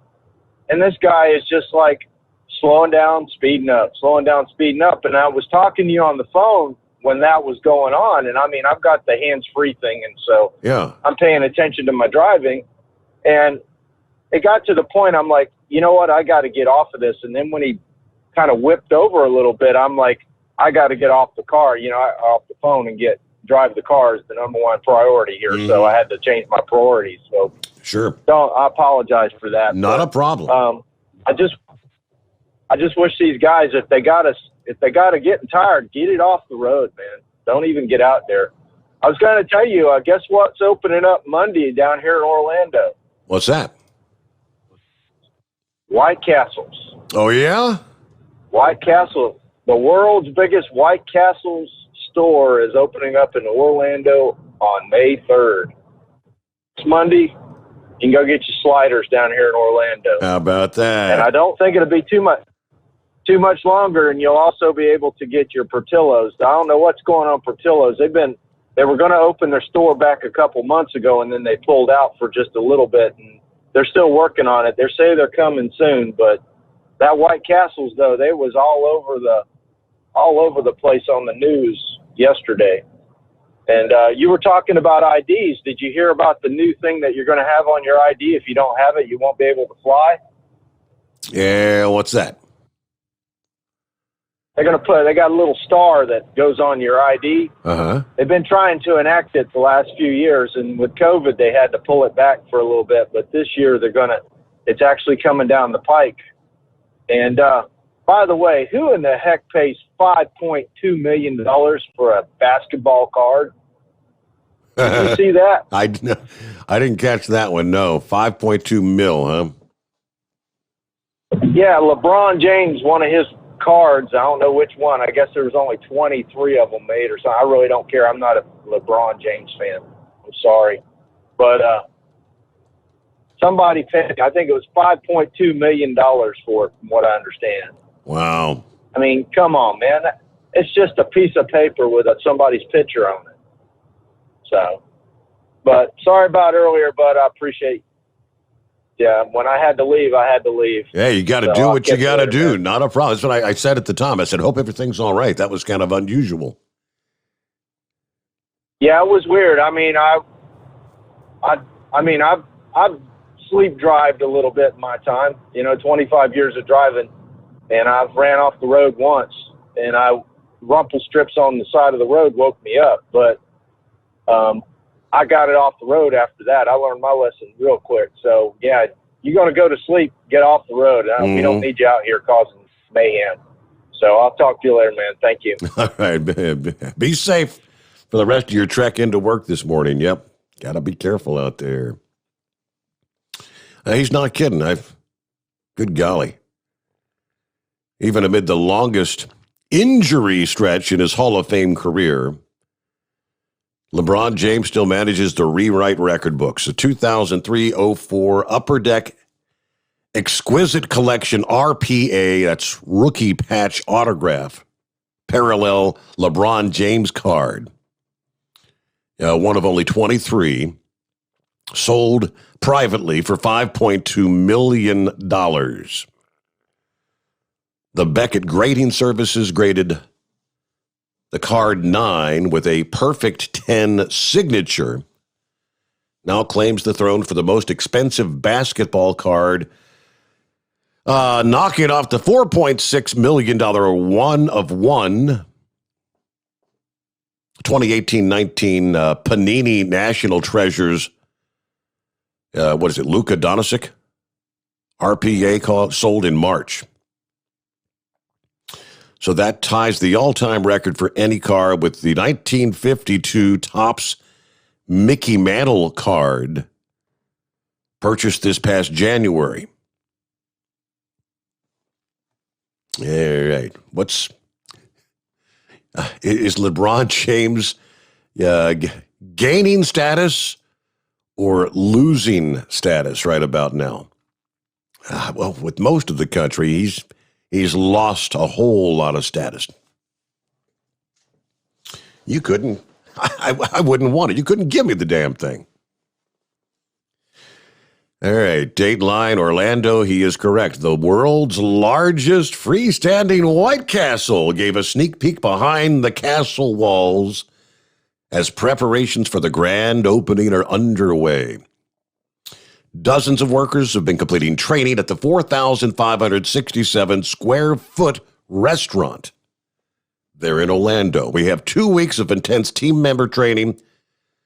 It's been happening 6 a.m. till 10 p.m. every day. There's going to be 4 different shifts that rotate in and out for training. White Castle said this location is bringing 140 jobs to Central Florida, which they filled in a matter of weeks, surprisingly. We were able to offer 130 jobs to team members, and then we have 13 managers that we've hired in. We've been very fortunate. We've been able to fill our positions within the company. All right, we'll continue to hire because they're having a whole lot more luck than some of the McDonald's franchises down there, aren't they? This new location will mark White Castle to the Sunshine State for the Sunshine Day for the first time since the 1960s. How about that? For its grand opening, White Castle will have health and safety measures in place consistent with Orange County's guidelines. Masks will be required for all employees and customers, along with social distancing and ongoing cleaning. Grand opening is on Monday. They'll be open from 8 a.m. to 1 a.m. They'll reopen Tuesday with regular operating hours, which are 9 a.m. again till 1 a.m. every day. So not a 24-hour-a-day White Castle there, but I guess that's a pretty good-sized restaurant, right? For White Castles. You ever go look up the original, that little bitty corner hole-in-the-wall White Castle location? What's happening this morning, Big Sexy? Just running this new route. The Sunday was the last day for the home delivery, so now I'm running just to drop some mail, so I kind of like this better. No gravel roads, get done quicker. So what, do you have to go to various post offices kind of thing? You drop at this location, then go to another location? Is that what you're doing? Yeah, I got about, I think, seven or eight different post offices I go to. And then also the drops for like the stores that, have them scan based where they sell them inside, like your Dollar Generals, your Walmarts, some of the convenience stores. And then I also got old style newspaper racks, where you put the coins in. Really? But that's everything there. There's no home delivery. Hell, I didn't even know that the old. I haven't seen a mail like a newspaper box in a long time. I didn't even know those still existed. Yeah, I've got about 6 or 7 of them. But I don't remember who it was earlier. Might have been Knucklebuster. Said something about you don't pay taxes on unemployment. In Arkansas, you do, federal and state. Every what? Every Wednesday? No, unemployment. Yeah. Somebody said earlier that you don't pay income taxes on it. In Arkansas, you do, federal and state. They hold it out of it. Or if they don't hold it out, you can elect not to hold it out and pay it when you do your taxes. But, yeah, it counts. Okay. And so does that 300 or back when it was 600. No, for a while, I was unemployed back when they was doing the 600. And all that counted. I had to file that. Was it state tax or federal tax or both? Do you remember? I don't remember. It may have just been state. Okay. Because when he mentioned that, I'm not sure. I wasn't aware that maybe he's talking federal taxes. I'm not sure. I know you definitely pay Arkansas state income tax on it. I thought you paid federal too, but I'm not sure on that one. Yeah. But I just wanted to. I called right after that, and just now got you. But there was something else I was going to touch on, but I can't remember what. Oh, the voter ID. Count me in on it. I think you need to have ID to vote. Well, like I said, it's a majority of the country. I mean, it's hard to fathom that it was 85% 10 years ago and it's 77 now. But that's still a large majority. That's unlike most things where the country's like split right down the middle. That is a large majority that support the voter ID. Again, as it should be. All right, what do we see here? Just flipping through the weather advisories, checking if you had anything new.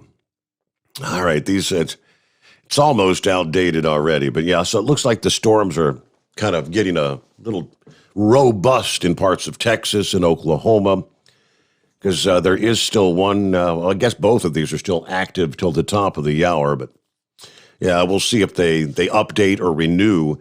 Tornado warning, you had one for southeastern Jones County, like that's back in west central Texas, from the Weather Service in San Angelo. Severe thunderstorm capable of producing a tornado. Moving northeast at 35 miles per hour. Okay, the other was, as I mentioned, I believe out of Oklahoma. Let me click back here from the Weather Service office in Tulsa. Yeah, this was northeastern Oklahoma. That's Okmulgee County and then Okfuskee County in eastern Texas, or Oklahoma, I should say. That one does say that includes I-40 in Oklahoma between like the 222 and 235 mile markers with that particular warning is in place till the top of the hour. So they'll be expiring here in a few minutes. But you have to keep an eye on things because it's supposed to be a very active day when it comes to potentially severe weather and tornadoes. And right there in what they call Tornado Alley through Texas and Oklahoma. What's happening with Double R this morning? Morning, Steve. How you doing? I cannot complain. Where do we find you out there this morning? Well, I'm down here on Florida's main highway. I'm down here on the Florida Turnpike, St. Cloud, Florida. On my way into Orlando, I have to drop my trailer at our yard.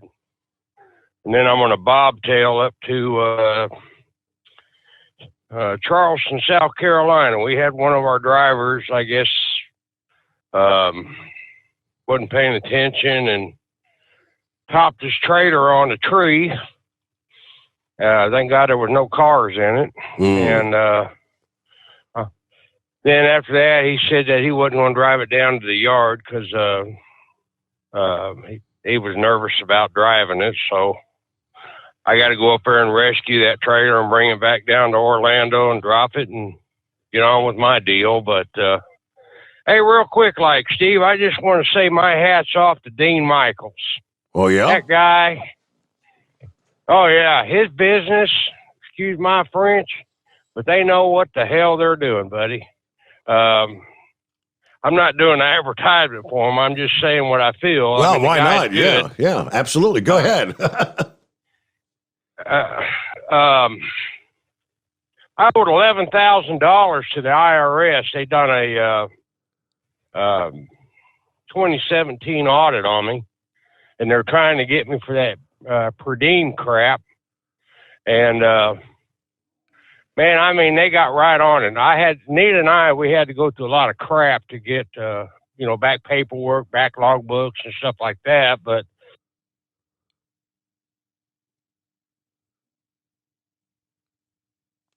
all right, I think, you know what, I'll just bet I got to do a phone reset. I'll be darned. I meant to do that earlier, but, it happens. So, yeah, we're rolling toward our top of the hour news break, and then we'll come back for our final hour. I'm going to kind of try to click through here, and you got to kind of you got to end the show and then come back and restart things.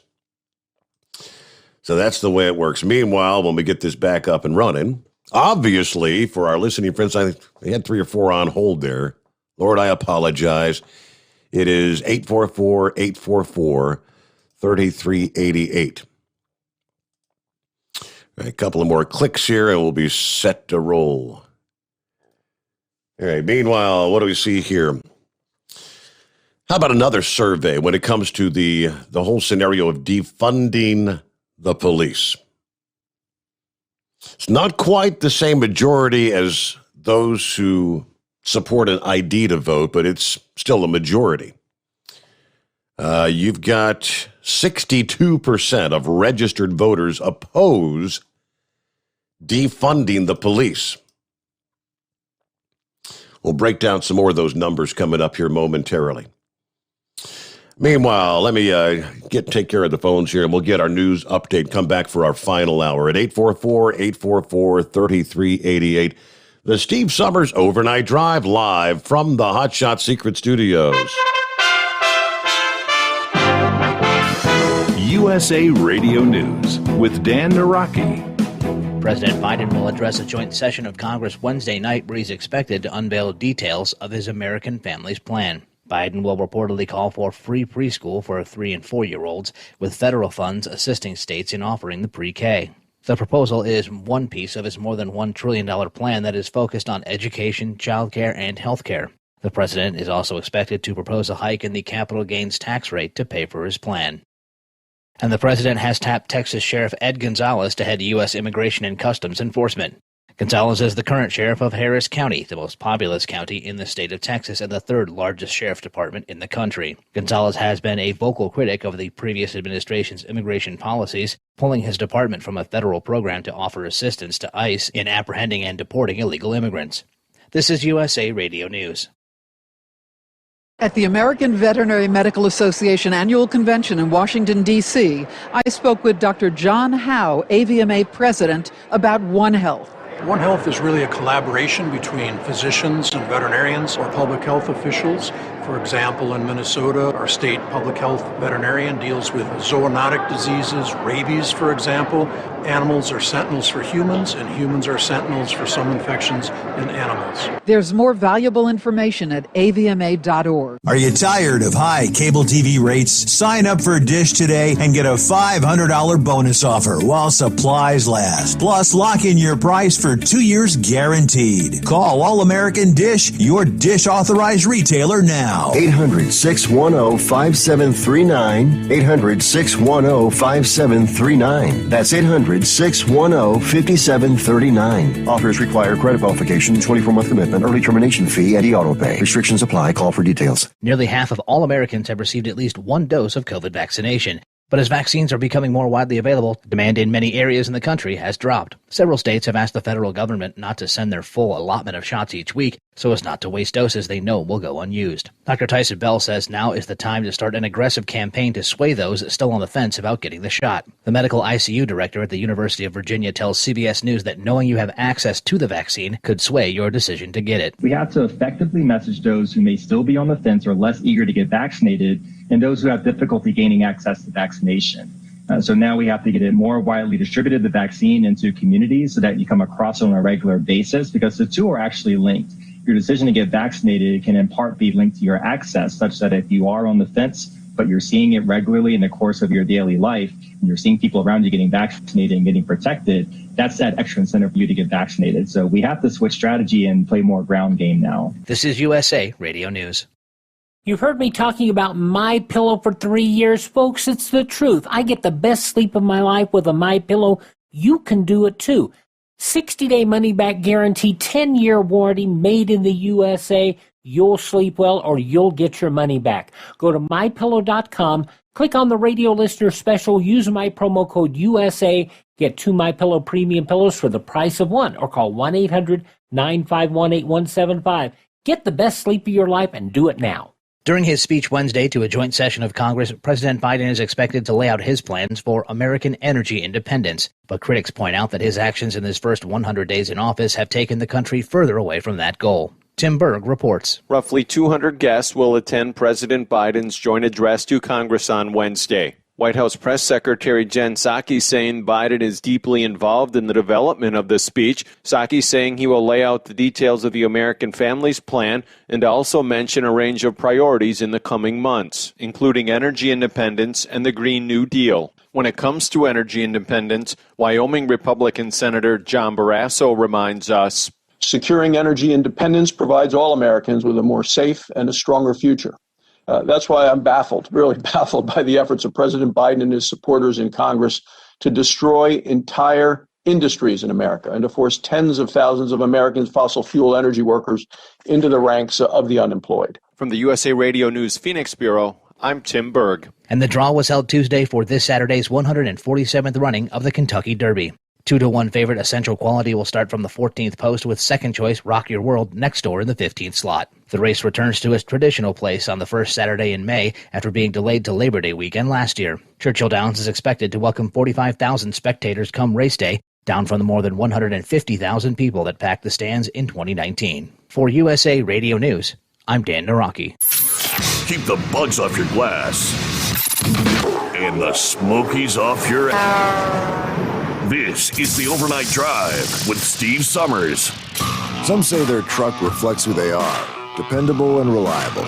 That's why you trust Blue Def. Now the best just got better. Introducing Blue Def Platinum, a revolutionary innovation with advanced system shield technology to significantly reduce harmful deposits. To maintain fuel economy, save money on costly repairs, and sustain the life of your SCR system, there's only one DEF to choose. Blue Def Platinum. The best just got better. Diesel Army is on duty 24 hours a day, 7 days a week. Burning the midnight oil with the best diesel coverage. All the tech, all the torque. Diesel Army, where there's smoke, there's fire. For the latest news and event coverage, as well as feature and tech articles, sign up for the newsletter and don't miss a thing. Visit dieselarmy.com from the Power Auto Media family of digital magazines. Again, it's dieselarmy.com. Do you have a Dodge pickup and hate your automatic transmission? Of course you do. LaVon Miller at Firepunk Diesel here, and we specialize in heavy-duty and performance transmissions for your 3-quarter or 1-ton Cummins-powered truck. So if you're interested in turning your stock slush box into a towing monster, call us today at 614-733-3744 or visit us online at shop.firepunk.com. Whether you're a diesel pickup performance enthusiast or just looking for a small upgrade,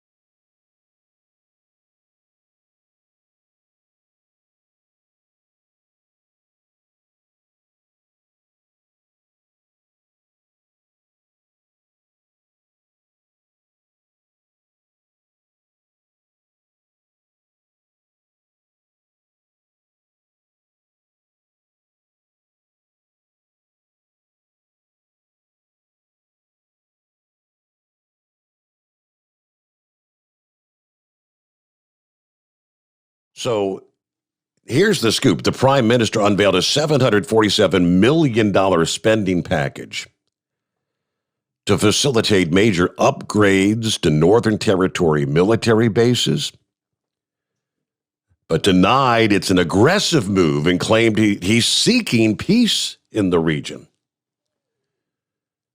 I guess this is Australia's Prime Minister, right? I guess he's saying all these activities of our defense force is designed to pursue peace. And our government will always do what's necessary to ensure Australia has the capability to protect and defend our interest, he says. Now, he refused to walk back a senior government official's warning yesterday that the drums of war are beating. That after Chinese state media, the Global Times, claimed the problems arising between Canberra and Beijing stem from Australia's policies and interferences in China's internal affairs. Pretty much the same thing they're saying about the U.S.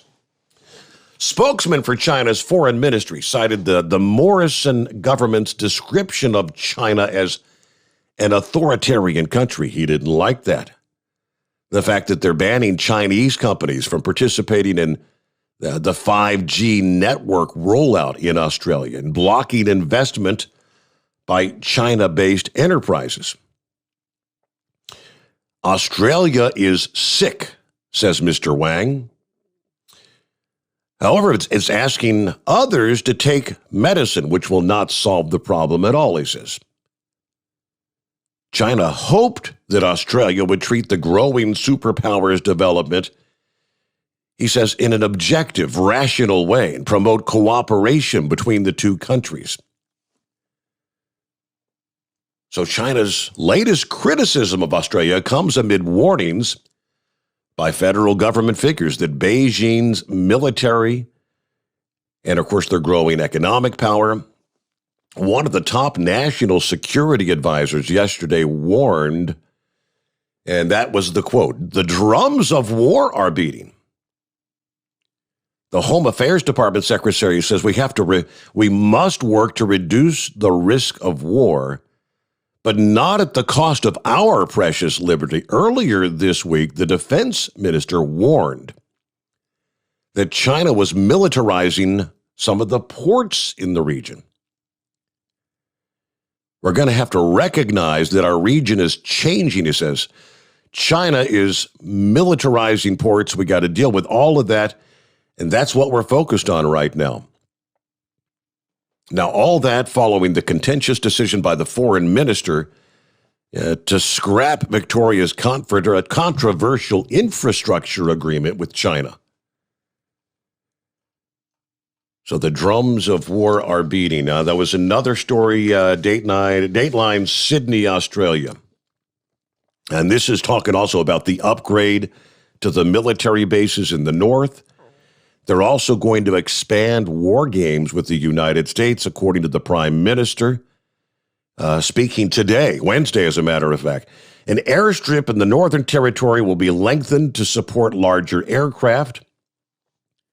Firing ranges overhauled, new training facilities set up for defense personnel and U.S. Marines, according to the extracts of the announcement.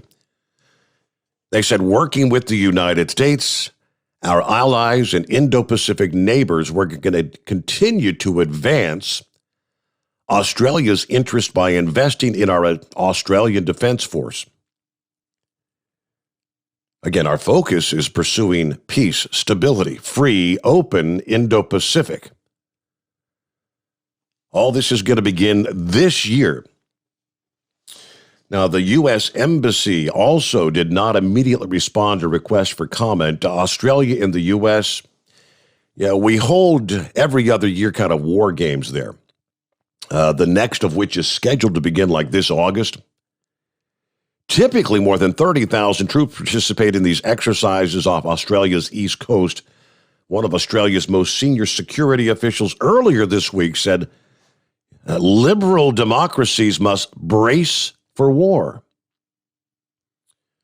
Home Affairs Department Secretary did not specify the catalyst for this warning, but it follows a sharp deterioration in Australia's relationship with China and the rise in regional tensions over Taiwan. It's like the entire world sees this may be coming down the pike. China is going to take advantage.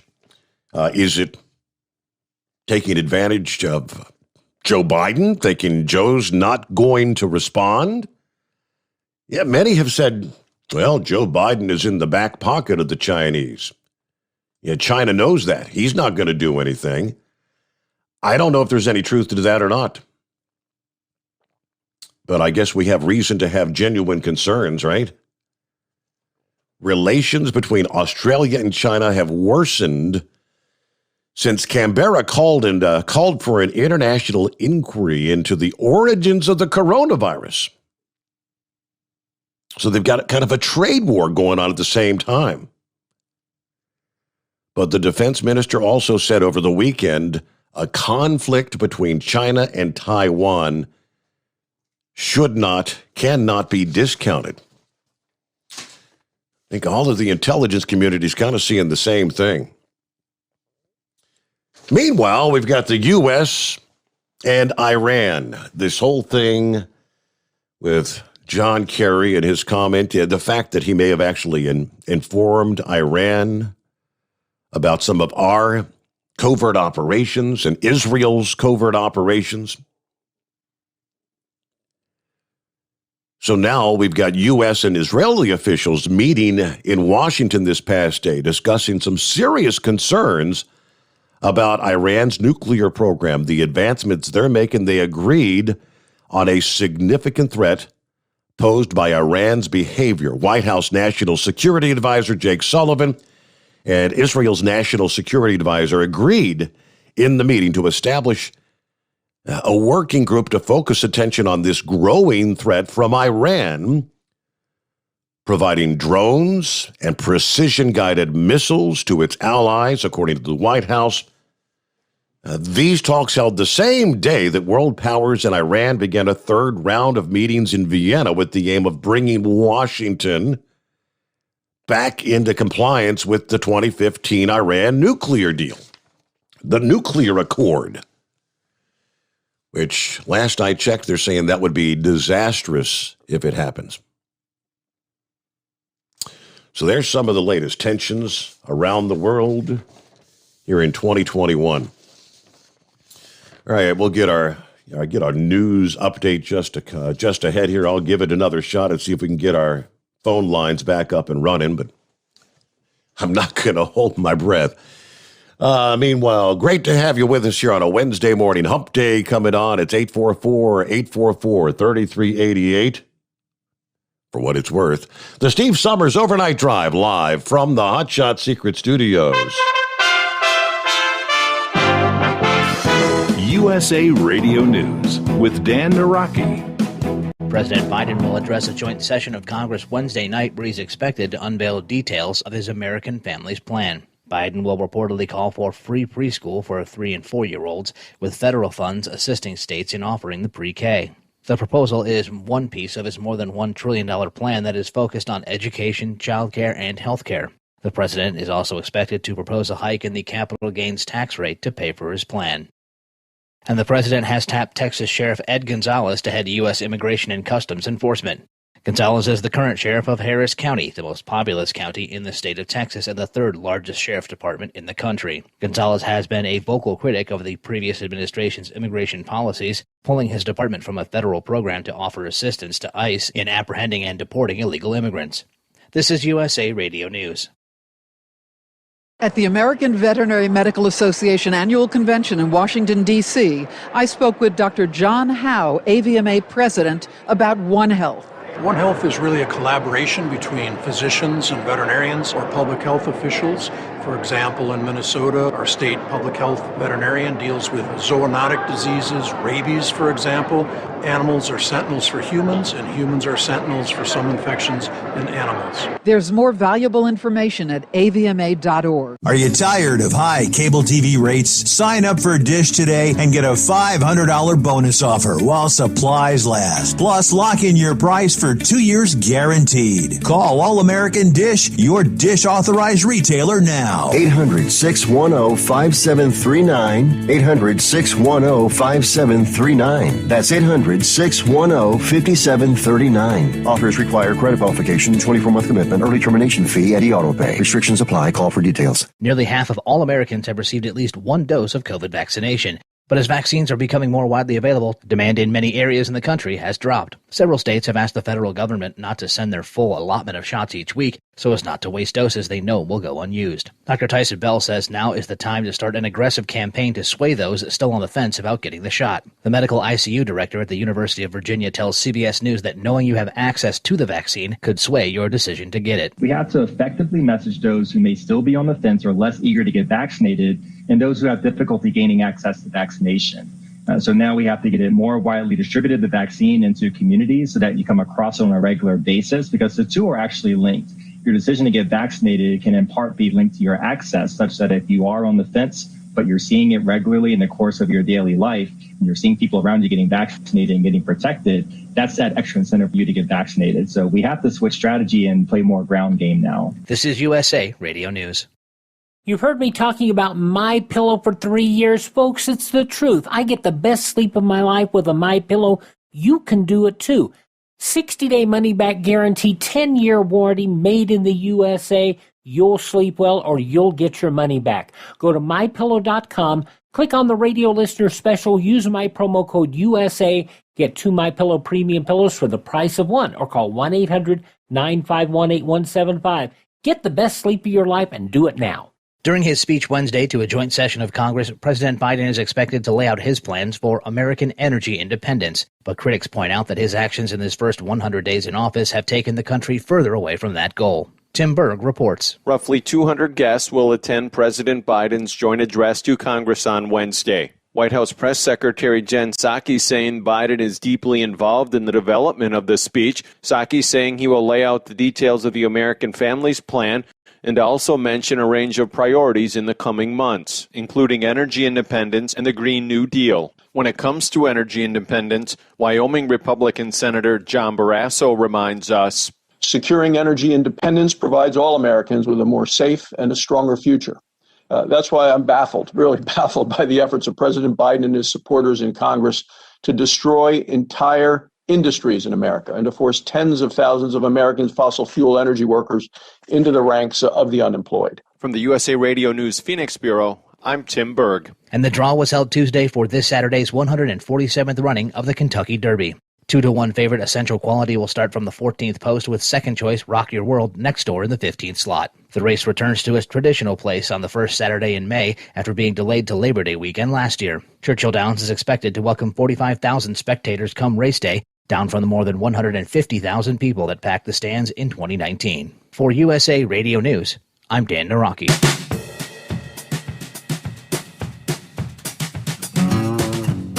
Now, will miracles never cease? You know, the old saying, try, don't succeed, try again. Grandpa taught me that. Try again. Oh, I guess it took about 7 or 8 tries. And somehow it magically came together. I didn't do anything different. Lo and behold. All right. Hey, update on, kind of suspected at the first hour I mentioned I would not be a bit surprised to see some tornado watches put in place this morning, and indeed that is the case now. A tornado watch box stretching from north central Texas right up through south central and much of eastern Oklahoma. As these storms have been brewing through the nighttime hours, some of them packing a punch. We've seen a couple of tornado warnings over the last couple of hours. I don't see any active tornado warnings at this point in time. Let's see how much of the day they're going to be in place. This first box in Texas Again, much of north central Texas.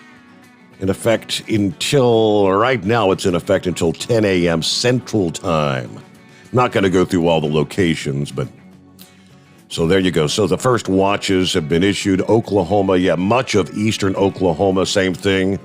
Tornado watch in effect till 10 a.m. Central Time. It's a lot of counties, let's just say that, all right? I'm not going to go through all those. Could be a rough and tumble day. Meanwhile, all right, it's 844-844-3388. How does that kind of thing happen? All right, it says the call screen fails. Somebody's on the line. Who we got magically?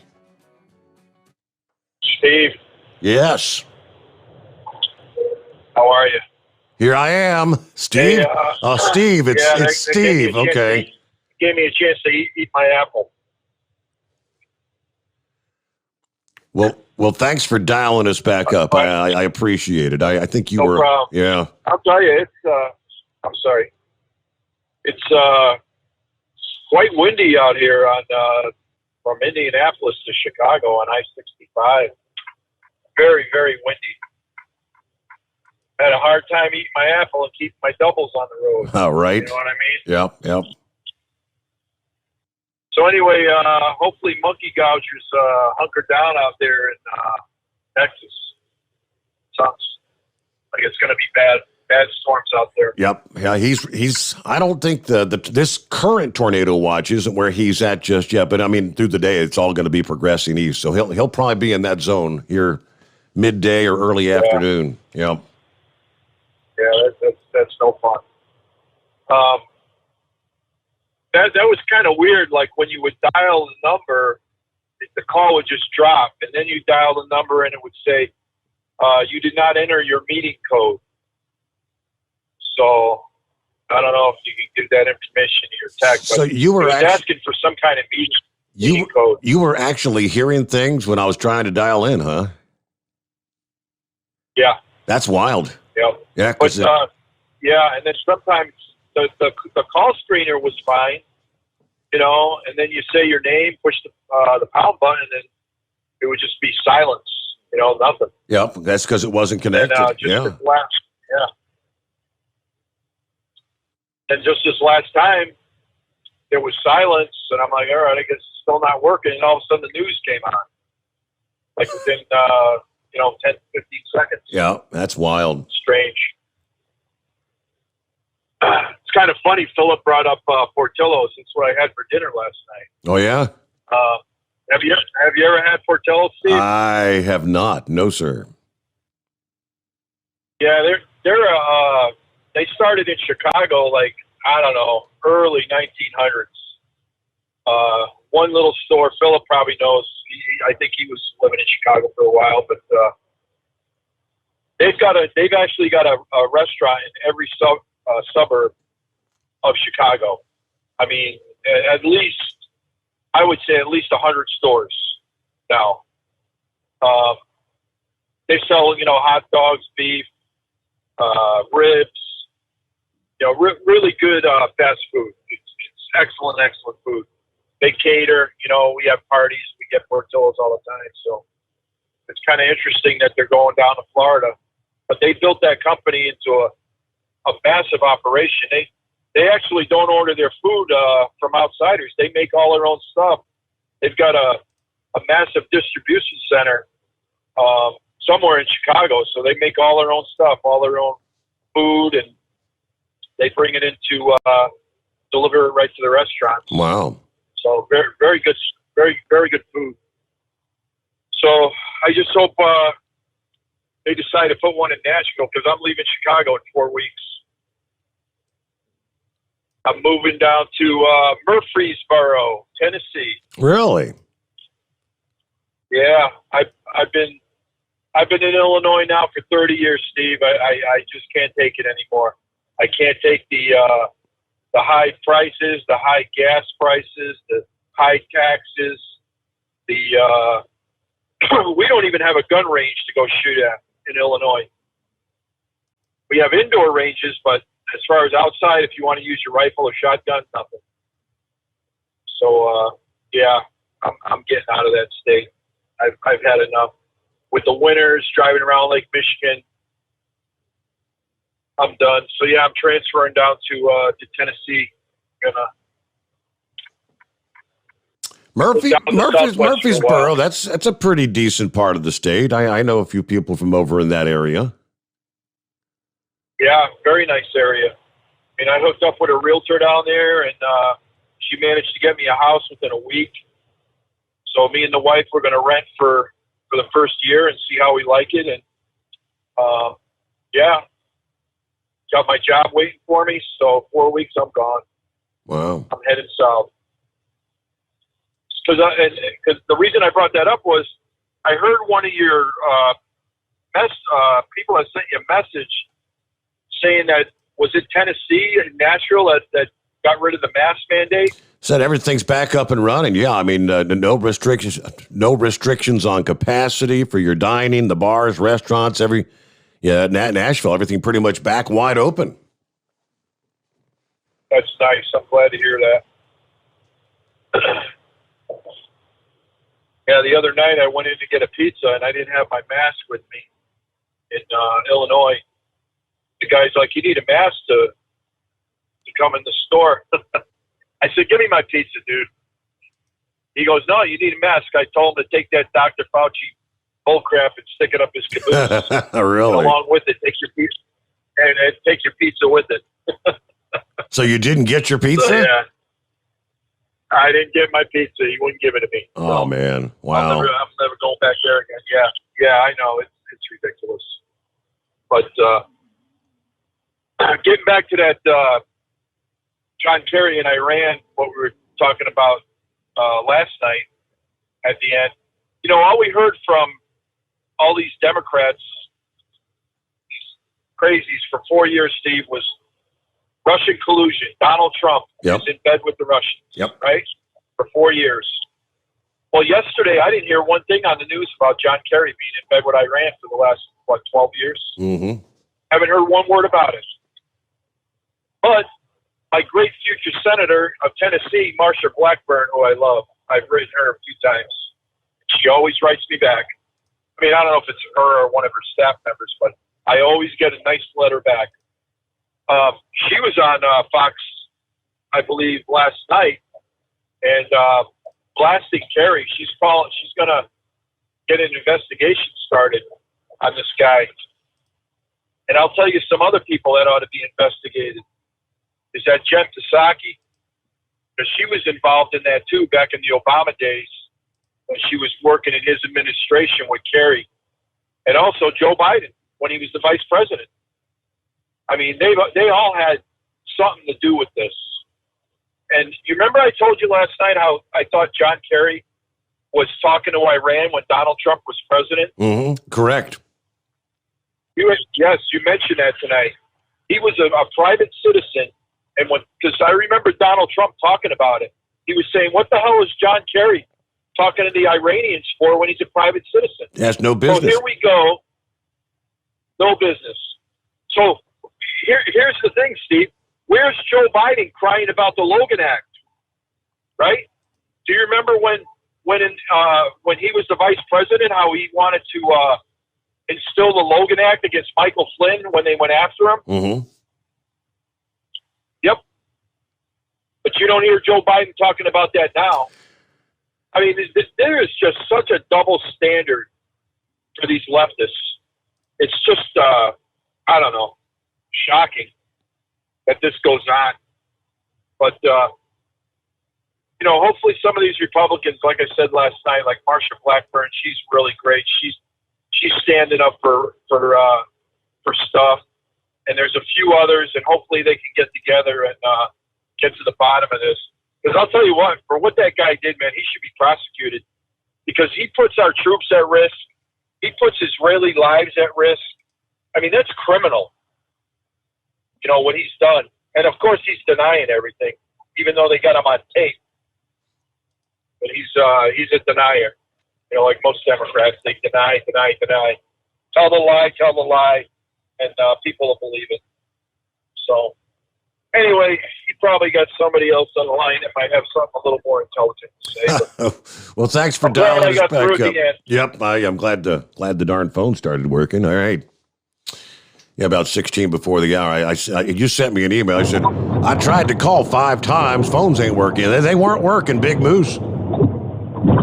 Yeah, no kidding. Maul Bell had it in for me. I done thought them lefties done tapped my phone and was intercepting my phone calls.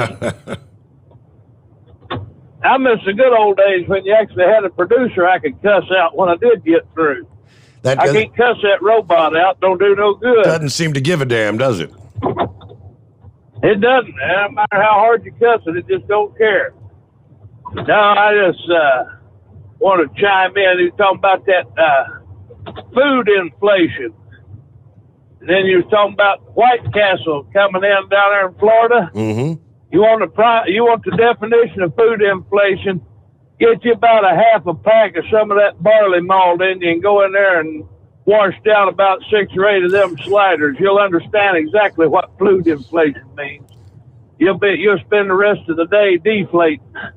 Nobody be able to stand be around you. There's a reason they call them sliders, Big Moose. I mean, it's amazing to me that they actually took that name. It was a joke for many, many years, because White Castle gives you the White Castle gives you the schlitz, as you say, right? That's right. Sure cure for constipation, that's for sure. Then they talking about this virus, man. This scamdemic. This vaccine. Have you seen the barrage of television commercials about this vaccine? It's just one right after another.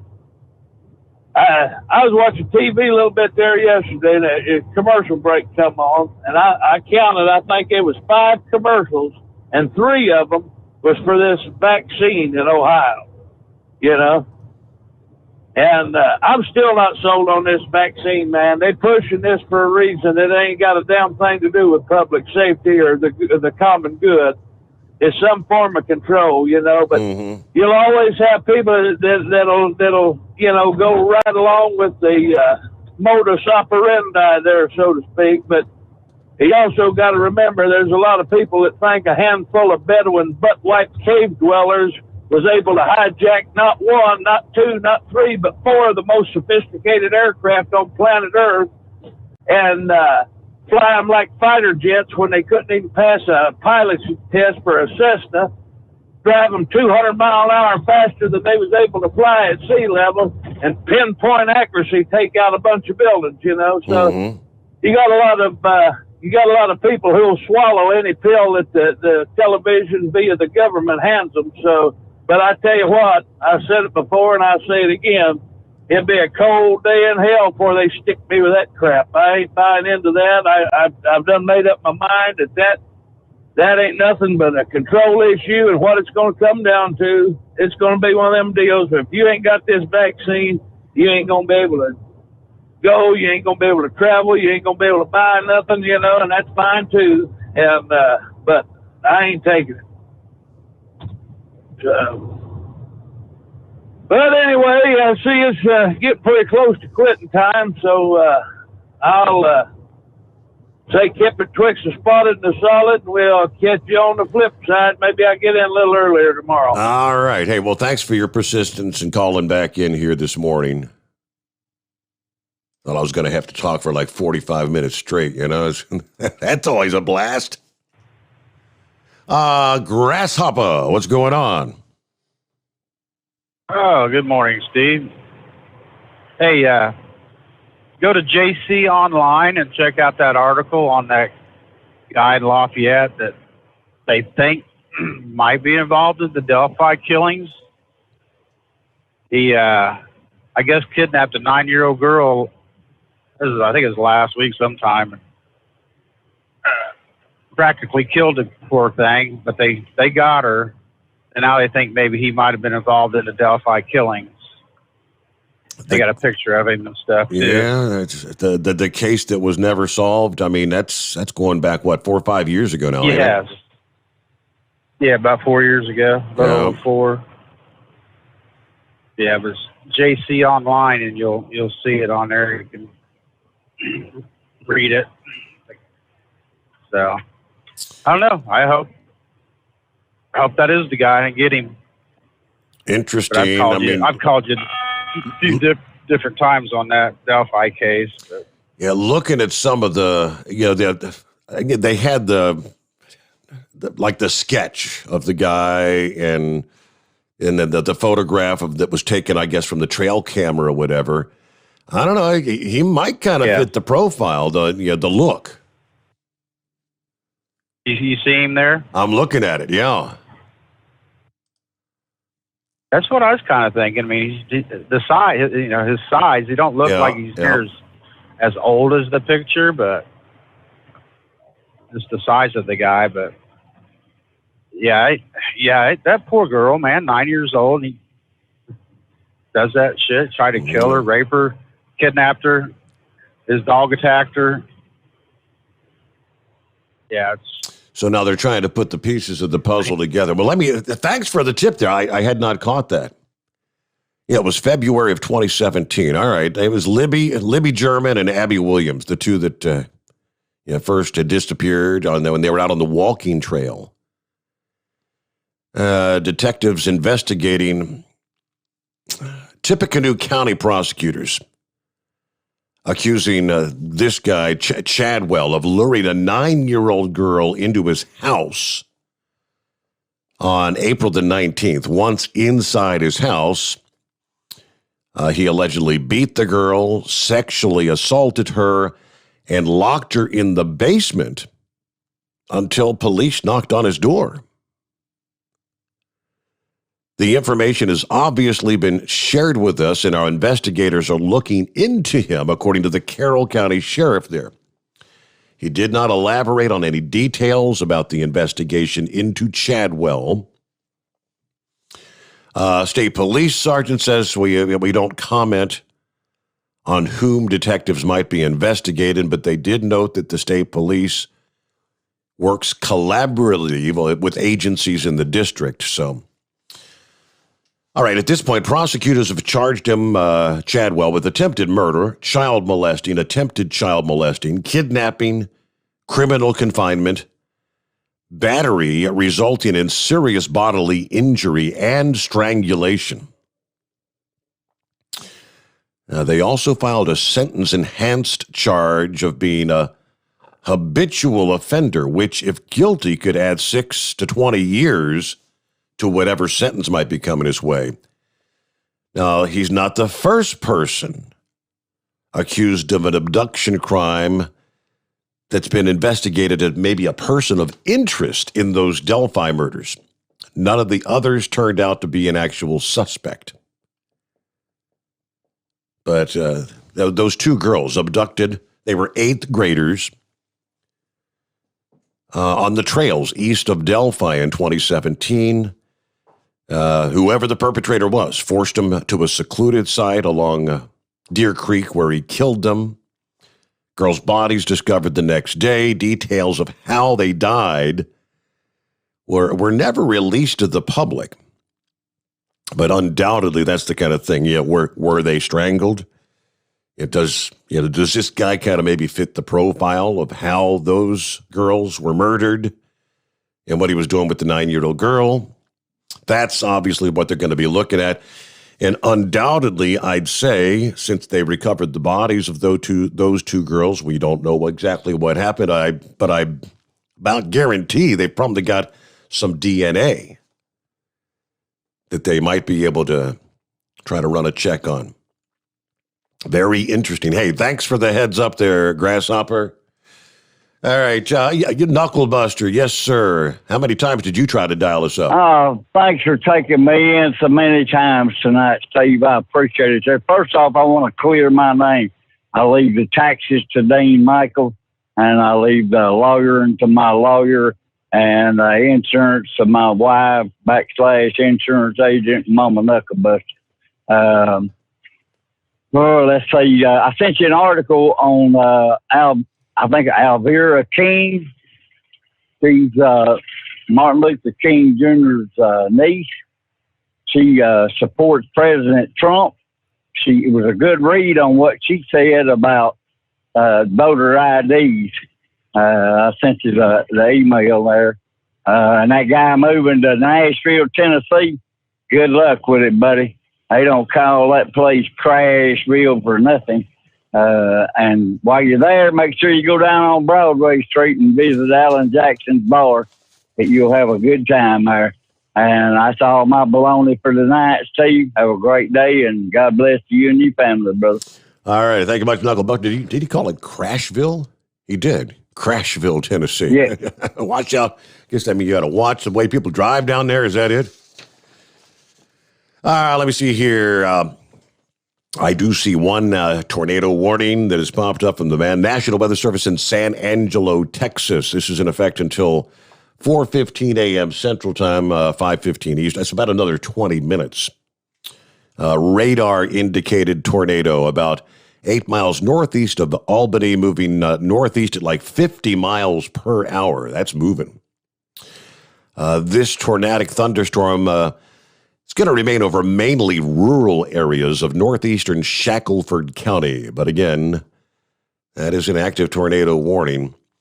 So even as we've progressed through the overnight hours, we've seen some of these severe thunderstorm cells. There's a number of severe thunderstorm warnings in that same general vicinity associated with that particular tornado warning.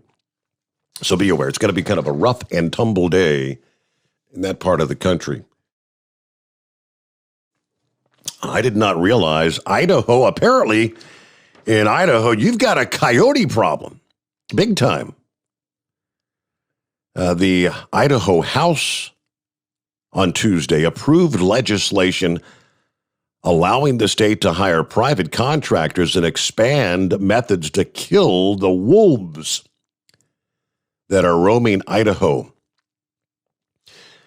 A measure that could cut the wolf population by 90%, they're saying. Wow, lawmakers voted 58-11, so that's pretty overwhelming support, to send the agriculture industry-backed bill to the governor. Yeah, this fast-tracked bill will allow the use of night vision equipment to kill wolves, as well as hunting from snowmobiles and all-terrain vehicles, among other measures. It had already passed the Senate last week. Changes to the Idaho law could help reduce the wolf population from about 1,500 of them down to 150,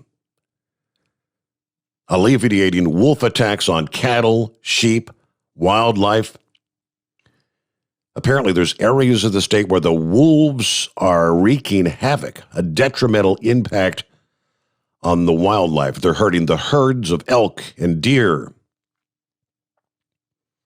Now, we've done this in the past.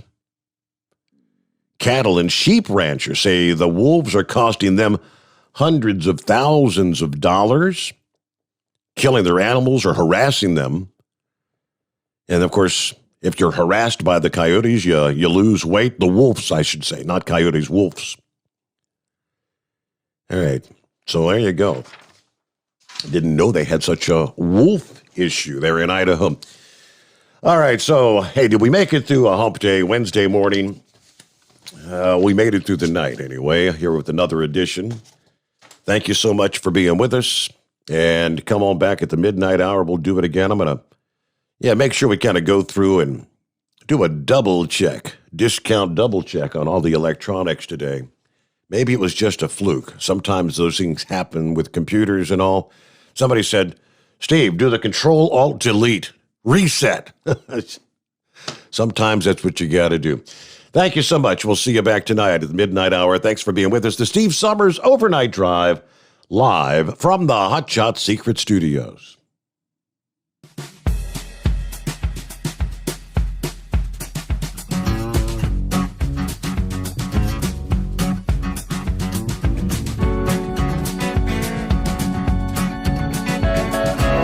You never guess the places that I've been.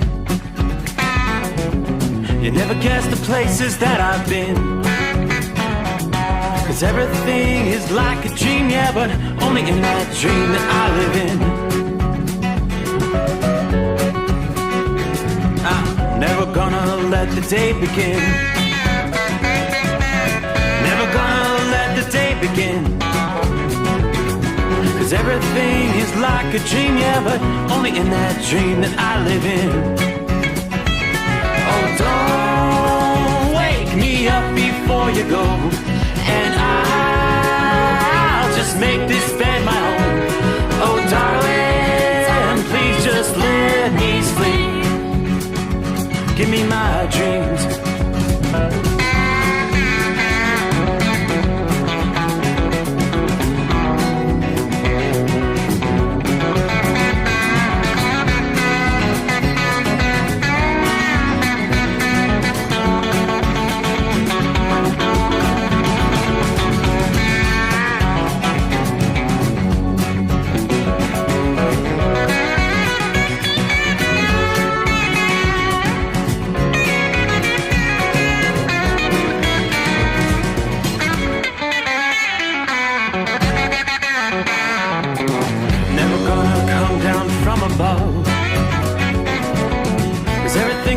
Better from above. Nothing's ever as it seems, yeah, except in that world that I dream of. Never gonna lose the ones I love.